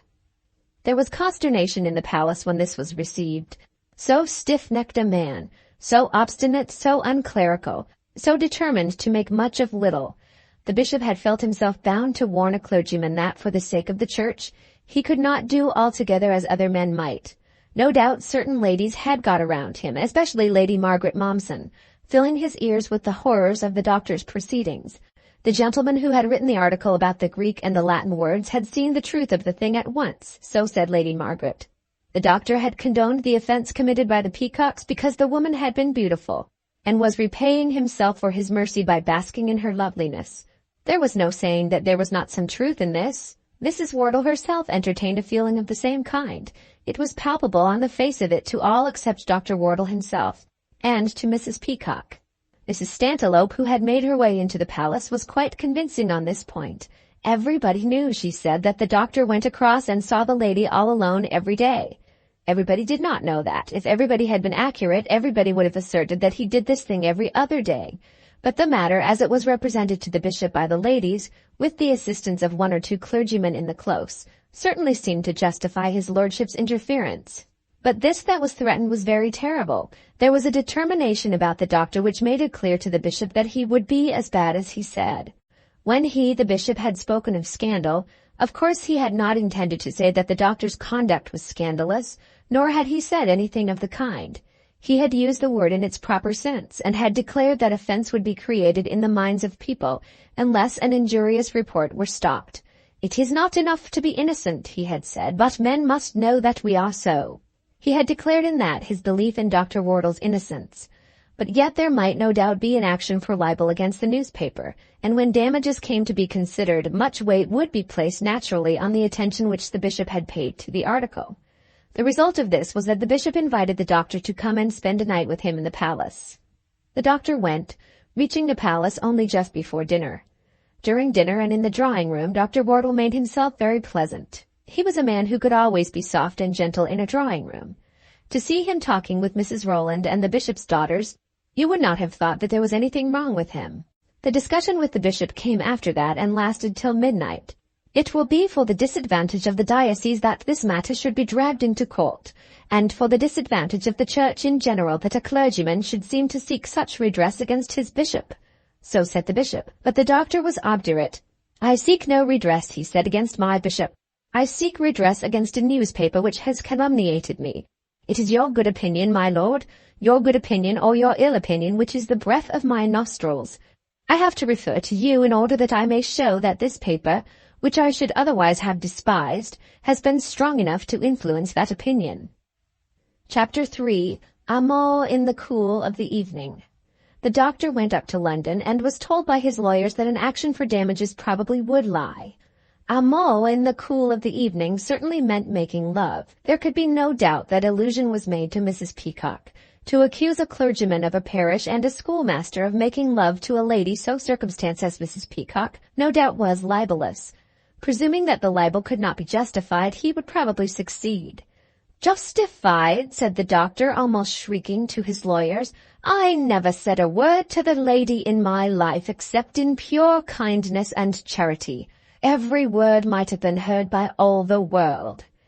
Nevertheless, had all the world been present, he would not have held her hand so tenderly or so long as he had done on certain occasion, which has been mentioned. They will probably apologize, said the lawyer. Shall I be bound to accept their apology? No, not bound, but you would have to show, if you went on with the action, that the damage complained of was of so grievous a nature that the apology would not salve it. The damage has been already done, said the doctor eagerly. I have received the bishop's rebuke, a rebuke in which he has said that I have brought scandal upon the diocese. Rebukes break no bones, said the lawyer. Can you show that it will serve to prevent boys from coming to your school? It may not improbably force me to give up the living. I certainly will not remain there subject to the censure of the bishop. I do not in truth want any damages. I would not accept money. I only want to set myself right before the world. It was then agreed that the necessary communication should be made by the lawyer to the newspaper proprietors, so as to put the matter in a proper train for the action. After this the doctor returned home just in time to open his school with his diminished forces. At the last moment there was another defaulter, so that there were now no more than 20 pupils. The school had not been so low as this for the last 15 years. There had never been less than 8 and 20 before since Mrs. Stantiloup had first begun her campaign. It was heartbreaking to him. He felt as though he were almost ashamed to go into his own school. In directing his housekeeper to send the diminished orders to the tradesmen, he was thoroughly ashamed of himself. In giving his directions to the usher as to the redivided classes, he was thoroughly ashamed of himself. He wished that there was no school, and would have been contented now to give it all up and to confine Mary's fortune to £10,000 instead of £20,000, had it not been that he could not bear to confess that he was beaten. The boys themselves seemed almost to carry their tails between their legs, as though even they were ashamed of their own school. If, as was too probable, another half-dozen should go at Christmas, then the thing must be abandoned. And how could he go on as rector of the parish with the abominable empty building staring him in the face every moment of his life? I hope you are not really going to law, said his wife to him. I must, my dear. I have no other way of defending my honor. Go to law with the bishop? No, not with the bishop. But the bishop would be brought into it. Yes, he will certainly be brought into it. And as an enemy. What I mean is that he will be brought in very much against his own will. Not a doubt about it, said the doctor, but he will have brought it altogether upon himself. How he can have condescended to send that scurrilous newspaper is more than I can understand. That one gentleman should have so treated another is to me incomprehensible. But that a bishop should have done so to a clergyman of his own diocese shakes all my old convictions. There is a vulgarity about it, a meanness of thinking, an aptitude to suspect all manner of evil which I cannot fathom. What, did he really think that I was making love to the woman? Did he doubt that I was treating her and her husband with kindness as one human being is bound to treat another in affliction? Did he believe in his heart that I sent the man away in order that I might have an opportunity for a wicked purpose of my own? It is impossible. When I think of myself and of him, I cannot believe it.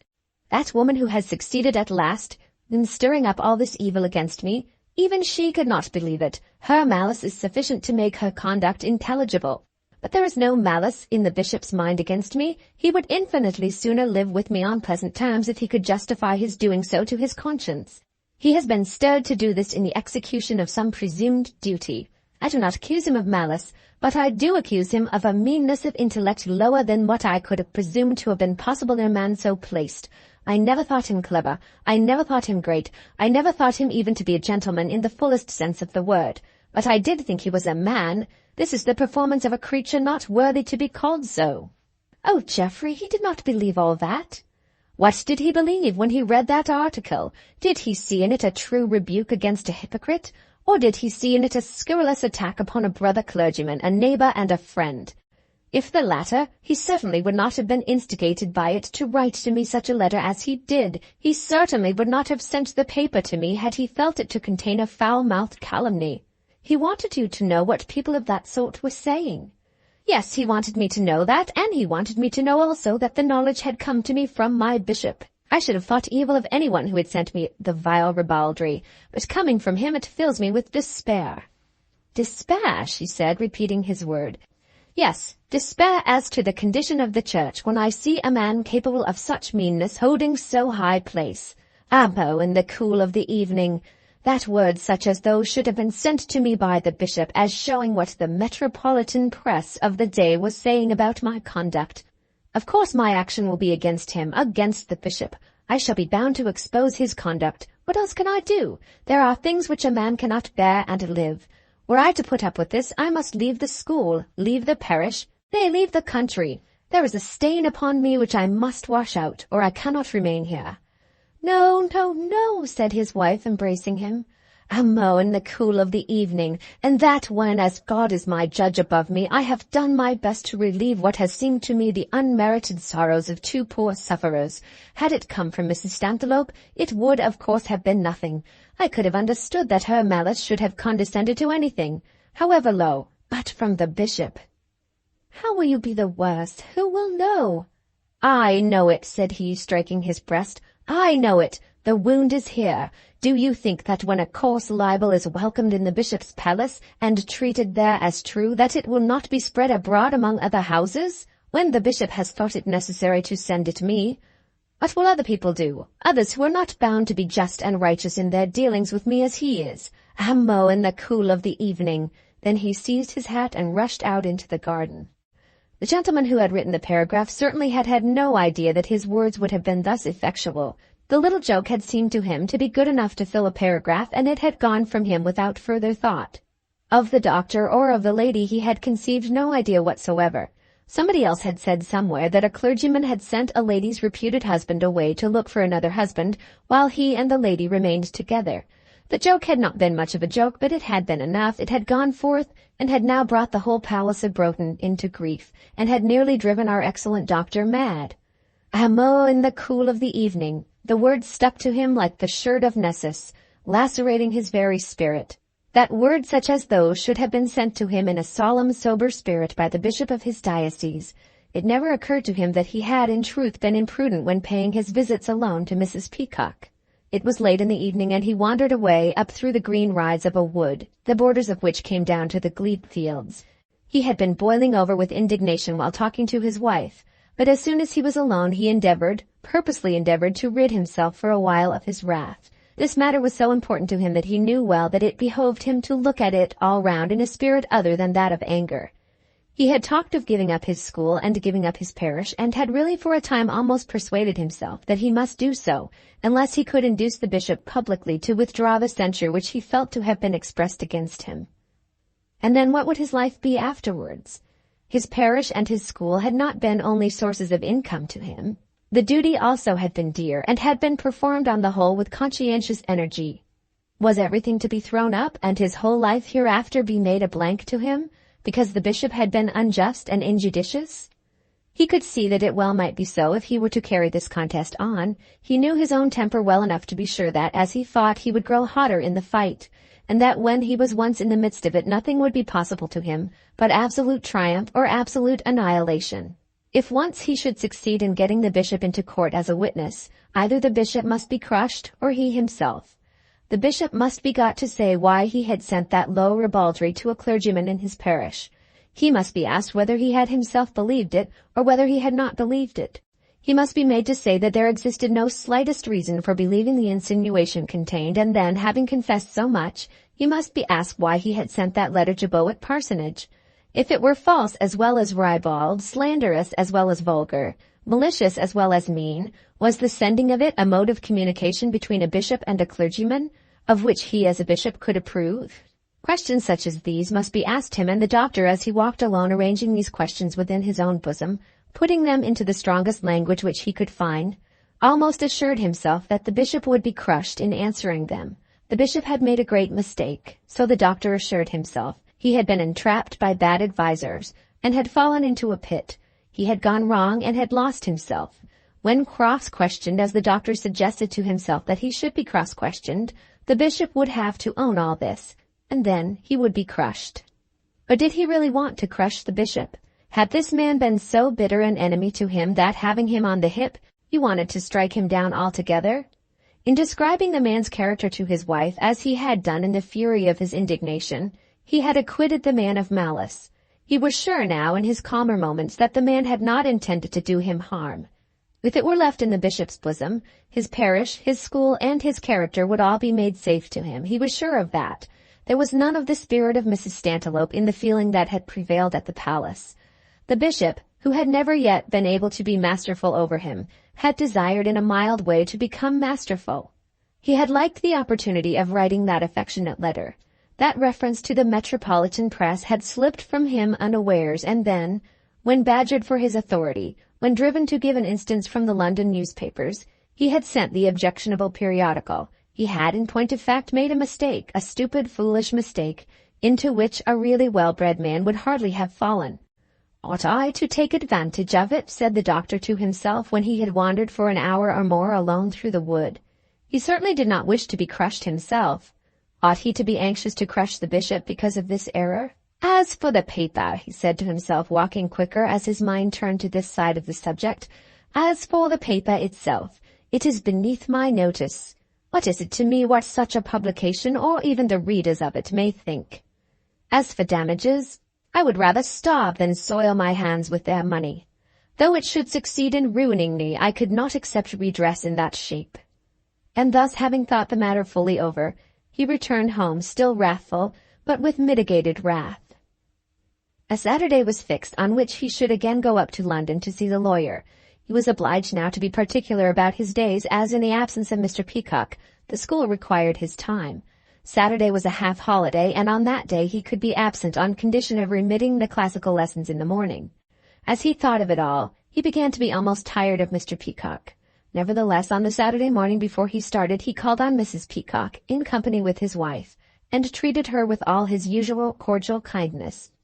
"Mrs. Wortle," he said, "is going up to town with me, but we shall be home tonight, and we will see you on Monday, if not tomorrow." Mrs. Wortle was going with him, not with the view of being present at his interview with the lawyer, which she knew would not be allowed, but on the pretext of shopping.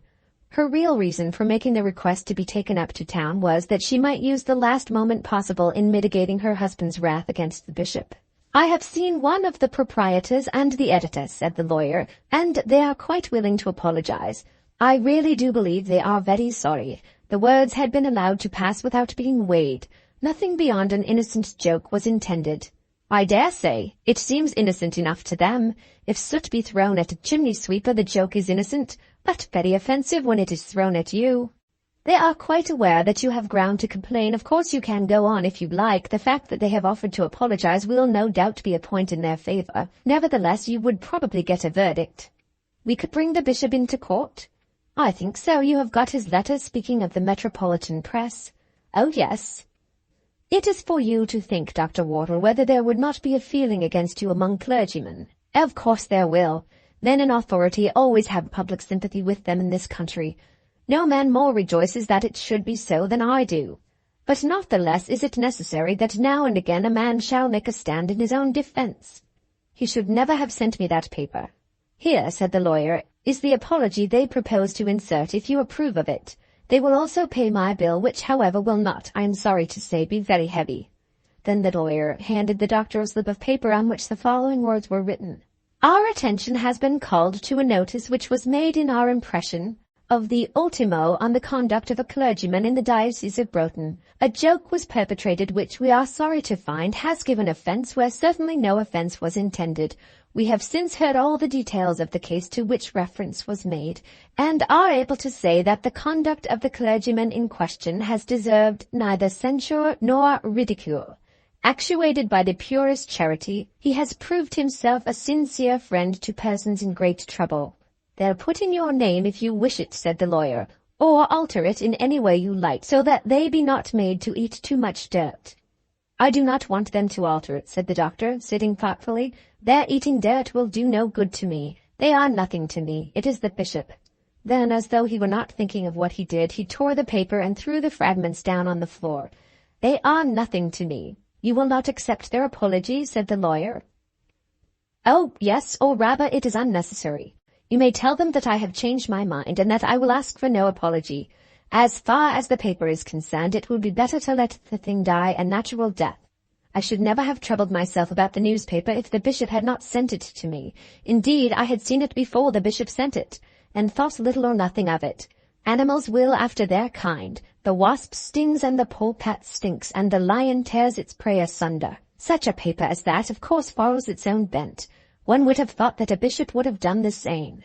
I may tell them that the action is withdrawn. Certainly, certainly. Tell them also that they will oblige me by putting in no apology, and as for your bill, I would prefer to pay it myself. I will exercise no anger against them. It is not they who in truth have injured me. As he returned home, he was not altogether happy, feeling that the bishop would escape him, but he made his wife happy by telling her the decision to which he had come. Chapter 4. It is impossible. The absence of Dr. and Mrs. Wortle was peculiarly unfortunate on that afternoon, as a visitor rode over from a distance to make a call, a visitor whom they both would have been very glad to welcome, but of whose coming Mrs. Wortle was not so delighted to hear when she was told by Mary that he had spent 2 or 3 hours at the rectory. Mrs. Wortle began to think whether the visitor could have known of her intended absence and the doctor's. That Mary had not known that the visitor was coming, she was quite certain. Indeed, she did not really suspect the visitor, who was one too ingenuous in his nature to preconcert so subtle and so wicked a scheme. The visitor, of course, had been Lord Carstairs. Was he here long? Asked Mrs. Wortle anxiously. 2 or 3 hours, mamma. He rode over from Buttercup, where he's staying, for a cricket match, and of course I got him some lunch.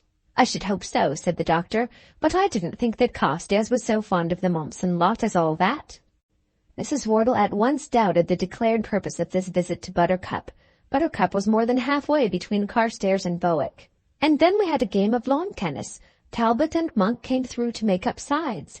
So much Mary told at once, but she did not tell more till she was alone with her mother. Young Carstairs had certainly not come over on the sly, as we may call it, but nevertheless there had been a project in his mind, and fortune had favoured him. He was now about 19, and had been treated for the last 12 months almost as though he had been a man. It had seemed to him that there was no possible reason why he should not fall in love as well as another.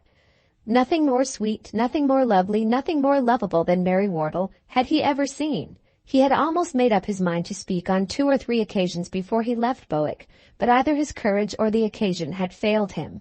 Once, as he was walking home with her from church, he had said one word, but it had amounted to nothing. She had escaped from him before she was bound to understand what he meant. He did not for a moment suppose that she had understood anything. He was only too much afraid that she regarded him as a mere boy. But when he had been away from Bowick 2 months, he resolved that he would not be regarded as a mere boy any longer. Therefore, he took an opportunity of going to Buttercup, which he certainly would not have done for the sake of the Mompsons or for the sake of the cricket. He ate his lunch before he said a word, and then, with but poor grace, submitted to the lawn tennis with Talbot and Monk. Even to his youthful mind it seemed that Talbot and Monk were brought in on purpose. They were both of them boys he had liked, but he hated them now. However, he played his game, and when that was over managed to get rid of them, sending them back through the gate to the school ground.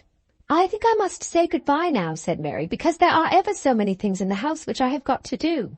"I am going almost immediately," said the young lord. "Papa will be so sorry not to have seen you." This had been said once or twice before. "I came over," he said, "on purpose to see you." They were now standing on the middle of the lawn, and Mary had assumed a look which intended to signify that she expected him to go. He knew the place well enough to get his own horse or to order the groom to get it for him, but instead of that he stood his ground and now declared his purpose. "To see me, Lord Carstairs?" "Yes, Miss Wortle, and if the doctor had been here or your mother, I should have told them." "Have told them what?" she asked. She knew, she felt sure that she knew, and yet she could not refrain from the question. "I have come here to ask if you can love me." It was a most decided way of declaring his purpose, and one which made Mary feel that a great difficulty was at once thrown upon her.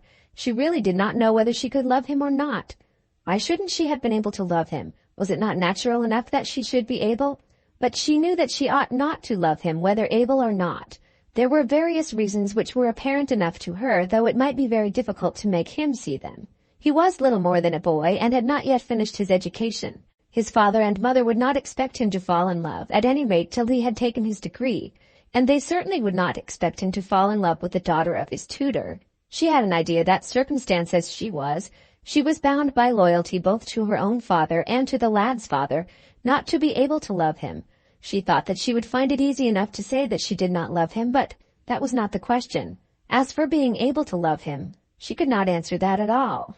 "Lord Carstairs," she said severely, "you ought not to have come here when Papa and Mamma are away." "I didn't know they were away. I expected to find them here." "But they ain't, and you ought to go away." "Is that all you can say to me?" "I think it is. You know you oughtn't to talk to me like that. Your own Papa and Mamma would be angry if they knew it." "Why should they be angry? Do you think that I shall not tell them?" "I am sure they would disapprove it altogether," said Mary. "In fact, it is all nonsense, and you really must go away." Then she made a decided attempt to enter the house by the drawing-room window, which opened out on a gravel terrace. But he stopped her, standing boldly by the window. "I think you ought to give me an answer, Mary," he said. "I have, and I cannot say anything more. You must let me go in." "If they say that it's all right at Carstairs, then will you love me?" "They won't say that it's all right, and Papa won't think that it's right. It's very wrong. You haven't been to Oxford yet, and you'll have to remain there for 3 years. I think it's very ill-natured of you to come and talk to me like this. Of course it means nothing. You're only a boy, but yet you ought to know better." "It does mean something. It means a great deal. As for being a boy, I am older than you are, and have quite as much right to know my own mind." Hereupon she took advantage of some little movement in his position, and tripping by him hastily, made good her escape into the house. Young Carstairs, perceiving that his occasion for the present was over, went into the yard and got upon his horse. He was by no means contented with what he had done, but still he thought that he must have made her understand his purpose. Mary, when she found herself safe within her own room, could not refrain from asking herself the question which her lover had asked her. Could she love him? She didn't see any reason why she couldn't love him. It would be very nice, she thought, to love him. He was sweet-tempered, handsome, bright, and thoroughly good-humored. And then his position in the world was very high. Not for a moment did she tell herself that she would love him. She did not understand all the differences in the world's ranks quite as well as did her father, but still she felt that because of his rank and his youth combined, she ought not to allow herself to love him. There was no reason why the son of a peer should not marry the daughter of a clergyman. The peer and the clergyman might be equally gentlemen. But young Carstairs had been there in trust. Lord Bracy had sent him there to be taught Latin and Greek, and had a right to expect that he should not be encouraged to fall in love with his tutor's daughter. It was not that she did not think herself good enough to be loved by any young lord, but that she was too good to bring trouble on the people who had trusted her father. Her father would despise her were he to hear that she had encouraged the lad, or as some might say, had entangled him.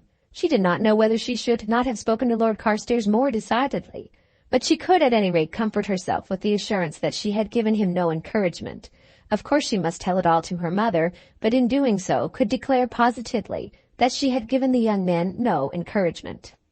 "It was very unfortunate that Lord Carstairs should have come just when I was away," said Mrs. Wortle to her daughter as soon as they were alone together. "Yes, Mamma, it was. And so odd. I haven't been away from home any day all the summer before." "He expected to find you." "Of course he did. Had he anything particular to say?" Yes, mamma. He had. What was it, my dear? I was very much surprised, mamma, but I couldn't help it. He asked me. Asked you what, Mary? Oh, mamma. Here she knelt down and hid her face in her mother's lap. Oh, my dear, this is very bad indeed. It needn't be bad for you, mamma, or for papa. Is it bad for you, my child? No, mamma, except of course that I am sorry that it should be so. What did you say to him? Of course I told him that it was impossible. He is only a boy, and I told him so. You made him no promise. No, mamma, no, a promise. Oh, dear, no, of course it is impossible. I knew that. I never dreamed of anything of the kind. But he said it all there out on the lawn. Had he come on purpose? Yes, so he said. I think he had. But he will go to Oxford, and will of course forget it. He is such a nice boy, said Mrs. Wortle, who, in all her anxiety, could not but like the lad the better for having fallen in love with her daughter. Yes, mamma, he is. I always liked him, but this is quite out of the question. What would his papa and mamma say? It would be very dreadful to have a quarrel, wouldn't it? And just at present, when there are so many things to trouble your papa. Though Mrs. Wortle was quite honest and true in the feelings she had expressed as to the young lord's visit, yet she was alive to the glory of having a young lord for her son-in-law. Of course it is out of the question, mamma. It has never occurred to me for a moment as otherwise. He has got to go to Oxford and take his degree before he thinks of such a thing. I shall be quite an old woman by that time, and he will have forgotten me. You may be sure, mamma, that whatever I did say to him was quite plain. I wish you could have been here and heard it all and seen it all. My darling, said the mother, embracing her, I could not believe you more thoroughly, even though I saw it all and heard it all. That night Mrs. Wortle felt herself constrained to tell the whole story to her husband. It was indeed impossible for her to keep any secret from her husband. When Mary, in her younger years, had torn her frock or cut her finger, that was always told to the doctor. If a gardener was seen idling his time, or a housemaid flirting with the groom, that certainly would be told to the doctor. What comfort does a woman get out of her husband unless she may be allowed to talk to him about everything? When it had been first proposed that Lord Carstairs should come into the house as a private pupil, she had expressed her fear to the doctor, because of Mary. The doctor had ridiculed her fears, and this had been the result. Of course she must tell the doctor. Oh dear, she said, what do you think has happened while we were up in London? Carstairs was here. Oh yes, he was here. He came on purpose to make a regular declaration of love to Mary. Nonsense. But he did, Geoffrey. How do you know he came on purpose? He told her so. I do not think the boy had so much spirit in him, said the doctor. This was a way of looking at it which Mrs. Wortle had not expected. Her husband seemed rather to approve than otherwise of what had been done. At any rate, he had expressed none of that loud horror which she had expected. Nevertheless, continued the doctor, he's a stupid fool for his pains. I don't know that he is a fool, said Mrs. Wortle. Yes, he is. He is not yet 20, and he has all Oxford before him. How did Mary behave? Like an angel, said Mary's mother. That's of course. You and I are bound to believe so. But what did she do, and what did she say? She told him that it was simply impossible. So it is, I'm afraid. She, at any rate, was bound to give him no encouragement. She gave him none. She feels quite strongly that it is altogether impossible. What would Lord Bracy say? If Carstairs were but 3 or 4 years older, said the doctor proudly, Lord Bracy would have much to be thankful for in the attachment on the part of his son. If it were met by a return of affection on the part of my daughter, what better could he want? But he's only a boy, said Mrs. Wortle. No, that's where it is, and Mary was quite right to tell him that it is impossible. It is impossible, and I trust for her sake that his words have not touched her young heart. Oh, no, said Mrs. Wortle. Had it been otherwise, how could we have been angry with the child? Now this did seem to the mother to be very much in contradiction to that which the doctor had himself said when she had whispered to him that Lord Carstairs' coming might be dangerous. I was afraid of it, as you know, said she. His character has altered during the last 12 months. I suppose when boys grow into men, it is so with them. Not so quickly, said the doctor. A boy when he leaves Eton is not generally thinking of these things. A boy at Eton is not thrown into such society, said Mrs. Wortle. I suppose his being here and seeing Mary every day has done it. Poor Mary. I don't think she is poor at all, said Mary's mother. I am afraid she must not dream of her young lover. Of course she will not dream of him. She has never entertained any idea of the kind. There never was a girl with less nonsense of that kind than Mary. When Lord Carstairs spoke to her today, I do not suppose she had thought about him more than any other boy that has been here. But she will think now. No, not in the least. She knows it is impossible. Nevertheless, she will think about it, and so will you. I? Yes, why not? Why should you be different from other mothers? Why should not I think about it as other fathers might do? It is impossible. I wish it were not. For Mary's sake, I wish he were 3 or 4 years older. But he is as he is, and we know that it is impossible. Nevertheless, it is natural that she should think about him. I only hope that she will not think about him too much. So saying, he closed the conversation for that night. Mary did not think very much about it in such a way as to create disappointment. She at once realized the impossibilities, so far as to perceive that the young lord was the top brick of the chimney as far as she was concerned. The top brick of the chimney may be very desirable, but one doesn't cry for it because it is unattainable. Therefore Mary did not in truth think of loving her young lover. He had been to her a very nice boy, and so he was still that and nothing more. Then had come this little episode in her life which seemed to lend it a gentle tinge of romance. But had she inquired of her bosom, she would have declared that she had not been in love. With her mother there was perhaps something of regret, but it was exactly the regret which may be felt in reference to the top brick. It would have been so sweet had it been possible, but then it was so evidently impossible. With the doctor the feeling was somewhat different. It was not quite so manifest to him that this special brick was altogether unattainable, nor even that it was quite at the top of the chimney. There was no reason why his daughter should not marry an earl's son and heir. No doubt the lad had been confided to him in trust. No doubt it would have been his duty to have prevented anything of the kind had anything of the kind seemed to him to be probable. Had there been any moment in which the duty had seemed to him to be a duty, he would have done it, even though it had been necessary to caution the earl to take his son away from Bowick. But there had been nothing of the kind. He had acted in the simplicity of his heart, and this had been the result. Of course it was impossible. He acknowledged to himself that it was so because of the necessity of those Oxford studies and those long years which would be required for the taking of the degree. But to his thinking there was no other ground for saying that it was impossible. The thing must stand as it was. If this youth should show himself to be more constant than other youths, which was not probable, and if at the end of 3 or 4 years Mary should not have given her heart to any other lover, which was also improbable, why then it might come to pass that he should some day find himself father-in-law to the future Earl Bracy. Though Mary did not think of it, nor Mrs. Wortle, he thought of it, so as to give an additional interest to these disturbed days. Chapter 5. Correspondence with the Palace. The possible glory of Mary's future career did not deter the doctor from thinking of his troubles, and especially that trouble with the bishop which was at present heavy on his hand.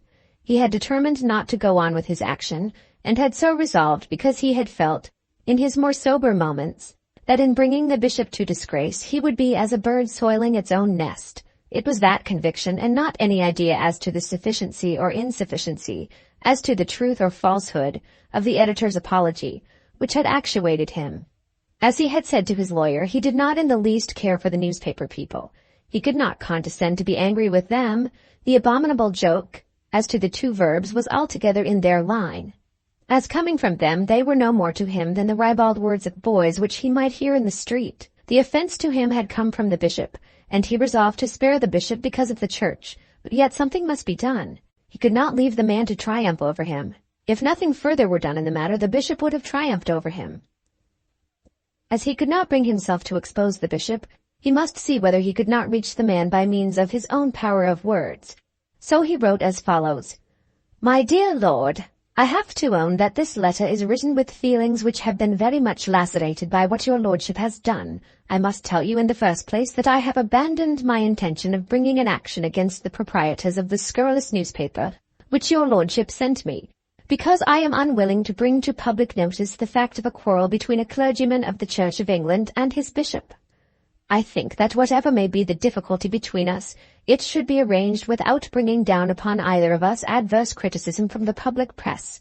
I trust your lordship will appreciate my feeling in this matter. Nothing less strong could have induced me to abandon what seems to be the most certain means by which I could obtain redress. I had seen the paper which your lordship sent to me before it came to me from the palace. The scurrilous, unsavory, and vulgar words which it contained did not matter to me much. I have lived long enough to know that let a man's own garments be as clean as they may be, he cannot hope to walk through the world without rubbing against those who are dirty. It was only when those words came to me from your lordship, when I found that the expressions which I found in that paper were those to which your lordship had before alluded as being criticisms on my conduct in the metropolitan press, criticisms so grave as to make your lordship think it necessary to admonish me respecting them, it was only then, I say, that I considered them to be worthy of my notice. When your lordship, in admonishing me, found it necessary to refer me to the metropolitan press and to caution me to look to my conduct, because the metropolitan press had expressed its dissatisfaction, it was, I submit to you, natural for me to ask you where I should find that criticism which had so strongly affected your lordship's judgment. There are perhaps half a score of newspapers published in London, whose animadversions I, as a clergyman, might have reason to respect, even if I did not fear them. Was I not justified in thinking that at least some 2 or 3 of these had dealt with my conduct, when your lordship held the metropolitan press in terrorem over my head? I applied to your lordship for the names of these newspapers, and your lordship, when pressed for a reply, sent to me that copy of Everybody's Business. I ask your lordship to ask yourself whether so far I have overstated anything. Did not that paper come to me as the only sample you were able to send me of criticism made on my conduct in the metropolitan press? No doubt my conduct was handled there in very severe terms.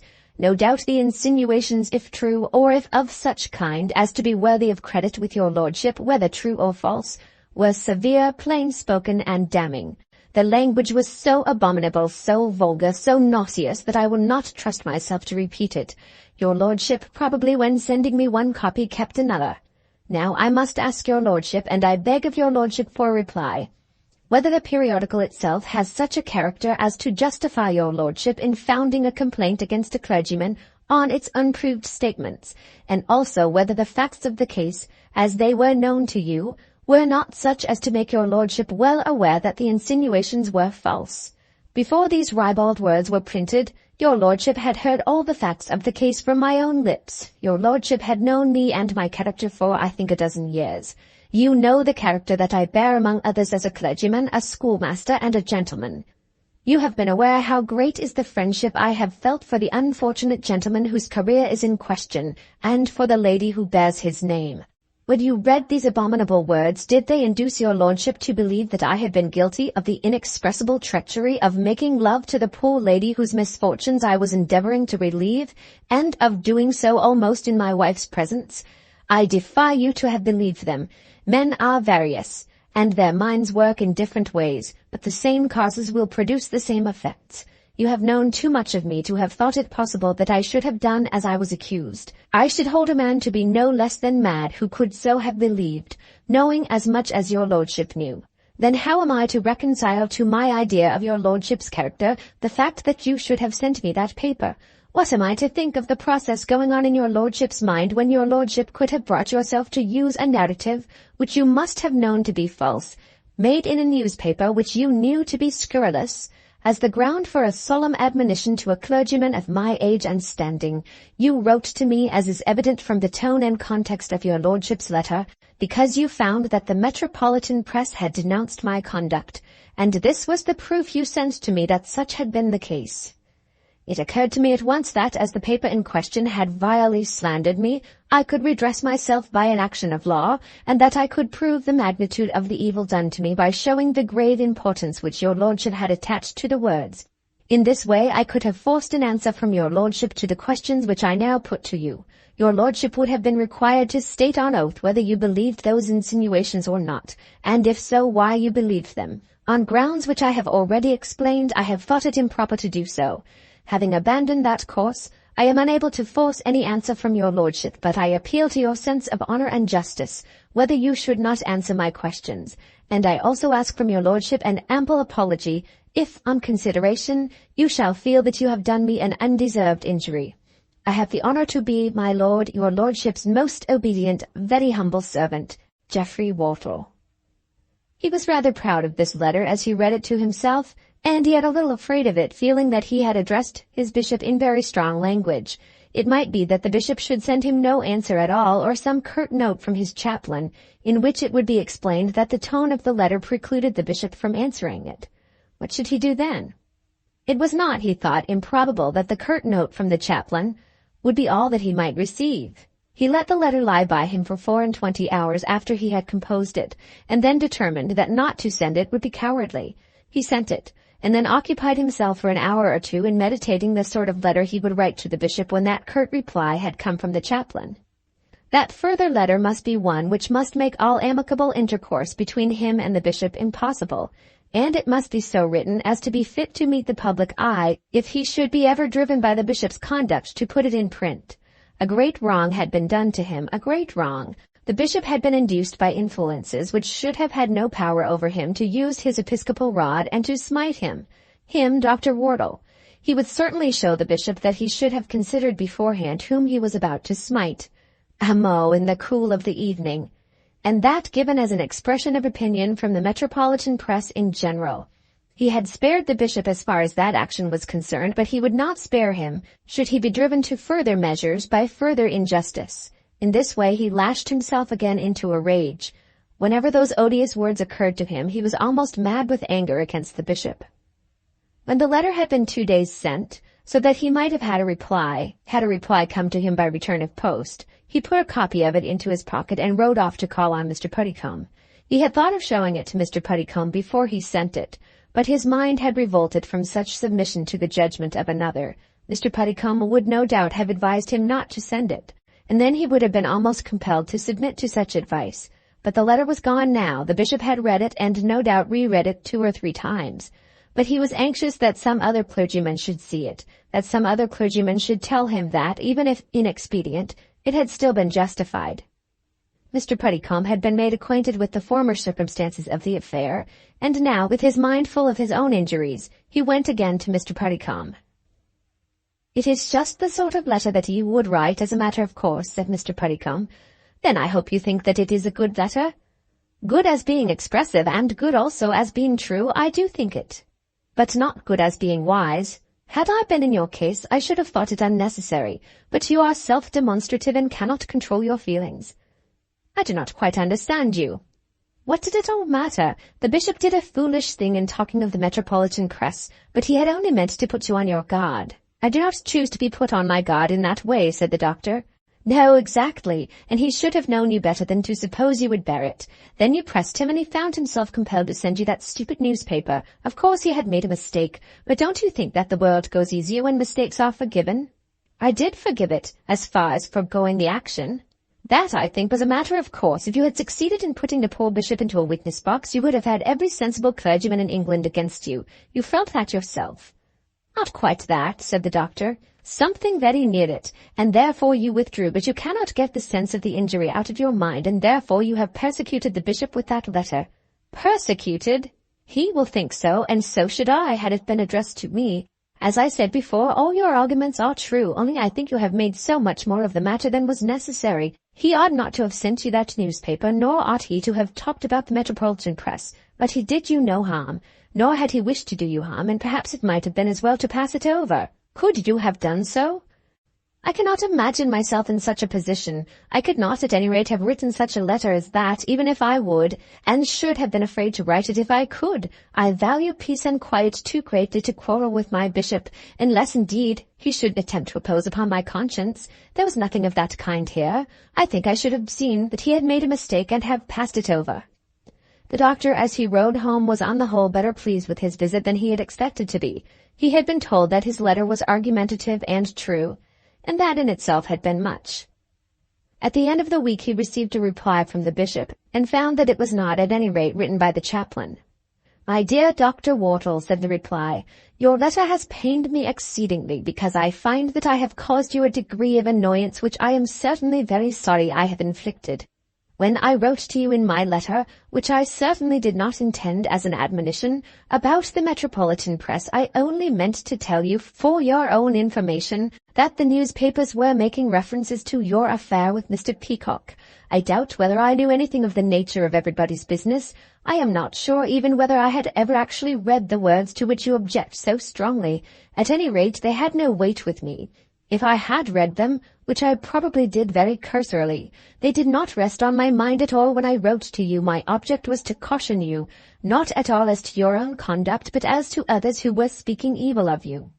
As to the action of which you spoke so strongly when I had the pleasure of seeing you here, I am very glad that you abandoned it, for your own sake and for mine, and the sake of all of us generally, to whom the peace of the Church is dear. As to the nature of the language in which you have found yourself compelled to write to me, I must remind you that it is unusual as coming from a clergyman to a bishop. I am, however, ready to admit that the circumstances of the case were unusual, and I can understand that you should have felt the matter severely. Under these circumstances, I trust that the affair may now be allowed to rest without any breach of those kind feelings which have hitherto existed between us. Yours very faithfully, C. Broughton. It is a beastly letter, the doctor said to himself when he had read it, a beastly letter, and then he put it away without saying any more about it to himself or to anyone else. It had appeared to him to be a beastly letter because it had exactly the effect which the bishop had intended. It did not eat humble pie. It did not give him the full satisfaction of a complete apology, and yet it left no room for a further rejoinder. It had declared that no censure had been intended, and expressed sorrow that annoyance had been caused, but yet to the doctor's thinking it was an unmanly letter. Not intended as an admonition? Then why had the bishop written in that severely affectionate and episcopal style? He had intended it as an admonition, and the excuse was false. So thought the doctor, and comprised all his criticism in the one epithet given above. After that he put the letter away and determined to think no more about it. "Will you come in and see Mrs. Peacock after lunch?" the doctor said to his wife the next morning. They paid their visit together, and after that, when the doctor called on the lady, he was generally accompanied by Mrs. Wortle. So much had been effected by everybody's business and its abominations. Chapter 6. The Journey. We will now follow Mr. Peacock for a while upon his journey. He began his close connection with Robert Lefroy by paying the man's bill at the inn before he left Broughton, and after that found himself called upon to defray every trifle of expense incurred as they went along. Lefroy was very anxious to stay for a week in town. It would, no doubt, have been 2 weeks or a month, had his companion given way, but on this matter a line of conduct had been fixed by Mr. Peacock in conjunction with the doctor, from which he never departed. "If you will not be guided by me, I will go without you," Mr. Peacock had said, "and leave you to follow your own devices on your own resources. And what can you do by yourself? Most probably I shall be able to learn all that I want to learn. It may be that I shall fail to learn anything either with you or without you. I am willing to make the attempt with you if you will come along at once, but I will not be delayed for a single day. I shall go whether you go or stay." Then Lefroy had yielded and had agreed to be put on board a German steamer starting from Southampton to New York. But an hour or two before the steamer started he made a revelation. "This is all gammon, Peacock," he said when on board. "What is all gammon?" "My taking you across to the States." "Why is it gammon?" "'Cause Ferdinand died more than a year since, almost immediately after you took her off." "Why did you not tell me that at Bowick?" "Because you were so common uncivil. Was it likely that I should have told you that when you cut up so uncommon rough?" "An honest man would have told me the very moment that he saw me." "When one's poor brother has died, one does not blurt it out like that all at once." "Your poor brother." "Why not my poor brother as well as anybody else's, and her husband too? How was I to let it out in that sort of way? At any rate, he is dead as Julius Caesar. I saw him buried right away at Frisco." "Did he go to San Francisco?" "Yes, we both went there right away from St. Louis. When we got up to St. Louis, we were on our way with them other fellas. Nobody meant to disturb you, but Ferdy got drunk and would go and have a spree, as he called it." "A spree indeed." "But we were off by train to Kansas at 5 o'clock the next morning. The devil wouldn't keep him sober, and he died of DT the day after we got into Frisco. So there's the truth of it, and you needn't go to New York at all. Hand me the dollars, I'll be off to the States, and you can go back and marry the widow, or leave her alone just as you please." They were down below when this story was told, sitting on their portmanteaus in the little cabin in which they were to sleep. The prospect of the journey certainly had no attraction for Mr. Peacock. His companion was most distasteful to him. The ship was abominable. The expense was most severe. How glad he would avoid it all if it were possible. You know it all as well as if you were there, said Robert, and were standing on his grave. He did believe it. The man in all probability had at the last moment told the true story. Why not go back and be married again? The doctor could be got to believe it. But then if it were not true, it was only for a moment that he doubted. I must go to Frisco all the same, he said. Why so? Because I must in truth stand upon his grave. I must have proof that he has been buried there. Then you may go by yourself, said Robert Lefroy. He had said this more than once or twice already and had been made to change his tone. He could go or stay as he pleased, but no money would be paid to him until Peacock had in his possession positive proof of Ferdinand Lefroy's death. So the two made their unpleasant journey to New York together. There was complaining on the way, even as to the amount of liquor that should be allowed. Peacock would pay for nothing that he did not himself order. Lefroy had some small funds of his own and was frequently drunk while on board. There were many troubles, but still they did at last reach New York. Then there was a great question whether they would go on direct from thence to San Francisco or delay themselves 3 or 4 days by going round by St. Louis. Lefroy was anxious to go to St. Louis, and on that account Peacock was almost resolved to take tickets direct through for San Francisco. Why should Lefroy wish to go to St. Louis? But then if the story were altogether false, some truth might be learned at St. Louis, and it was at last decided that thither they would go. As they went on from town to town, changing carriages first at one place and then at another, Lefroy's manner became worse and worse, and his language more and more threatening. Peacock was asked whether he thought a man was to be brought all that distance without being paid for his time. You will be paid when you have performed your part of the bargain, said Peacock. I'll see some part of the money at St. Louis, said Lefroy, or I'll know the reason why. $1,000. What are $1,000? Hand out the money. This was said as they were sitting together in a corner or separated portion of the smoking room of a little hotel at which they were waiting for a steamer, which was to take them down the Mississippi to St. Louis. Peacock looked round and saw that they were alone. I shall hand out nothing till I see your brother's grave, said Peacock. You won't. Not $1. What is the good of your going on like that? You ought to know me well enough by this time. But you do not know me well enough. You must have taken me for a very tame sort of critter. Perhaps I have. Maybe you've changed your mind. Perhaps I shall. It is quite possible that you should murder me, but you will not get any money by that. Murder you? You ain't worth murdering. Then they sat in silence, waiting another hour and a half till the steamboat came. The reader will understand that it must have been a bad time for Mr. Peacock. They were on the steamer together for about 24 hours, during which Lefroy hardly spoke a word. As far as his companion could understand, he was out of funds, because he remained sober during the greater part of the day, taking only what amount of liquor was provided for him. Before, however, they reached St. Louis, which they did late at night, he had made acquaintance with certain fellow travelers and was drunk and noisy when they got out upon the quay. Mr. Peacock bore his position as well as he could, and accompanied him up to the hotel. It was arranged that they should remain 2 days at St. Louis, and then start for San Francisco by the railway which runs across the state of Kansas. Before he went to bed, Lefroy insisted on going into the large hall in which, as is usual in American hotels, men sit and loaf and smoke and read the newspapers. Here, though it was 12 o'clock, there was still a crowd, and Lefroy, after he had seated himself and lit his cigar, got up from his seat and addressed all the men around him. Here's a fellow, said he, has come out from England to find out what's become of Ferdinand Lefroy. I knew Ferdinand Lefroy, said one man, and I know you too, Master Robert. What has become of Ferdinand Lefroy? Asked Mr. Peacock. He's gone where all the good fellows go, said another. You mean that he is dead? Asked Peacock.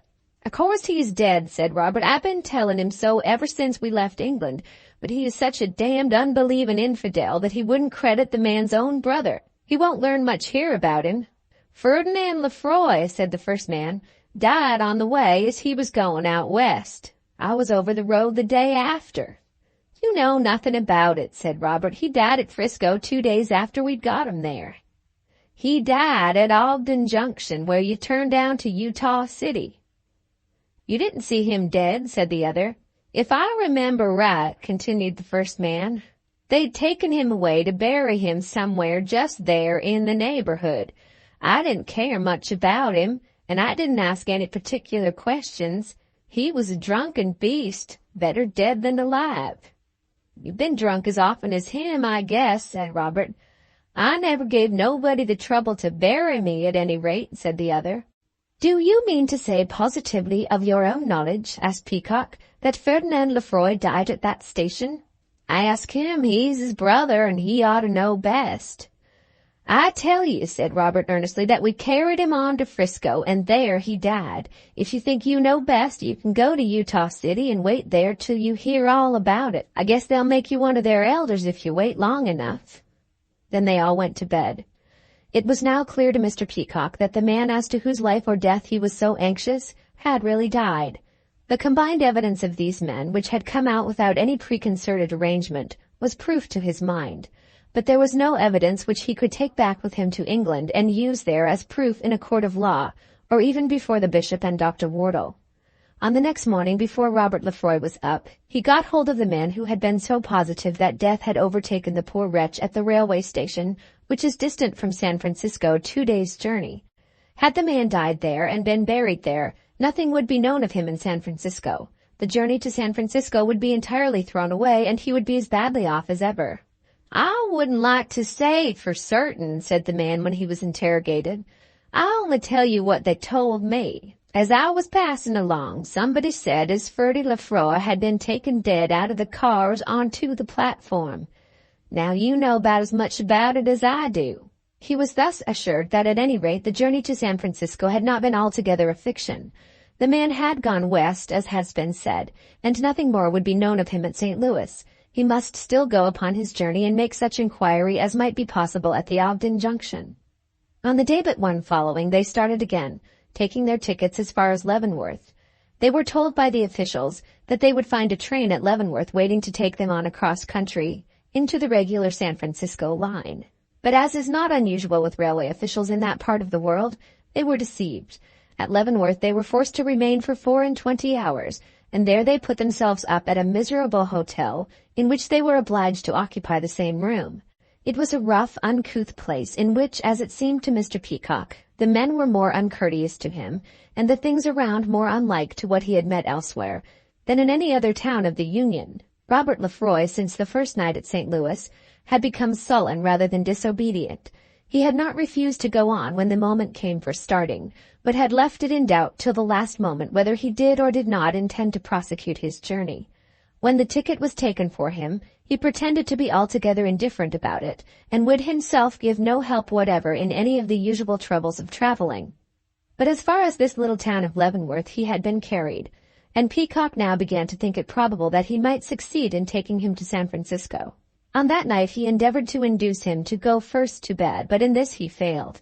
Lefroy insisted on remaining down at the bar, where he had ordered for himself some liquor for which Mr. Peacock, in spite of all his efforts to the contrary, would have to pay. If the man would get drunk and lie there, he could not help himself. On this he was determined, that whether with or without the man, he would go on by the first train, and so he took himself to his bed. He had been there perhaps half an hour when his companion came into the room, certainly not drunk. He seated himself on his bed, and then pulling to him a large traveling bag, which he used, he unpacked it altogether, laying all the things which it contained out upon the bed. "What are you doing that for?" said Mr. Peacock. "We have to start from here tomorrow morning at 5. "I'm not going to start tomorrow at 5, nor yet tomorrow at all, nor yet next day." "You are not?" "Not if I know it. I have had enough of this game. I am not going further west for anyone. Hand out the money. You have been told everything about my brother, true and honest, as far as I know it. Hand out the money." "Not a dollar," said Peacock. "All that I have heard as yet will be of no service to me. As far as I can see, you will earn it, but you will have to come on a little further yet." "Not a foot. I ain't a-going out of this room tomorrow." "Then I must go without you, that's all." "You may go and be damned, but you'll have to shell out the money first, old fella." "Not a dollar." "You won't." "Certainly I will not. How often have I told you so?" "Then I shall take it." "That you will find very difficult. In the first place, if you were to cut my throat, which is just what I intend to do. If you were to cut my throat, which in itself will be difficult, you would only find the trifle of gold which I have got for our journey as far as Frisco. That won't do you much good. The rest is in circular notes, which to you would be of no service whatever."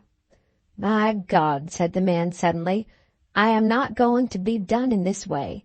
and with that he drew out a bowie knife which he had concealed among the things which he had extracted from the bag. "You don't know the sort of country you're in now. They don't think much here of the life of such a skunk as you. If you mean to live till tomorrow morning, you must come to terms." The room was a narrow chamber in which 2 beds ran along the wall, each with its foot to the other, having a narrow space between them and the other wall. Peacock occupied the one nearest to the door. Lefroy now got up from the bed in the further corner, and with the bowie knife in his hand rushed against the door, as though to prevent his companion's escape. Peacock, who was in bed undressed, sat up at once, but as he did so, he brought a revolver out from under his pillow. "So you have been and armed yourself, have you?" said Robert Lefroy. "Yes," said Peacock. "If you come near to me with that knife, I shall shoot you. Put it down." "Likely I shall put it down at your bidding." With the pistol still held at the other man's head, Peacock slowly extracted himself from his bed. "Now," said he, "if you don't come away from the door, I shall fire 1 barrel just to let them know in the house what sort of affair is going on. Put the knife down. You know that I shall not hurt you then." After hesitating for a moment or two, Lefroy did put the knife down. "I didn't mean anything, old fella," said he. "I only wanted to frighten you." "Well, you have frightened me. Now what's to come next?" "No, I ain't. Not frightened you a bit. A pistol's always better'n a knife any day. Well, now I'll tell you how it all is." Saying this, he seated himself on his own bed and began a long narration. He would not go further west than Leavenworth. Whether he got his money or whether he lost it, he would not travel a foot further. There were reasons which would make it disagreeable for him to go into California. But he made a proposition. If Peacock would only give him money enough to support himself for the necessary time, he would remain at Leavenworth till his companion should return there, or would make his way to Chicago and stay there till Peacock should come to him. Then he proceeded to explain how absolute evidence might be obtained at San Francisco as to his brother's death. "That fellow was lying altogether," he said, "about my brother dying at the Ogden station. He was very bad there, no doubt, and we thought it was going to be all up with him. He had the horrors there worse than I ever saw before, and I hope never to see the like again. But we did get him on to San Francisco, and when he was able to walk into the city on his own legs, I thought that, might be, he would rally and come round. However, in 2 days he died, and we buried him in the big cemetery just out of the town." "Did you put a stone over him?" "Yes, there is a stone as large as life. You'll find the name on it, Ferdinand Lefroy of Kilbrack, Louisiana. Kilbrack was the name of our plantation, where we should be living now as gentlemen ought, with 300 niggers of our own, but for those accursed northern hypocrites." "How can I find the stone?" "There's a chap there who knows, I guess, where all them graves are to be found, but it's on the right hand, a long way down near the far wall at the bottom, just where the ground takes a little dip to the north. It ain't so long ago but what the letters on the stone will be as fresh as if they was cut yesterday." "Does no one in San Francisco know of his death?" "There's a chap named Burke at Johnson's, the cigar shop in Montgomery Street.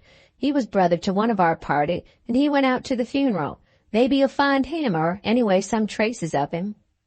The 2 men sat up discussing the matter nearly the whole of the night, and Peacock, before he started, had brought himself to accede to Lefroy's last proposition.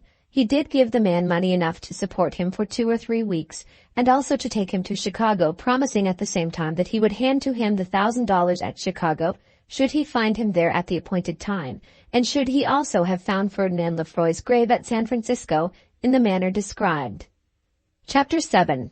Nobody has condemned you here.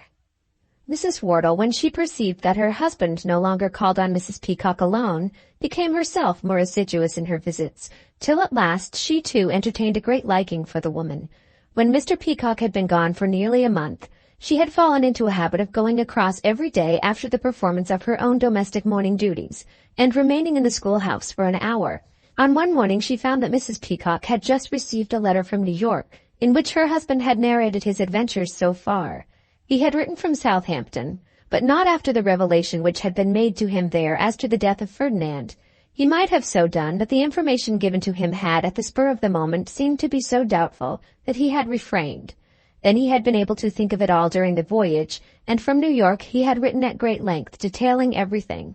Mrs. Peacock did not actually read out loud the letter, which was full of such terms of affection as are common between man and wife, knowing that her title to be called a wife was not admitted by Mrs. Wortle, but she read much of it, and told all the circumstances as they were related.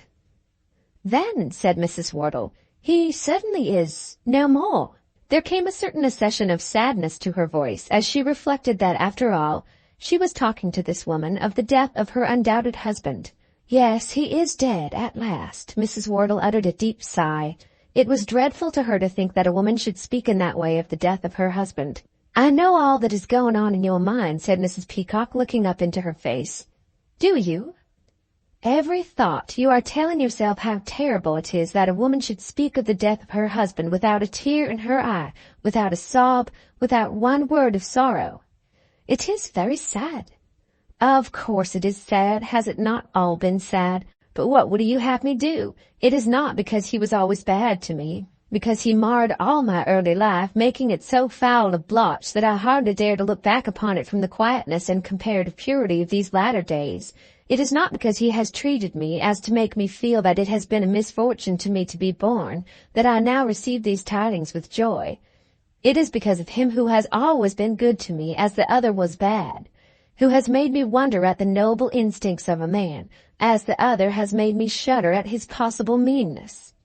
"It has been very hard upon you," said Mrs. Wortle, "and hard upon him who was dearer to me than my own soul. Think of his conduct to me, how he went away to ascertain the truth when he first heard tidings which made him believe that I was free to become his, how he must have loved me then, when after all my troubles he took me to himself at the first moment that was possible. Think, too, what he has done for me since, and I for him, how I have marred his life while he has striven to repair mine. Do I not owe him everything?" "Everything," said Mrs. Wortle, "except to do what is wrong." "I did do what was wrong. Would you not have done so under such circumstances? Would not you have obeyed the man who had been to you so true a husband, while he believed himself entitled to the name?" "Wrong. I doubt whether it was wrong. It is hard to know sometimes what is right and what is wrong. What he told me to do, that to me was right. Had he told me to go away and leave him, I should have gone and have died. I suppose that would have been right." She paused as though she expected an answer, but the subject was so difficult that Mrs. Wortle was unable to make one. "I have sometimes wished that he had done so, but as I think of it when I am alone, I feel how impossible that would have been to him. He could not have sent me away. That which you call right would have been impossible to him whom I regard as the most perfect of human beings. As far as I know him, he is faultless, and yet, according to your judgment, he has committed a sin so deep that he must stay in disgrace before the eyes of all men." "I have not said so." "It comes to that. I know how good you are, how much I owe to you. I know that Dr. Wortle and yourself have been so kind to us, that were I not grateful beyond expression, I should be the meanest human creature. Do not suppose that I am angry. Do not suppose that I am angry or vexed with you because you condemn me.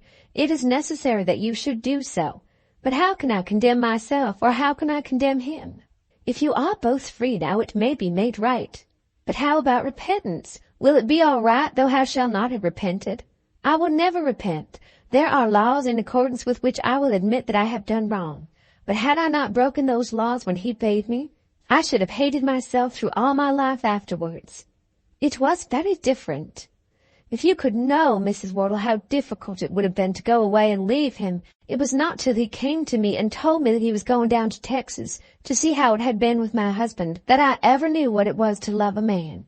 He had never said a word. He tried not to look it, but I knew that I had his heart and that he had mine. From that moment I have thought of him day and night. When I gave him my hand then as he parted from me, I gave it him as his own. It has been his to do what he liked with it ever since. Let who might live or who might die. Ought I not to rejoice that he is dead?" Mrs. Wortle could not answer the question. She could only shudder. "It was not by any will of my own," continued the eager woman, "that I married Ferdinand Lefroy. Everything in our country was then destroyed.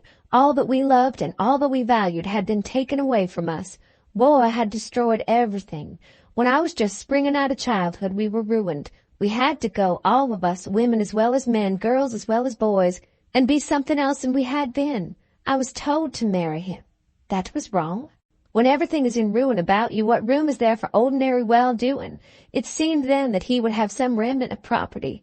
Our fathers had known each other long. The wretched man whom drink afterwards made so vile might have been as good a gentleman as another if things had gone well with him. He could not have been a hero like him whom I will always call my husband.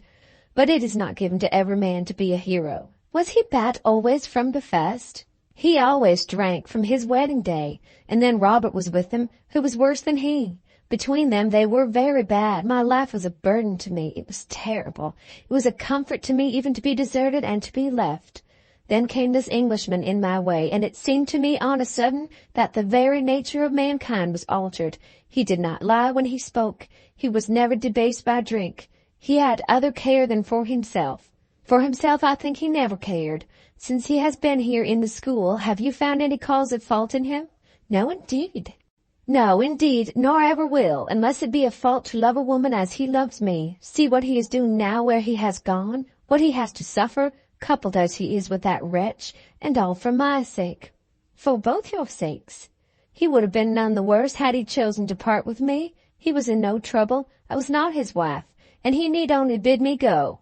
There would have been no sin with him then, no wrong, had he followed out your right and your wrong and told me that, as we could not be man and wife, we must just part. He would have been in no trouble, would he? I don't know how it would have been then, said Mrs. Wortle, who was by this time sobbing aloud in tears.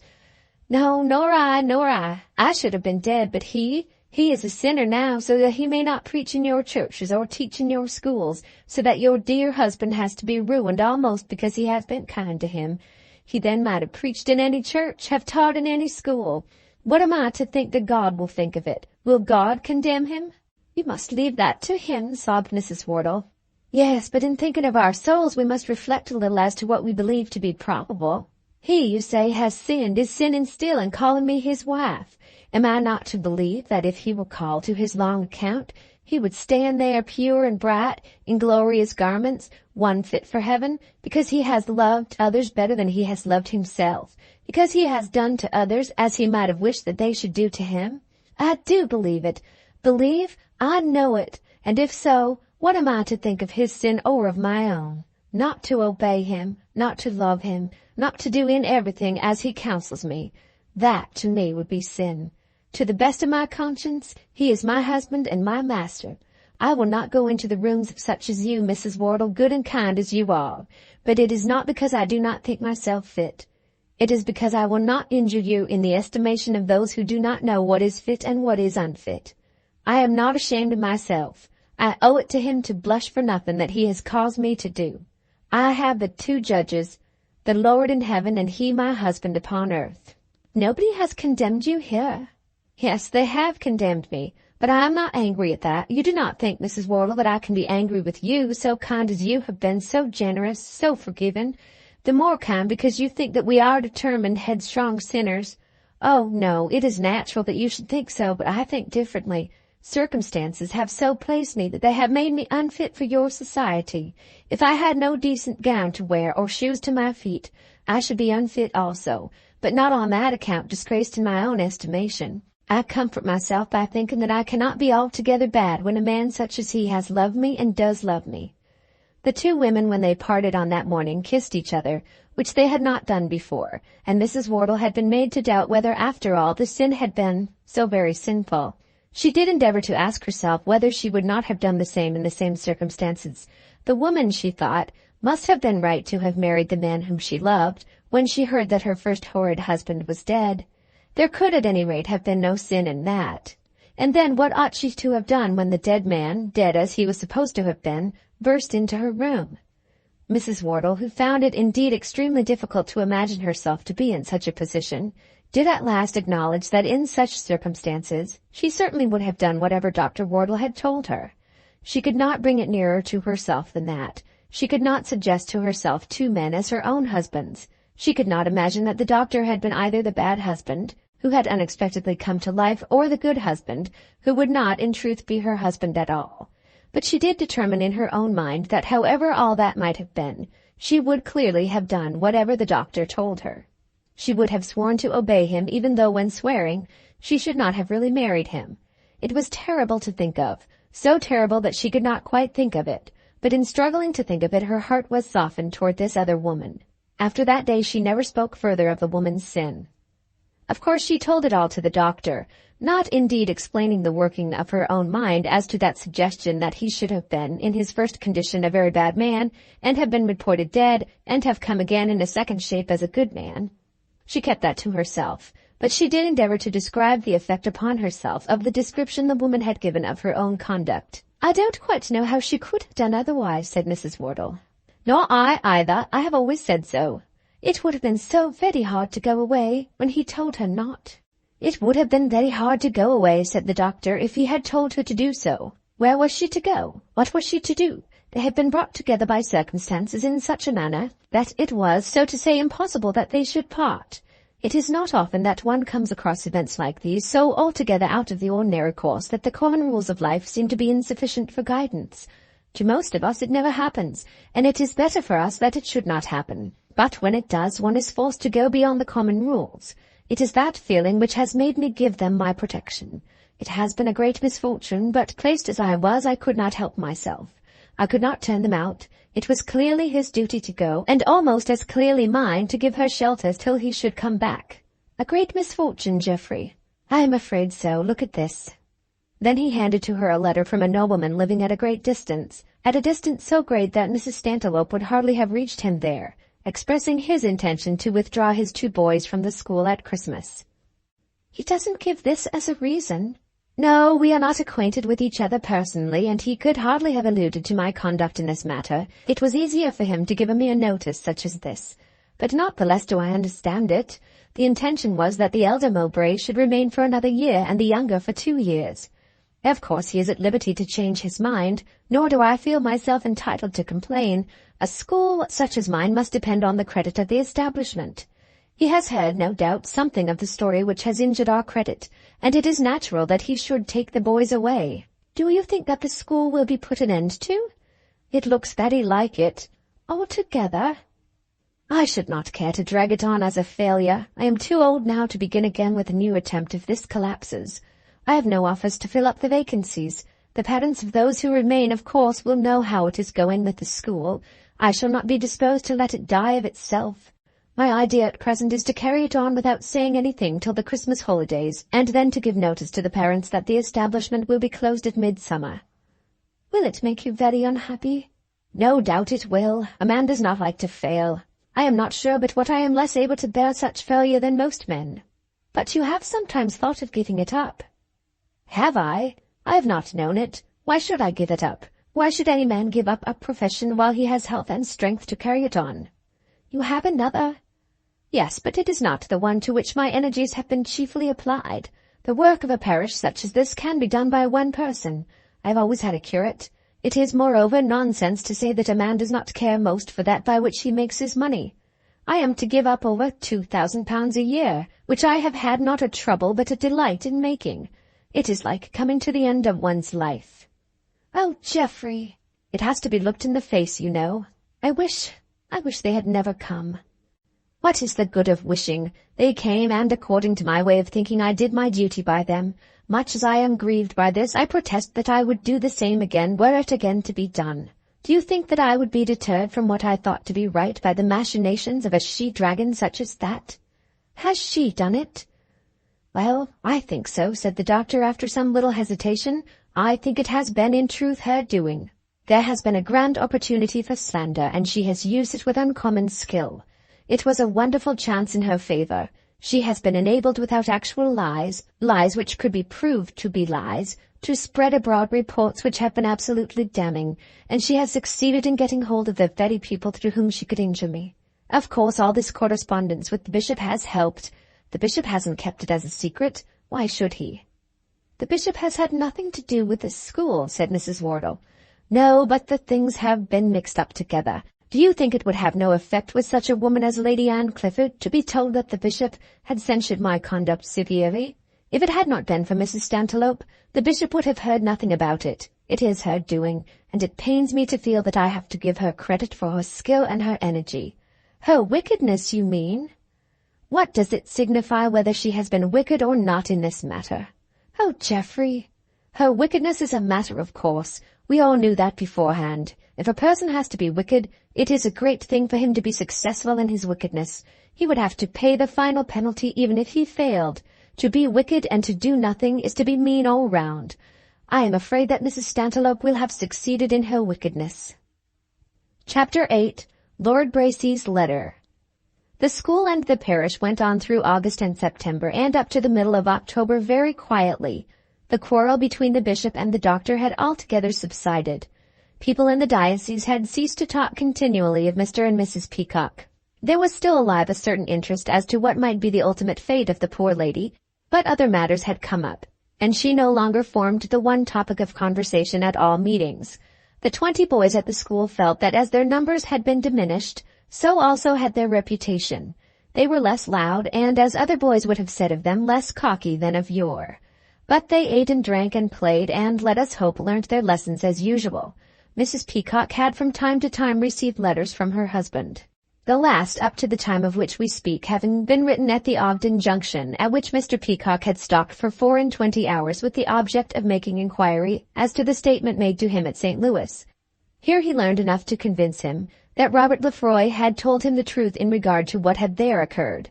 The people about the station still remembered the condition of the man who had been taken out of the car when suffering from delirium tremens, and remembered also that the man had not died there, but had been carried on by the next train to San Francisco.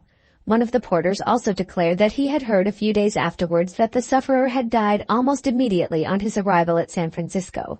Information as far as this Mr. Peacock had sent home to his wife, and had added his firm belief that he should find the man's grave in the cemetery and be able to bring home with him testimony to which no authority in England, whether social, episcopal, or judicial, would refuse to give credit.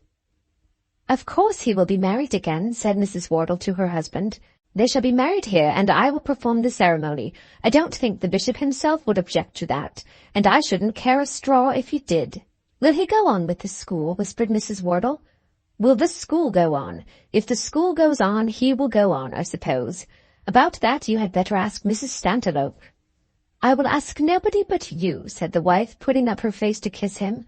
As this was going on, everything was said to comfort Mrs. Peacock and to give her hopes of new life. Mrs. Wortle told her how the doctor had promised that he himself would marry them as soon as the forms of the church and the legal requisitions would allow. Mrs. Peacock accepted all that was said to her quietly and thankfully, but did not again allow herself to be roused to such excitement as she had shown on the one occasion recorded. It was at this time that the doctor received a letter which greatly affected his mode of thought at the time. He had certainly become hipped and low-spirited, if not despondent, and clearly showed to his wife, even though he was silent, that his mind was still intent on the injury which that wretched woman had done to him by her virulence. But the letter of which we speak for a time removed this feeling and gave him, as it were, a new life. The letter, which was from Lord Bracy, was as follows. "My dear Dr. Wortle, Carstairs left us for Oxford yesterday, and before he went, startled his mother and me considerably by a piece of information. He tells us that he is over head and ears in love with your daughter. The communication was indeed made 3 days ago, but I told him that I should take a day or two to think of it before I wrote to you. He was very anxious, when he told me, to go off at once to Bowick, and to see you and your wife, and of course the young lady, but this I stopped by the exercise of somewhat peremptory parental authority. Then he informed me that he had been to Bowick, and had found his lady love at home, you and Mrs. Wortle having by chance been absent at the time. It seems that he declared himself to the young lady, who, in the exercise of a wise discretion, ran away from him and left him planted on the terrace. That is his account of what passed, and I do not in the least doubt its absolute truth. It is at any rate quite clear, from his own showing, that the young lady gave him no encouragement. Such having been the case, I do not think that I should have found it necessary to write to you at all had not Carstairs persevered with me till I promised to do so. He was willing, he said, not to go to Bowick, on condition that I would write to you on the subject. The meaning of this is, that had he not been very much in earnest, I should have considered it best to let the matter pass on as such matters do, and be forgotten. But he is very much in earnest. However foolish it is, or perhaps I had better say unusual, that a lad should be in love before he is 20, it is, I suppose, possible. At any rate, it seems to be the case with him, and he has convinced his mother that it would be cruel to ignore the fact. I may at once say that as far as you and your girl are concerned, I should be quite satisfied that he should choose for himself such a marriage. I value rank at any rate as much as it is worth, but that he will have of his own, and does not need to strengthen it by intermarriage with another house of peculiarly old lineage. As far as that is concerned, I should be contented. As for money, I should not wish him to think of it in marrying. If it comes, tant mieux. If not, he will have enough of his own. I write to you, therefore, exactly as I should do if you had happened to be a brother peer instead of a clergyman. But I think that long engagements are very dangerous, and you probably will agree with me that they are likely to be more prejudicial to the girl than to the man. It may be that, as difficulties arise in the course of years, he can forget the affair, and that she cannot. He has many things of which to think, whereas she perhaps has only that one. She may have made that thing so vital to her that it cannot be got under and conquered, whereas, without any fault or heartlessness on his part, occupation has conquered it for him. In this case I fear that the engagement, if made, could not but be long. I should be sorry that he should not take his degree, and I do not think it wise to send a lad up to the university hampered with the serious feeling that he has already betrothed himself. I tell you all just as it is, and I leave it to your wisdom to suggest what had better be done. He wished me to promise that I would undertake to induce you to tell Miss Wortle of his conversation with me. He said that he had a right to demand so much as that, and that, though he would not for the present go to Bowick, he should write to you. The young gentleman seems to have a will of his own, which I cannot say that I regret. What you will do as to the young lady, whether you will or will not tell her what I have written, I must leave to yourself. If you do, I am to send word to her from Lady Bracy to say that she shall be delighted to see her here. She had better, however, come when that inflammatory young gentleman shall be at Oxford. Yours, very faithfully, Bracy.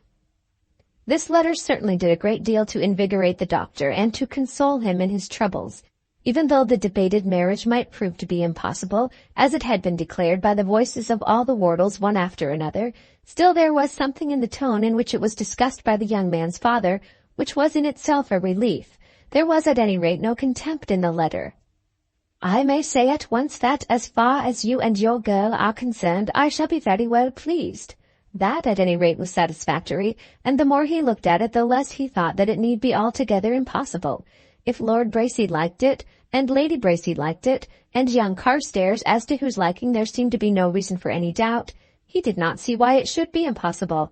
As to Mary, he could not conceive that she should make objection if all the others were agreed. How could she possibly fail to love the young man if encouraged to do so? Suitors who are good-looking, rich, of high rank, sweet-tempered, and at the same time thoroughly devoted, are not wont to be discarded. All the difficulty lay in the lad's youth. After all, how many noblemen have done well in the world without taking a degree? Degrees, too, have been taken by married men, and again young men have been persistent before now, even to the extent of waiting 3 years. Long engagements are bad, no doubt. Everybody has always said so.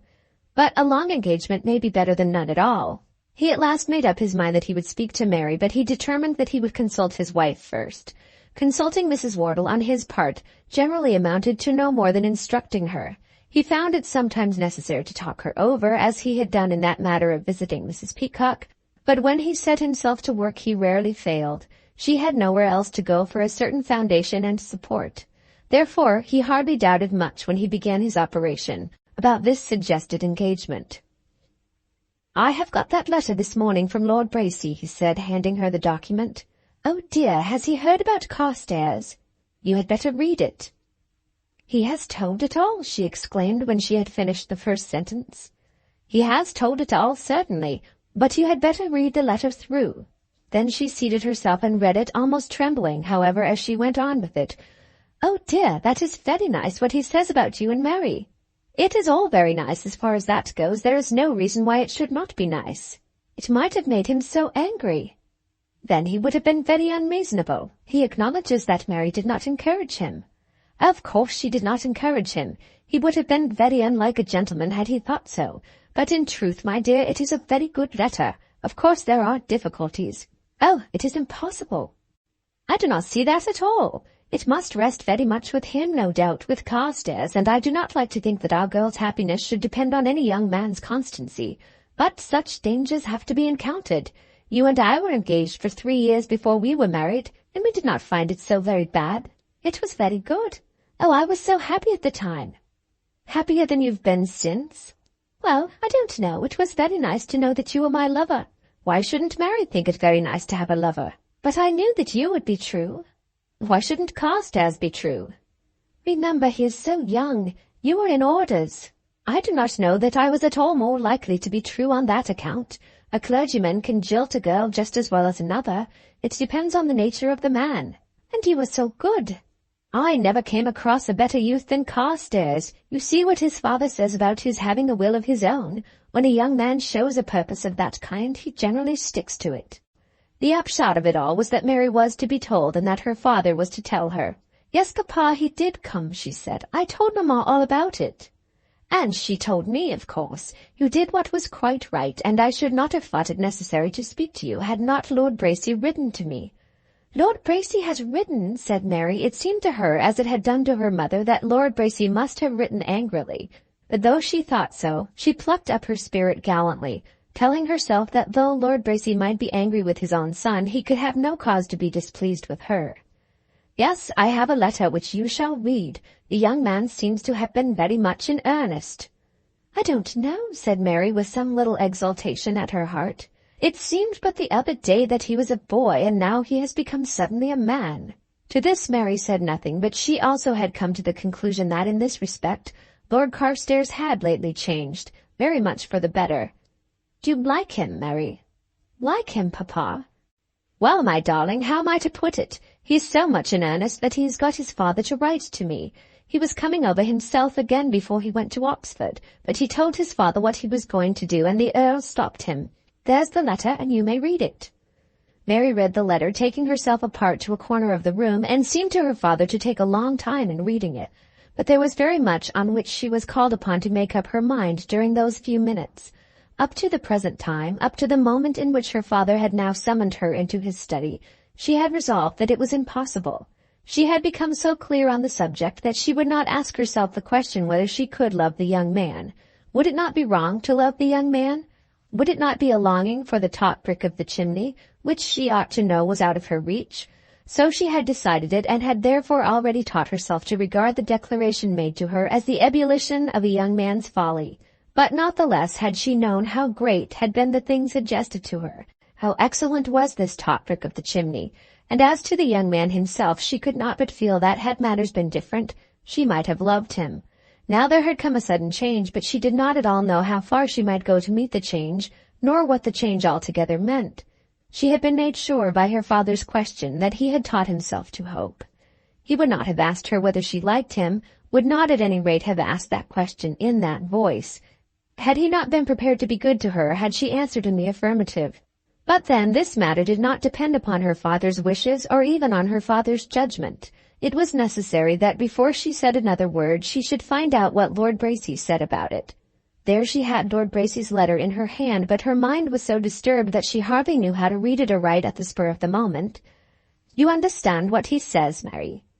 I think so, Papa. It is a very kind letter. Very kind indeed. I should have thought that he would not have liked it at all. He makes no objection of that kind. To tell the truth, Mary, I should have thought it unreasonable had he done so. A gentleman can do no better than marry a lady, and though it is much to be a nobleman, it is more to be a gentleman. Some people think so much of it, and then his having been here as a pupil. I was very sorry when he spoke to me. All that is past and gone. The danger is that such an engagement would be long, very long.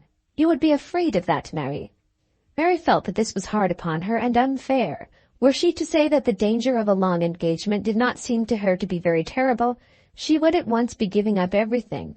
She would have declared then that she did love the young man, or at any rate that she intended to do so. She would have succumbed at the first hint that such succumbing was possible to her, and yet she had not known that she was very much afraid of a long engagement. She would, she thought, have been much more afraid had a speedy marriage been proposed to her. Upon the whole, she did not know whether it would not be nice to go on knowing that the young man loved her, and to rest secure on her faith in him. She was sure of this, that the reading of Lord Bracy's letter had in some way made her happy, though she was unwilling at once to express her happiness to her father. She was quite sure that she could make no immediate reply to that question, whether she was afraid of a long engagement. "I must answer Lord Bracy's letter, you know," said the doctor. "Yes, Papa. And what shall I say to him?" I don't know, Papa. And yet you must tell me what to say, my darling. Must I, Papa? Certainly. Who else can tell me? But I will not answer it today. I will put it off till Monday. It was Saturday morning on which the letter was being discussed, a day of which a considerable portion was generally appropriated to the preparation of a sermon. In the meantime, you had better talk to Mamma, and on Monday we will settle what is to be said to Lord Bracy. Chapter 9. At Chicago. Mr. Peacock went on alone to San Francisco from the Ogden Junction, and there obtained full information on the matter which had brought him upon this long and disagreeable journey. He had no difficulty in obtaining the evidence which he required. He had not been 24 hours in the place before he was, in truth, standing on the stone which had been placed over the body of Ferdinand Lefroy, as he had declared to Robert Lefroy that he would stand before he would be satisfied. On the stone was cut simply the names, Ferdinand Lefroy, of Kilbrack, Louisiana, and to these were added the dates of the days on which the man had been born and on which he had died. Of this stone he had a photograph made, of which he took copies with him, and he obtained also from the minister who had buried the body and from the custodian who had charge of the cemetery certificates of the interment. Armed with these, he could no longer doubt himself, or suppose that others would doubt, that Ferdinand Lefroy was dead. Having thus perfected his object, and feeling but little interest in a town to which he had been brought by such painful circumstances, he turned round, and on the second day after his arrival, again started for Chicago. Had it been possible, he would fain have avoided any further meeting with Robert Lefroy. Short as had been his stay at San Francisco, he had learnt that Robert, after his brother's death, had been concerned in buying mining shares and paying for them with forged notes. It was not supposed that he himself had been engaged in the forgery, but that he had come into the city with men who had been employed for years on this operation, and had bought shares and endeavored to sell them on the following day. He had, however, managed to leave the place before the police had got hold of him, and had escaped, so that no one had been able to say at what station he had got upon the railway, nor did anyone in San Francisco know where Robert Lefroy was now to be found. His companions had been taken, tried, and convicted, and were now in the state prison, where also would Robert Lefroy soon be if any of the officers of the state could get hold of him. Luckily, Mr. Peacock had said little or nothing of the man in making his own inquiries. Much as he had hated and dreaded the man, much as he had suffered from his companionship, good reason as he had to dislike the whole family, he felt himself bound by their late companionship not to betray him. The man had assisted Mr. Peacock simply for money, but still he had assisted him. Mr. Peacock therefore held his peace and said nothing. But he would have been thankful to have been able to send the money that was now due to him without having again to see him. That, however, was impossible. On reaching Chicago, he went to an hotel far removed from that which Lefroy had designated. Lefroy had explained to him something of the geography of the town, and had explained that for himself he preferred a modest, quiet hotel. The modest, quiet hotel was called Mrs. Jones's boarding house, and was in one of the suburbs far from the main street. "You needn't say as you're comin' to me," Lefroy had said to him. "Nor need you let on as you know anything of Mrs. Jones at all. People are so curious, and it may be that a gentleman sometimes likes to lie perdu." Mr. Peacock, although he had but small sympathy for the taste of a gentleman who likes to lie perdu, nevertheless did as he was bid, and found his way to Mrs. Jones's boarding house without telling anyone whither he was going. Before he started, he prepared himself with $1,000 in bank notes, feeling that this wretched man had earned them in accordance with their compact. His only desire now was to hand over the money as quickly as possible and to hurry away out of Chicago. He felt as though he himself were almost guilty of some crime in having to deal with this man, in having to give him money secretly, and in carrying out to the end an arrangement of which no one else was to know the details. How would it be with him if the police of Chicago should come upon him as a friend, and probably an accomplice, of one who was wanted on account of forgery at San Francisco? But he had no help for himself, and at Mrs. Jones's he found his wife's brother-in-law seated in the bar of the public house, that everlasting resort for American loungers, with a cigar as usual stuck in his mouth, loafing away his time as only American frequenters of such establishments know how to do. In England, such a man would probably be found in such a place with a glass of some alcoholic mixture beside him, but such is never the case with an American. If he wants a drink, he goes to the bar and takes it standing, will perhaps take 2 or 3 one after another, but when he has settled himself down to loaf, he satisfies himself with chewing a cigar and covering a circle around him with the results. With this amusement he will remain contented hour after hour, nay, throughout the entire day, if no harder work be demanded of him. So was Robert Lefroy found now. When Peacock entered the hall or room, the man did not rise from his chair, but accosted him as though they had parted only an hour since. "So, old fella, you've got back all alive." "I have reached this place at any rate." "Well, that's getting back, ain't it?" "I have come back from San Francisco." "Hush!" exclaimed Lefroy, looking around the room, in which, however, there was no one but themselves. "You needn't tell everybody where you've been." "I have nothing to conceal." "That is more than anybody knows of himself. It's a good maxim to keep your own affairs quiet till they're wanted. In this country, everybody is spry enough to learn all about everything. I never see any good in letting them know without a reason." "Well, what did you do when you got there?" "It was all as you told me. Didn't I say so? What was the good of bringing me all this way, when if you'd only believed me, you might have saved me the trouble? Ain't I to be paid for that?" "You ought to be paid. I have come here to pay you. That's what you owe for the knowledge. But for coming, ain't I to be paid extra for the journey? You ought to have $1,000. "Hush! You speak of money as though everyone has a business to know that you have got your pockets full. What's $1,000, seeing all that I have done for you?" "It's all that you're going to get. It's all, indeed, that I have got to give you." "Gammon." "It's all, at any rate, that you're going to get. Will you have it now?" "You found the tomb, did you?" "Yes, I found the tomb. Here is a photograph of it. You can keep a copy if you like it." "What do I want of a copy?" said the man, taking the photograph in his hand. "He was always more trouble than he was worth, was Ferdy. It's a pity she didn't marry me. I'd have made a woman of her." Peacock shuddered as he heard this, but he said nothing. "You may as well give us the picture. It'll do to hang up somewhere if ever I have a room of my own. How plain it is. Ferdinand Lefroy of Kilbrack. Kilbrack, indeed. It's little either of us was the better for Kilbrack. Some of them psalm-singing rogues from New England has it now. Or perhaps a right-down nigger, I shouldn't wonder. One of our own lot, maybe." "Oh, that's the money, is it? $1,000, all that I'm to have for coming to England and telling you, and bringing you back, and showing you where you could get this pretty picture made." Then he took the money, a thick roll of notes, and crammed them into his pocket. "You'd better count them." "It ain't worth the while with such a trifle as that." "Let me count them, then." "You'll never have that plunder in your fists again, my fine fellow." "I do not want it. And now, about my expenses out to England, on purpose to tell you all this. You can go and make her your wife now, or can leave her just as you please. You couldn't have done neither if I hadn't gone out to you. You have got what was promised. But my expenses going out." "I have promised you nothing for your expenses going out, and will pay you nothing." "You won't?" "Not a dollar more." "You won't?" "Certainly not. I do not suppose that you expect it for a moment, although you are so persistent in asking for it. And you think you got the better of me, do you? You think you've carried me along with you just to do your bidding and take whatever you please to give me. That's your idea of me. There was a clear bargain between us. I have not got the better of you at all." "I rather think not, Peacock, I rather think not." "You'll have to get up earlier before you get the better of Robert Lefroy. You don't expect to get this money back again, do you?" "Certainly not, any more than I should expect a pound of meat out of a dog's jaw." Mr. Peacock, as he said this, was waxing angry. "I don't suppose you do, but you expected that I was to earn it by doing your bidding, didn't you?" "And you have."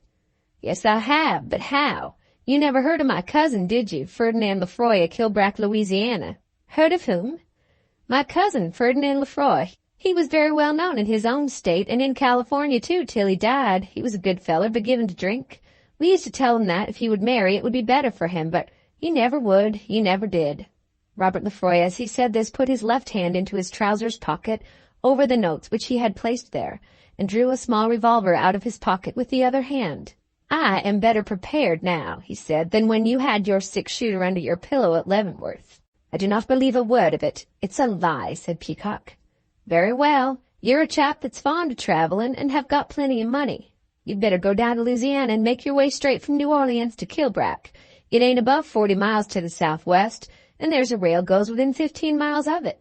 You'll learn there all about Ferdinand Lefroy as was our cousin. Him as never got married up to the day he died of drink and was buried at San Francisco. They'll be very glad, I shouldn't wonder, to see that pretty little picture of yours, because they was always uncommon fond of Cousin Ferdy at Kilbrack. And I'll tell you what, you'll be sure to come across my brother Ferdy in them parts, and can tell him how you've seen me. You can give him all the latest news, too, about his own wife. He'll be glad to hear about her, poor woman." Mr. Peacock listened to this without saying a word since that last exclamation of his. It might be true. Why should it not be true? If in truth there had been these two cousins of the same name, what could be more likely than that his money should be lured out of him by such a fraud as this? But yet, as he came to think of it all, it could not be true. The chance of carrying such a scheme to a successful issue would have been too small to induce the man to act upon it from the day of his first appearance at Bowick. Nor was it probable that there should have been another Ferdinand Lefroy unknown to his wife, and the existence of such a one, if known to his wife, would certainly have been made known to him. "It's a lie," said he, "from beginning to end." Very well, I'll take care to make the truth known by letter to Dr. Wortle and the bishop and all them pious swells over there. To think that such a chap as you, a minister of the gospel, living with another man's wife and looking as though butter wouldn't melt in your mouth. I tell you what, I got a little money in my pocket now, and I don't mind going over to England again and explaining the whole truth to the bishop myself. I could make him understand how that photograph ain't worth nothing, and how I explained to you myself, as the lady's righteous husband is all alive keeping house in his own property down in Louisiana. Do you think we Lefroys hadn't any place beside Kilbrack among us? Certainly you are a liar, said Peacock. Very well, prove it. Did you not tell me that your brother was buried at San Francisco? Oh, as for that don't matter. It don't count for much whether I told a crammer or not. That picture counts for nothing. It ain't my word you were going on as evidence. You was able to prove that Ferdy Lefroy was buried at Frisco. True enough, I buried him. I can prove that. And I would never have treated you this way and not have said a word as to how the dead man was only a cousin if you'd treated me civil over there in England. But you didn't. I am going to treat you worse now, said Peacock, looking him in the face. What are you going to do now? It's I that have the revolver this time. As he said this, he turned the weapon round in his hand. I don't want to shoot you, nor yet to frighten you as I did in the bedroom at Leavenworth. Not but what I have a pistol too. And he slowly drew his out of his pocket. At this moment 2 men sauntered in and took their places in the further corner of the room. I don't think there is to be any shooting between us. There may, said Lefroy. The police would have you. So they would for a time. What does that matter to me? Isn't a fellow to protect himself when a fellow like you comes to him armed? But they would soon know that you are the swindler who escaped from San Francisco 18 months ago. Do you think it wouldn't be found out that it was you who paid for the shares in forged notes? I never did. That's one of your lies. Very well. Now you know what I know, and you had better tell me over again who it is that lies buried under the stone that's been photographed there. What are you men doing with them pistols? Said one of the strangers, walking across the room and standing over the backs of their chairs. We are a-looking at 'em, said Lefroy. If you're going to do anything that kind, you'd better go and do it elsewhere, said the stranger. Just so, said Lefroy. That's what I was thinking myself. But we are not going to do anything, said Mr. Peacock. I have not the slightest idea of shooting the gentleman, and he has just as little of shooting me. Then what do you sit with him out in your hands in that fashion for? Said the stranger. It's a decent widow woman as keeps this house, and I won't see her set upon. Put him up. Whereupon Lefroy did return his pistol to his pocket, upon which Mr. Peacock did the same. Then the stranger slowly walked back to his seat at the other side of the room. So they told you that lie, did they, at Frisco? Asked Lefroy. That was what I heard over there when I was inquiring about your brother's death. You'd believe anything if you'd believe that. I'd believe anything if I'd believe in your cousin. Upon this Lefroy laughed, but made no further allusion to the romance which he had craftily invented on the spur of the moment. After that the 2 men sat without a word between them for a quarter of an hour, when the Englishman got up to take his leave. Our business is over now, he said, and I will bid you good-bye.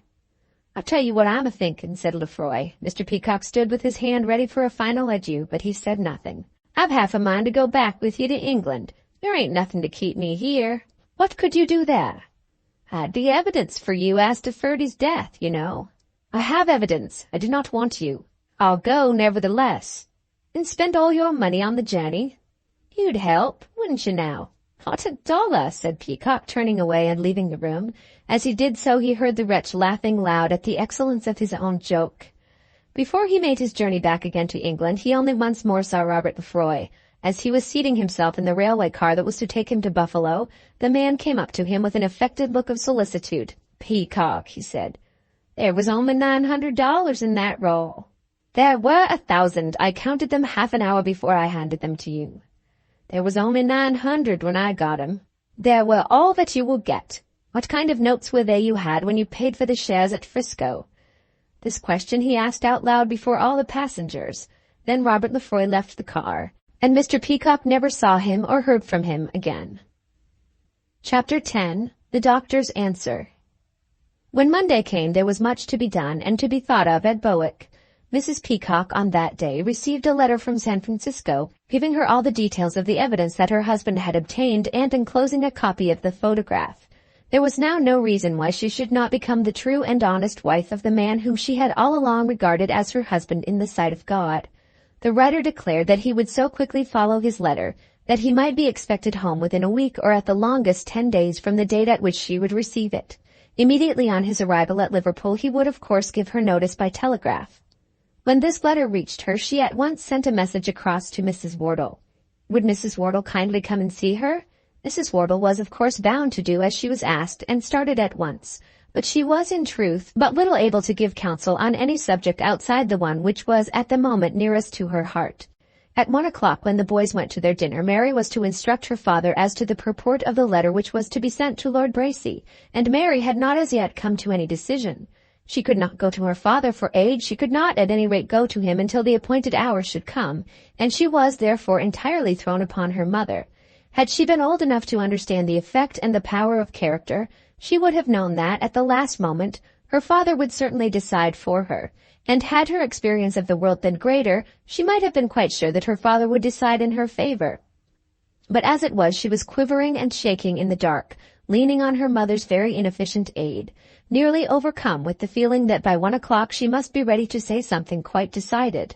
And in the midst of this her mother was taken away from her just at 10 o'clock. There was not in truth much that the two ladies could say to each other. Mrs. Peacock felt it to be necessary to let the doctor know that Mr. Peacock would be back almost at once, and took this means of doing so. "In a week," said Mrs. Wortle, as though painfully surprised by the suddenness of the coming arrival. In a week or 10 days he was to follow his letter as quickly as possible from San Francisco. "And he has found it all out?" "Yes, he has learned everything, I think. Look at this." And Mrs. Peacock handed to her friend the photograph of the tombstone. "Dear me," said Mrs. Wortle, "Ferdinand Lefroy, and this was his grave." "That is his grave," said Mrs. Peacock, turning her face away. "It is very sad indeed, but you had to learn it, you know." "I will not be sad for him, I hope," said Mrs. Peacock. "In all this I endeavor to think of him rather than of myself. When I am forced to think of myself, it seems to me that my life has been so blighted and destroyed that it must be indifferent what happens to me now. What has happened to me has been so bad that I can hardly be injured further. But if there can be a good time coming for him, something at least of relief, something perhaps of comfort, then I shall be satisfied. Why should there not be comfort for you both? I am almost as dead to hope as I am to shame. Some year or two ago I should have thought it impossible to bear the eyes of people looking at me, as though my life had been sinful and impure. I seem now to care nothing for all that. I can look them back again, with bold eyes and a brazen face, and tell them that their hardness is at any rate as bad as my impurity." "We have not looked at you like that," said Mrs. Wortle. "No, and therefore I send to you in my trouble and tell you all this. The strangest thing of all to me is that I should have come across one man so generous as your husband, and one woman so soft-hearted as yourself." There was nothing further to be said then. Mrs. Wortle was instructed to tell her husband that Mr. Peacock was to be expected in a week or 10 days, and then hurried back to give what assistance she could in the much more important difficulties of her own daughter. Of course they were much more important to her. Was her girl to become the wife of a young lord, to be a future countess? Was she destined to be the mother-in-law of an earl? Of course this was much more important to her, and then through it all, being as she was a dear, good, Christian, motherly woman, she was well aware that there was something in truth much more important even than that. Though she thought much of the earlship, and the countessship, and the great revenue, and the big house at Carstairs, and the fine park with its magnificent avenues, and the carriage in which her daughter would be rolled about to London parties, and the diamonds which she would wear when she should be presented to the Queen as the bride of the young Lord Carstairs, yet she knew very well that she ought not, in such an emergency as the present, to think of these things as being of primary importance. What would tend most to her girl's happiness and welfare in this world and the next? It was of that she ought to think, of that only. If some answer were now returned to Lord Bracy, giving his lordship to understand that they, the Wortles, were anxious to encourage the idea, then in fact her girl would be tied to an engagement, whether the young lord should hold himself to be so tied or no. And how would it be with her girl if the engagement should be allowed to run on in a doubtful way for years, and then be dropped by reason of the young man's indifference? How would it be with her if after perhaps 3 or 4 years a letter should come saying that the young lord had changed his mind and had engaged himself to some nobler bride?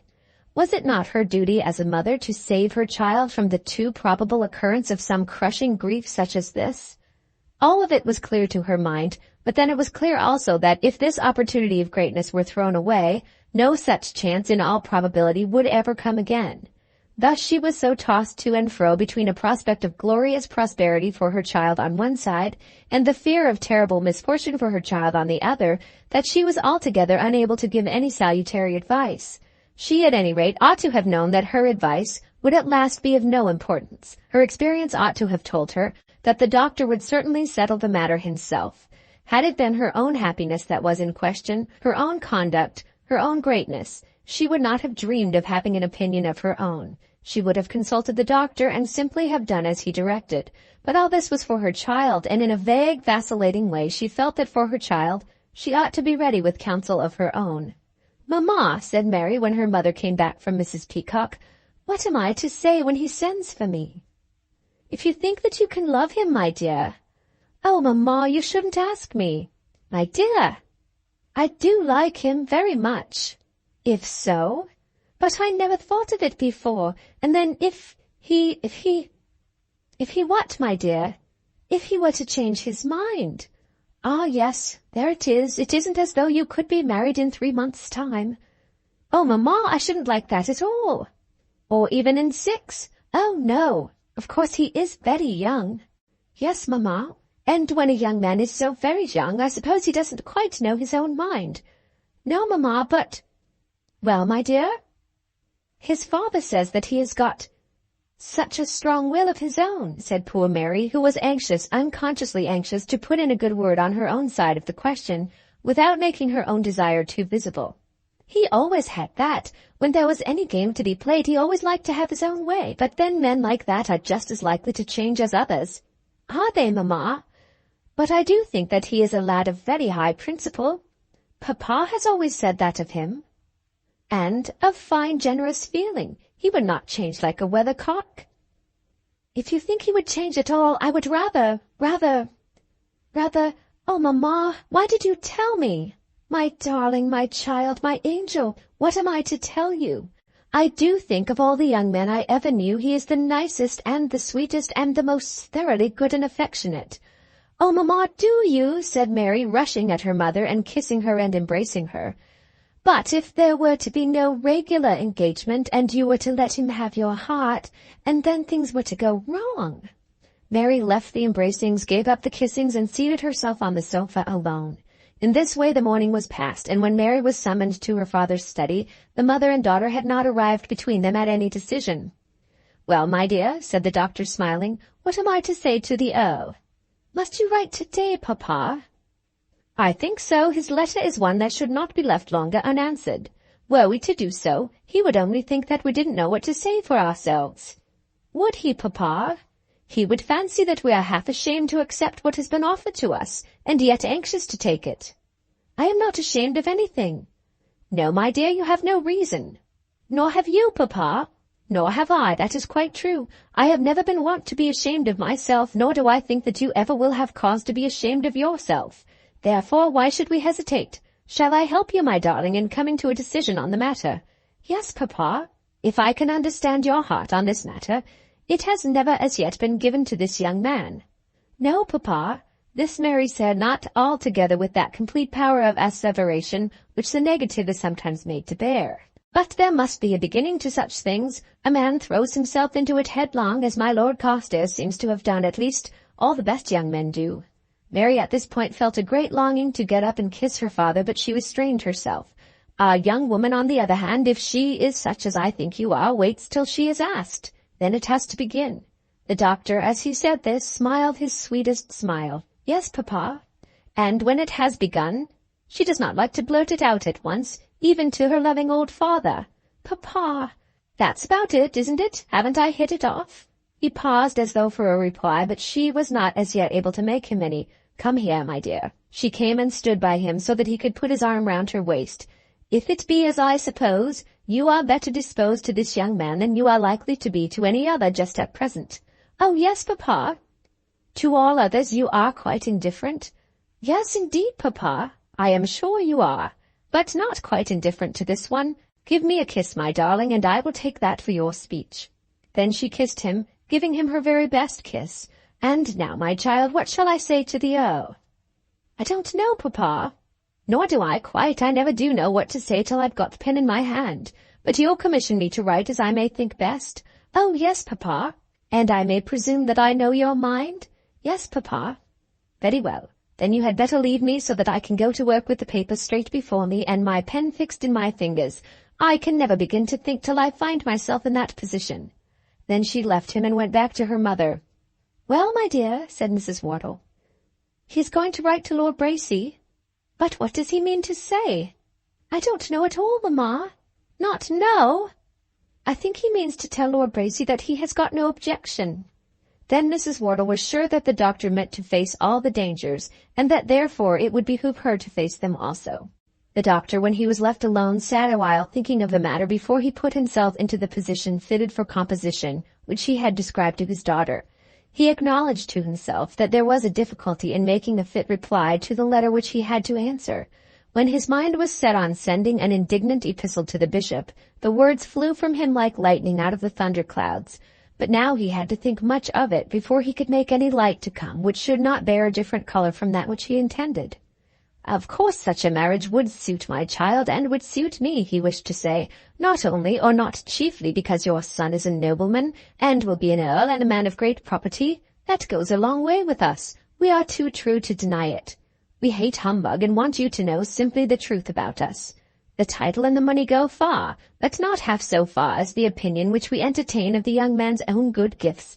I would not give my girl to the greatest and richest nobleman under the British crown if I did not think that he would love her and be good to her, and treat her as a husband should treat his wife. But believing this young man to have good gifts such as these, and a fine disposition, I am willing on my girl's behalf, and she also is willing, to encounter the acknowledged danger of a long engagement in the hope of realizing all the good things which would, if things went fortunately, thus come within her reach. This was what he wanted to say to the Earl, but he found it very difficult to say it in language that should be natural. My dear Lord Bracy, when I learned through Mary's mother that Carstairs had been here in our absence and made a declaration of love to our girl, I was, I must confess, annoyed. I felt in the first place that he was too young to have taken in hand such a business as that, and in the next that you might not unnaturally have been angry that your son, who had come here simply for tuition, should have fallen into a matter of love. I imagine that you will understand exactly what were my feelings. There was, however, nothing to be said about it. The evil, so far as it was an evil, had been done, and Carstairs was going away to Oxford, where possibly he might forget the whole affair. I did not at any rate think it necessary to make a complaint to you of his coming. To all this your letter has given altogether a different aspect.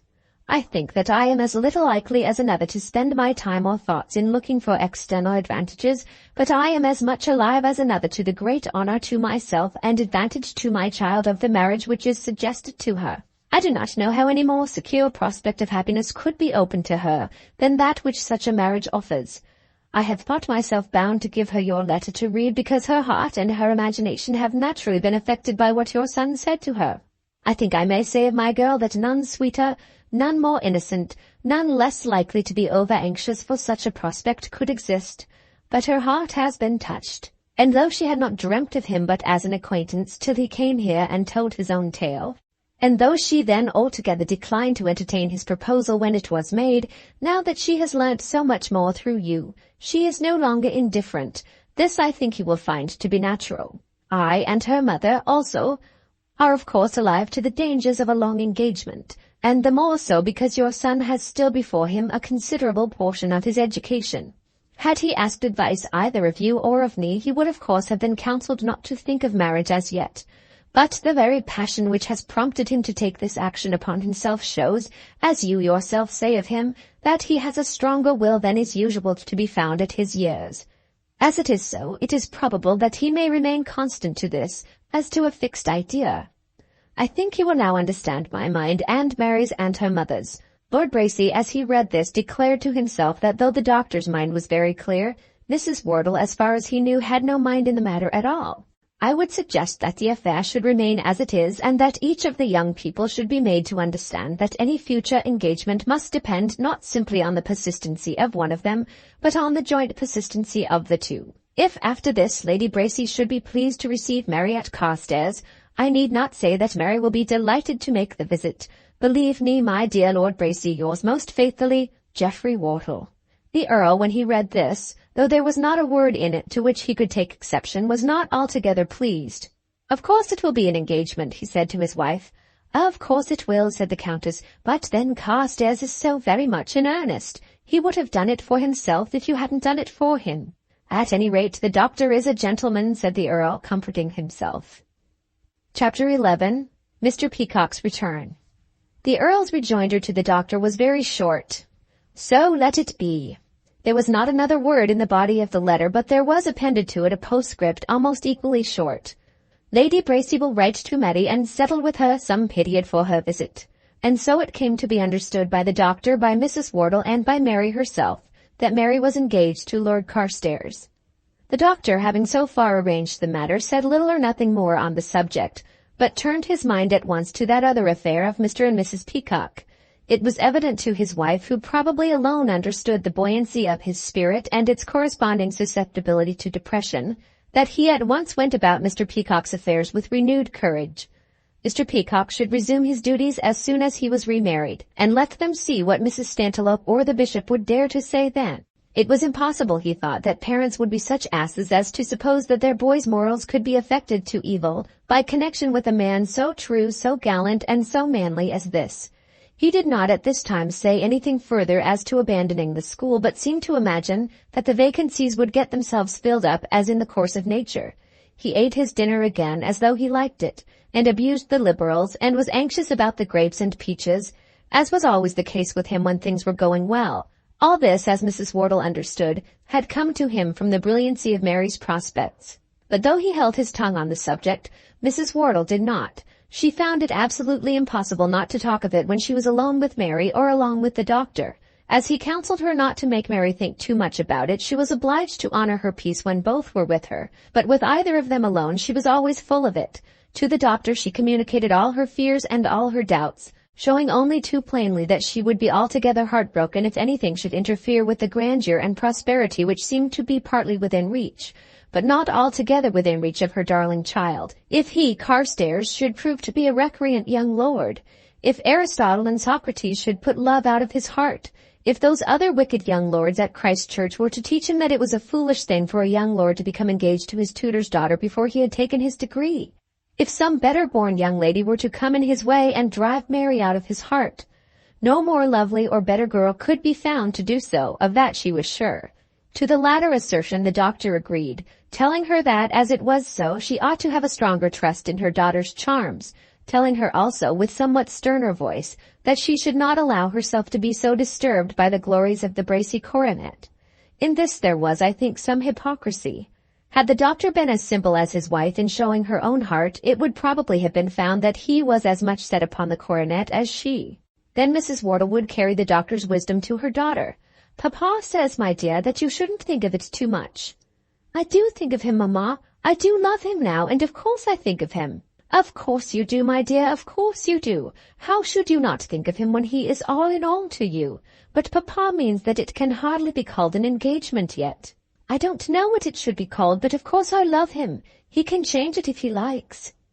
"But you shouldn't think of it, knowing his rank and wealth." "I never did, mamma, but he is what he is, and I must think of him." Poor Mrs. Wortle did not know what special advice to give when this declaration was made. To have held her tongue would have been the wisest, but that was impossible to her. Out of the full heart the mouth speaks, and her heart was very full of Lord Carstairs, and of Carstairs House, and of the diamonds which her daughter would certainly be called upon to wear before the Queen, if only that young man would do his duty. Poor Mary herself probably had the worst of it. No provision was made either for her to see her lover or to write to him. The only interview which had ever taken place between them as lovers was that on which she had run by him into the house, leaving him, as the Earl had said, planted on the terrace. She had never been able to whisper one single soft word into his ear, to give him even one touch of her fingers in token of her affection. She did not in the least know when she might be allowed to see him, whether it had not been settled among the elders that they were not to see each other as real lovers till he should have taken his degree, which would be almost in a future world, so distant seemed the time. It had been already settled that she was to go to Carstairs in the middle of November and stay till the middle of December, but it was altogether settled that her lover was not to be at Carstairs during the time. He was to be at Oxford then, and would be thinking only of his Greek and Latin, or perhaps amusing himself in utter forgetfulness that he had a heart belonging to him at Bowick Parsonage. In this way Mary, though no doubt she thought the most of it all, had less opportunity of talking of it than either her father or her mother. In the meantime Mr. Peacock was coming home. The doctor, as soon as he heard that the day was fixed or nearly fixed, being then, as has been explained, in full good humour with all the world except Mrs. Stantiloup and the bishop, bethought himself as to what steps might best be taken in the very delicate matter in which he was called upon to give advice. He had declared at first that they should be married at his own parish church, but he felt that there would be difficulties in this. She must go up to London and meet him there, he said to Mrs. Wortle, and he must not show himself here till he brings her down as his actual wife. Then there was very much to be done in arranging all this, and something to be done also in making those who had been his friends, and perhaps more in making those who had been his enemies, understand exactly how the matter stood.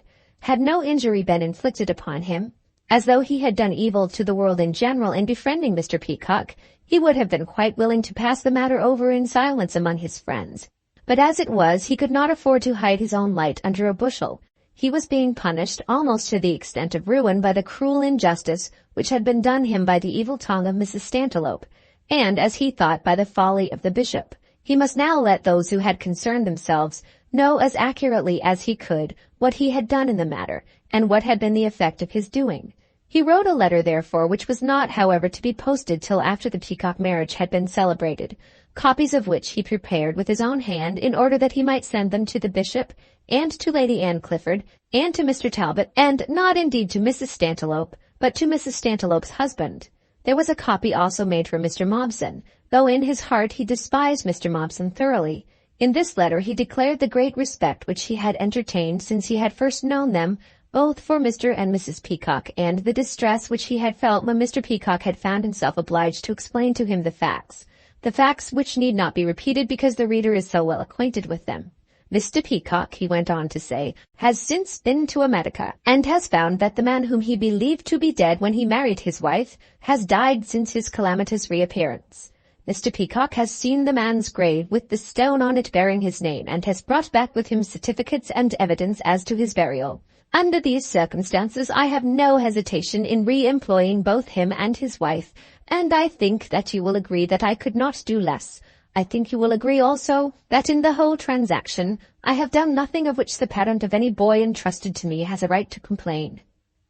Having done this, he went up to London and made arrangements for having the marriage celebrated there as soon as possible after the arrival of Mr. Peacock, and on his return to Bowick, he went off to Mr. Puddicombe with a copy of the letter in his pocket. He had not addressed a copy to his friend, nor had he intended that one should be sent to him. Mr. Puddicombe had not interfered in regard to the boys, and had, on the whole, shown himself to be a true friend. There was no need for him to advocate his cause to Mr. Puddicombe, but it was right, he thought, that that gentleman should know what he did, and it might be that he hoped that he would at length obtain some praise from Mr. Puddicombe. But Mr. Puddicombe did not like the letter. "It does not tell the truth," he said. "Not the truth? Not the whole truth?" "As how? Where have I concealed anything?" "If I understand the question rightly, they who have thought proper to take their children away from your school because of Mr. Peacock have done so because that gentleman continued to live with that lady when they both knew that they were not man and wife. That wasn't my doing. You condoned it. I am not condemning you. You condoned it, and now you defend yourself in this letter, but in your defense you do not really touch the offense as to which you are, according to your own showing, accused. In telling the whole story you should say, they did live together, though they were not married. And under all the circumstances, I do not think that they were on that account unfit to be left in charge of my boys." "But I sent him away immediately to America." You allowed the lady to remain." "Then what would you have me say?" demanded the doctor. "Nothing," said Mr. Puddicombe. "Not a word. Live it down in silence. There will be those like myself who, though they could not dare to say that in morals you were strictly correct, will love you the better for what you did." The doctor turned his face towards the dry, hard-looking man and showed that there was a tear in each of his eyes. "There are few of us not so infirm as sometimes to love best that which is not best, but when a man is asked a downright question, he is bound to answer the truth." "You would say nothing in your own defense?" "Not a word. You know the French proverb, 'Who excuses himself is his own accuser.' The truth generally makes its way. As far as I can see, a slander never lives long." "10 of my boys are gone," said the doctor, who had not hitherto spoken a word of this to anyone out of his own family. 10 out of 20. That will only be a temporary loss." "That is nothing. It is the idea that the school should be failing." "They will come again. I do not believe that that letter would bring a boy. I am almost inclined to say, Dr. Wortle, that a man should never defend himself. He should never have to defend himself. It is much the same thing, but I'll tell you what I'll do, Dr. Wortle, if it will suit your plans. I will go up with you and will assist at the marriage. I do not for a moment think that you will require any countenance, or that if you did that I could give it to you. No man that I know so efficiently. But it may be that Mr. Peacock will like to find that the clergymen from his neighborhood are standing with him." And so it was settled that when the day should come on which the doctor would take Mrs. Peacock up with him to London, Mr. Puddicombe was to accompany them. The doctor, when he left Mr. Puddicombe's parsonage, had by no means pledged himself not to send the letters. When a man has written a letter and has taken some trouble with it, and more especially when he has copied it several times himself, so as to have made many letters of it, when he has argued his point successfully to himself and has triumphed in his own mind, as was likely to be the case with Dr. Wortle in all that he did, he does not like to make waste paper of his letters. As he rode home he tried to persuade himself that he might yet use them. He could not quite admit his friend's point. Mr. Peacock, no doubt, had known his own condition, and him a strict moralist might condemn. But he, Dr. Wortle, had known nothing. All that he had done was not to condemn the other man when he did know. Nevertheless, as he rode into his own yard, he made up his mind that he would burn the letters. He had shown them to no one else. He had not even mentioned them to his wife. He could burn them without condemning himself in the opinion of anyone. And he burned them. When Mr. Puddicombe found him at the station at Broughton, as they were about to proceed to London with Mrs. Peacock, he simply whispered the fate of the letters. "After what you said, I destroyed what I had written." "Perhaps it was as well," said Mr. Puddicombe.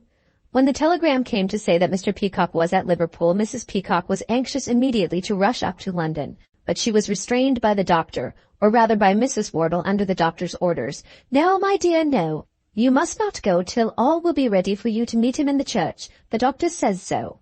"Am I not to see him till he comes up to the altar?"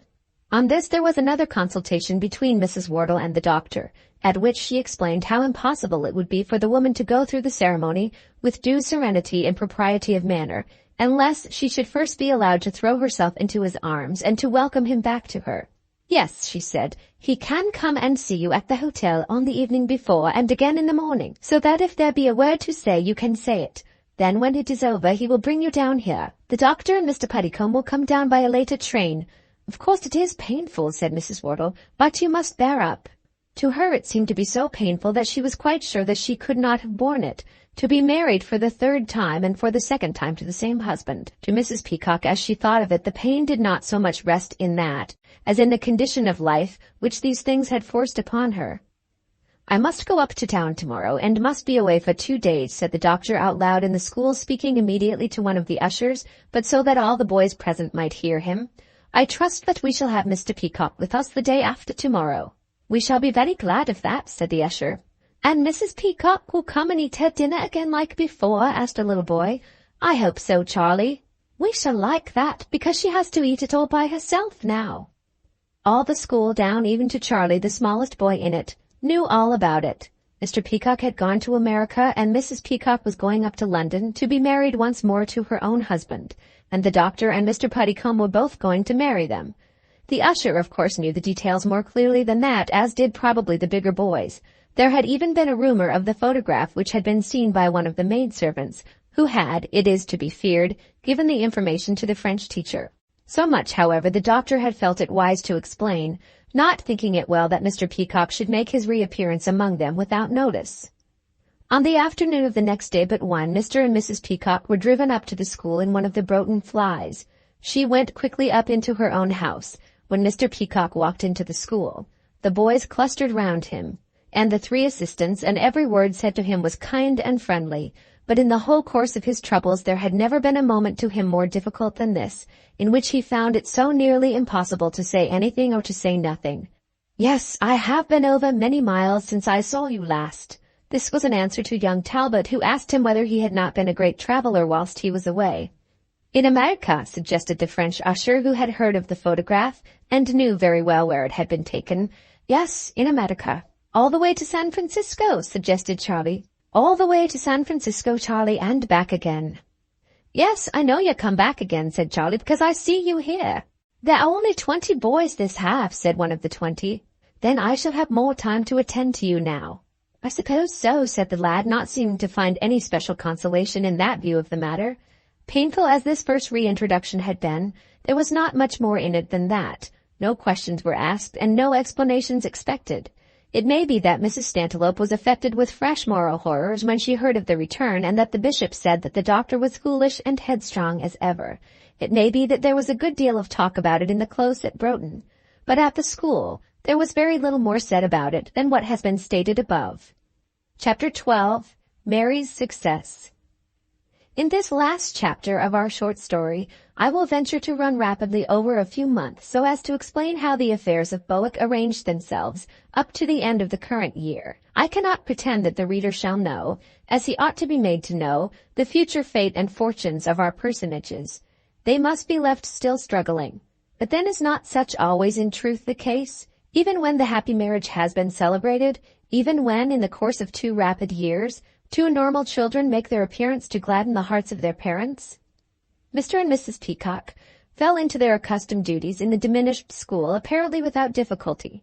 As the doctor had not sent those ill-judged letters, he of course received no replies, and was neither troubled by further criticism nor consoled by praise as to his conduct. Indeed, it almost seemed to him as though the thing, now that it was done, excited less observation than it deserved. He heard no more of the metropolitan press, and was surprised to find that the Broughton Gazette inserted only a very short paragraph in which it stated that they had been given to understand that Mr. and Mrs. Peacock had resumed their usual duties at the Bowick School after the performance of an interesting ceremony in London, at which Dr. Wortle and Mr. Puddicombe had assisted. The press, as far as the doctor was aware, said nothing more on the subject, and if remarks injurious to his conduct were made by the Stantiloupes and the Mommsons, they did not reach his ears. Very soon after the return of the Peacocks, there was a grand dinner party at the palace, to which the doctor and his wife were invited. It was not a clerical dinner party, and so the honor was the greater. The aristocracy of the neighborhood were there, including Lady Anne Clifford, who was devoted, with almost repentant affection, to her old friend. And Lady Margaret Mommsen was there, the only clergyman's wife besides his own, who declared to him with unblushing audacity that she had never regretted anything so much in her life as that Augustus should have been taken away from the school. It was evident that there had been an intention at the palace to make what amends the palace could for the injuries it had done. "Did Lady Anne say anything about the boys?" asked Mrs. Wortle as they were going home. "She was going to, but I would not let her. I managed to show her that I did not wish it, and she was clever enough to stop." "I shouldn't wonder if she sent them back," said Mrs. Wortle. "She won't do that. Indeed, I doubt whether I should take them. But if it should come to pass that she should wish to send them back, you may be sure that others will come. In such a matter she is very good as a weathercock, showing how the wind blows." In this way the dinner party at the palace was in a degree comforting and consolatory. But an incident which of all was most comforting and most consolatory to one of the inhabitants of the parsonage took place 2 or 3 days after the dinner party. On going out of his own hall door one Saturday afternoon, immediately after lunch, whom should the doctor see driving himself into the yard in a hired gig from Broughton but young Lord Carstairs? There had been no promise or absolute compact made, but it certainly had seemed to be understood by all of them that Carstairs was not to show himself at Bowick till at some long-distant period, when he should have finished all the trouble of his education. It was understood even that he was not to be at Carstairs during Mary's visit, so imperative was it that the young people should not meet. And now here he was, getting out of a gig in the rectory yard. "Halloa, Carstairs, is that you?" "Yes, Dr. Wortle, here I am." "We hardly expected to see you, my boy." "No, I suppose not, but when I heard that Mr. Peacock had come back, and all about his marriage, you know, I could not but come over to see him. He and I have always been such great friends." "Oh, to see Mr. Peacock?" "I thought he'd think it unkind if I didn't look him up. He has made it all right, hasn't he?" "Yes, he has made it all right. I think a finer fellow never lived. But he'll tell you all about it. He travelled with a pistol in his pocket, and seemed to want it, too. I suppose you must come in and see the ladies after we have been to Peacock." "I suppose I can just see them," said the young lord, as though moved by equal anxiety as to the mother and as to the daughter. "I'll leave word that you are here, and then we'll go into the school." So the doctor found a servant and sent what message he thought fit into the house. "Lord Carstairs here?" "Yes, indeed, miss. He's with your papa, going across to the school. He told me to take word in to missus that he supposes his lordship will stay to dinner."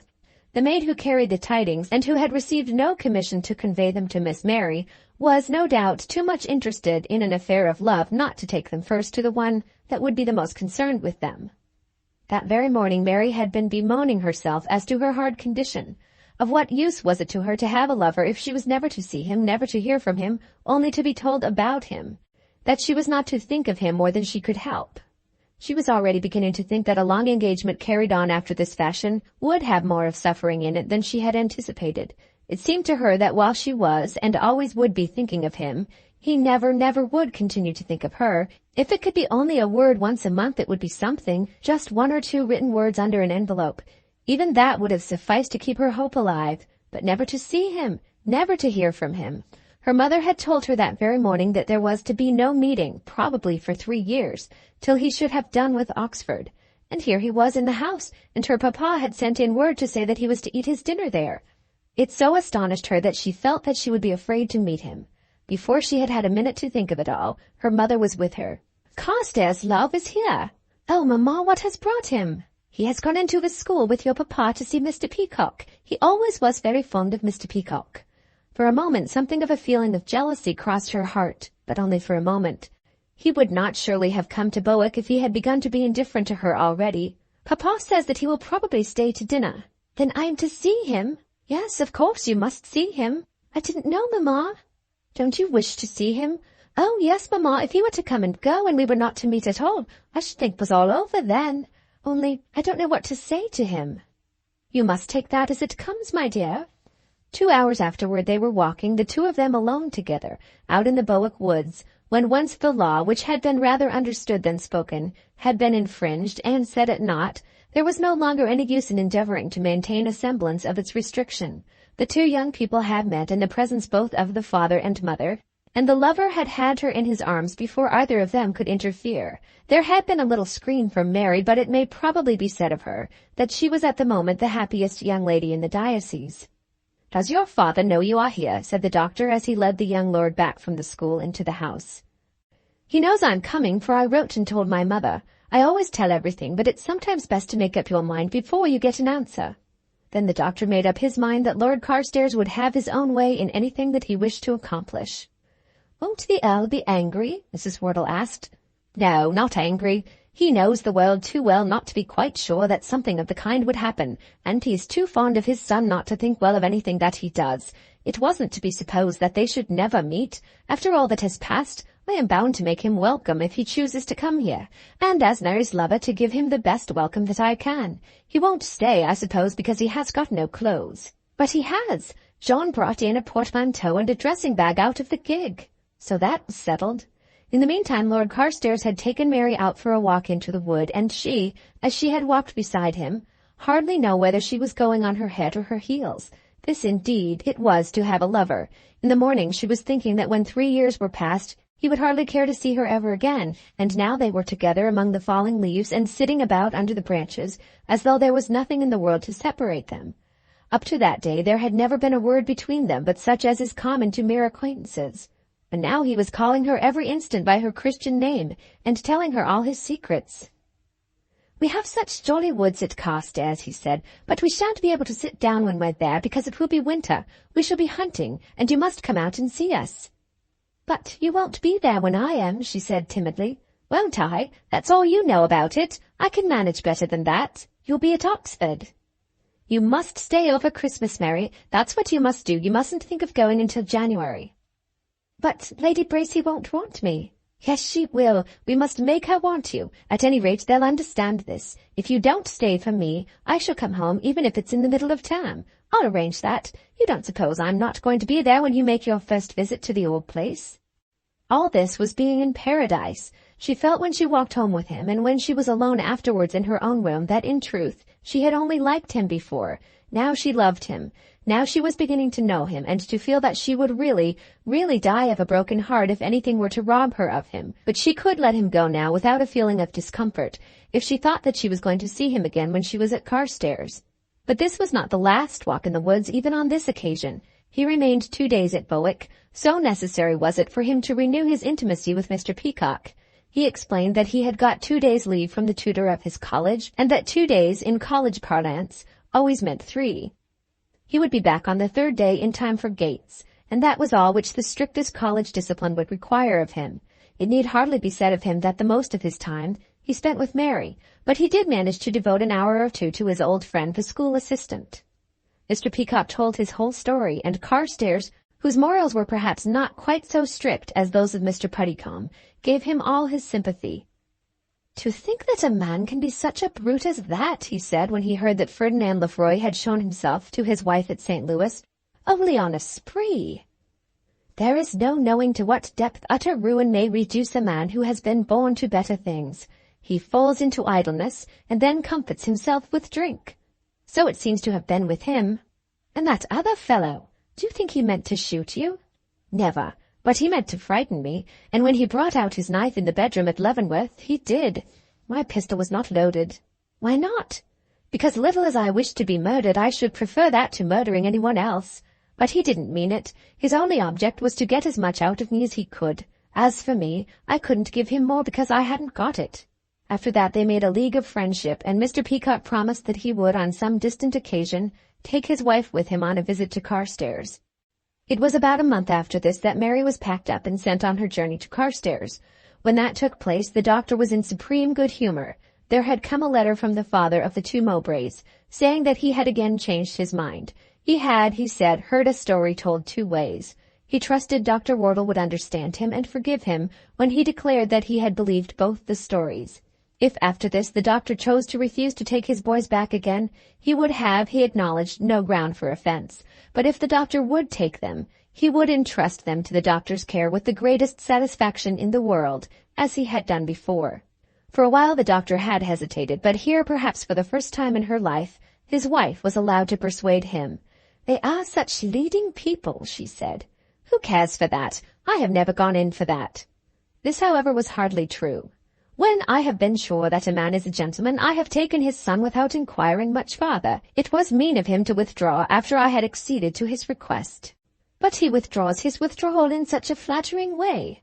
Then the doctor assented, and the 2 boys were allowed to come. Lady Anne Clifford, hearing this, learning that the doctor was so far willing to relent, became very piteous and implored forgiveness.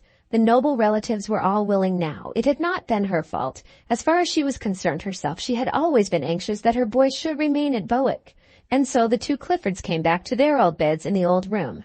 Mary, when she first arrived at Carstairs, hardly knew how to carry herself. Lady Bracy was very cordial and the Earl friendly, but for the first 2 days nothing was said about Carstairs. There was no open acknowledgment of her position. But then she had expected none, and though her tongue was burning to talk, of course she did not say a word. But before a week was over, Lady Bracy had begun, and by the end of the fortnight Lord Bracy had given her a beautiful brooch. "That means," said Lady Bracy, in the confidence of her own little sitting-room upstairs, "that he looks upon you as his daughter." "Does it?" "Yes, my dear, yes." Then they fell to kissing each other and did nothing but talk about Carstairs and all his perfection and his unalterable love, and how these 3 years could be made to wear themselves away, till the conversation, simmering over as such conversation is wont to do, gave the whole household to understand that Miss Wortle was staying there as Lord Carstairs' future bride. Of course she stayed over the Christmas, or went back to Bowick for a week and then returned to Carstairs so that she might tell her mother everything and hear of the 6 new boys who were to come after the holidays. "Papa couldn't take both the bunkum," said Mrs. Wortle in her triumph, "and one must remain till midsummer. Sir George did say that it must be 2 or none, but he had to give way. I wanted Papa to have another bed in the east room, but he wouldn't hear of it." Mary went back for the Christmas, and Carstairs came, and the house was full, and everybody knew of the engagement. She walked with him, and rode with him, and danced with him, and talked secrets with him, as though there were no Oxford, no degree before him. No doubt it was very imprudent, but the Earl and the Countess knew all about it. What might be, or would be, or was the end of such folly, it is not my purpose here to tell. I fear that there was trouble before them. It may, however, be possible that the degree should be given up on the score of love, and Lord Carstairs should marry his bride, at any rate when he came of age. As to the school, it certainly suffered nothing by the doctor's generosity, and when last I heard of Mr. Peacock, the bishop had offered to grant him a license for the curacy. Whether he accepted it, I have not yet heard, but I am inclined to think that in this matter he will adhere to his old determination. The end. Thank you very much for watching. Please don't forget to subscribe our channel for more stories.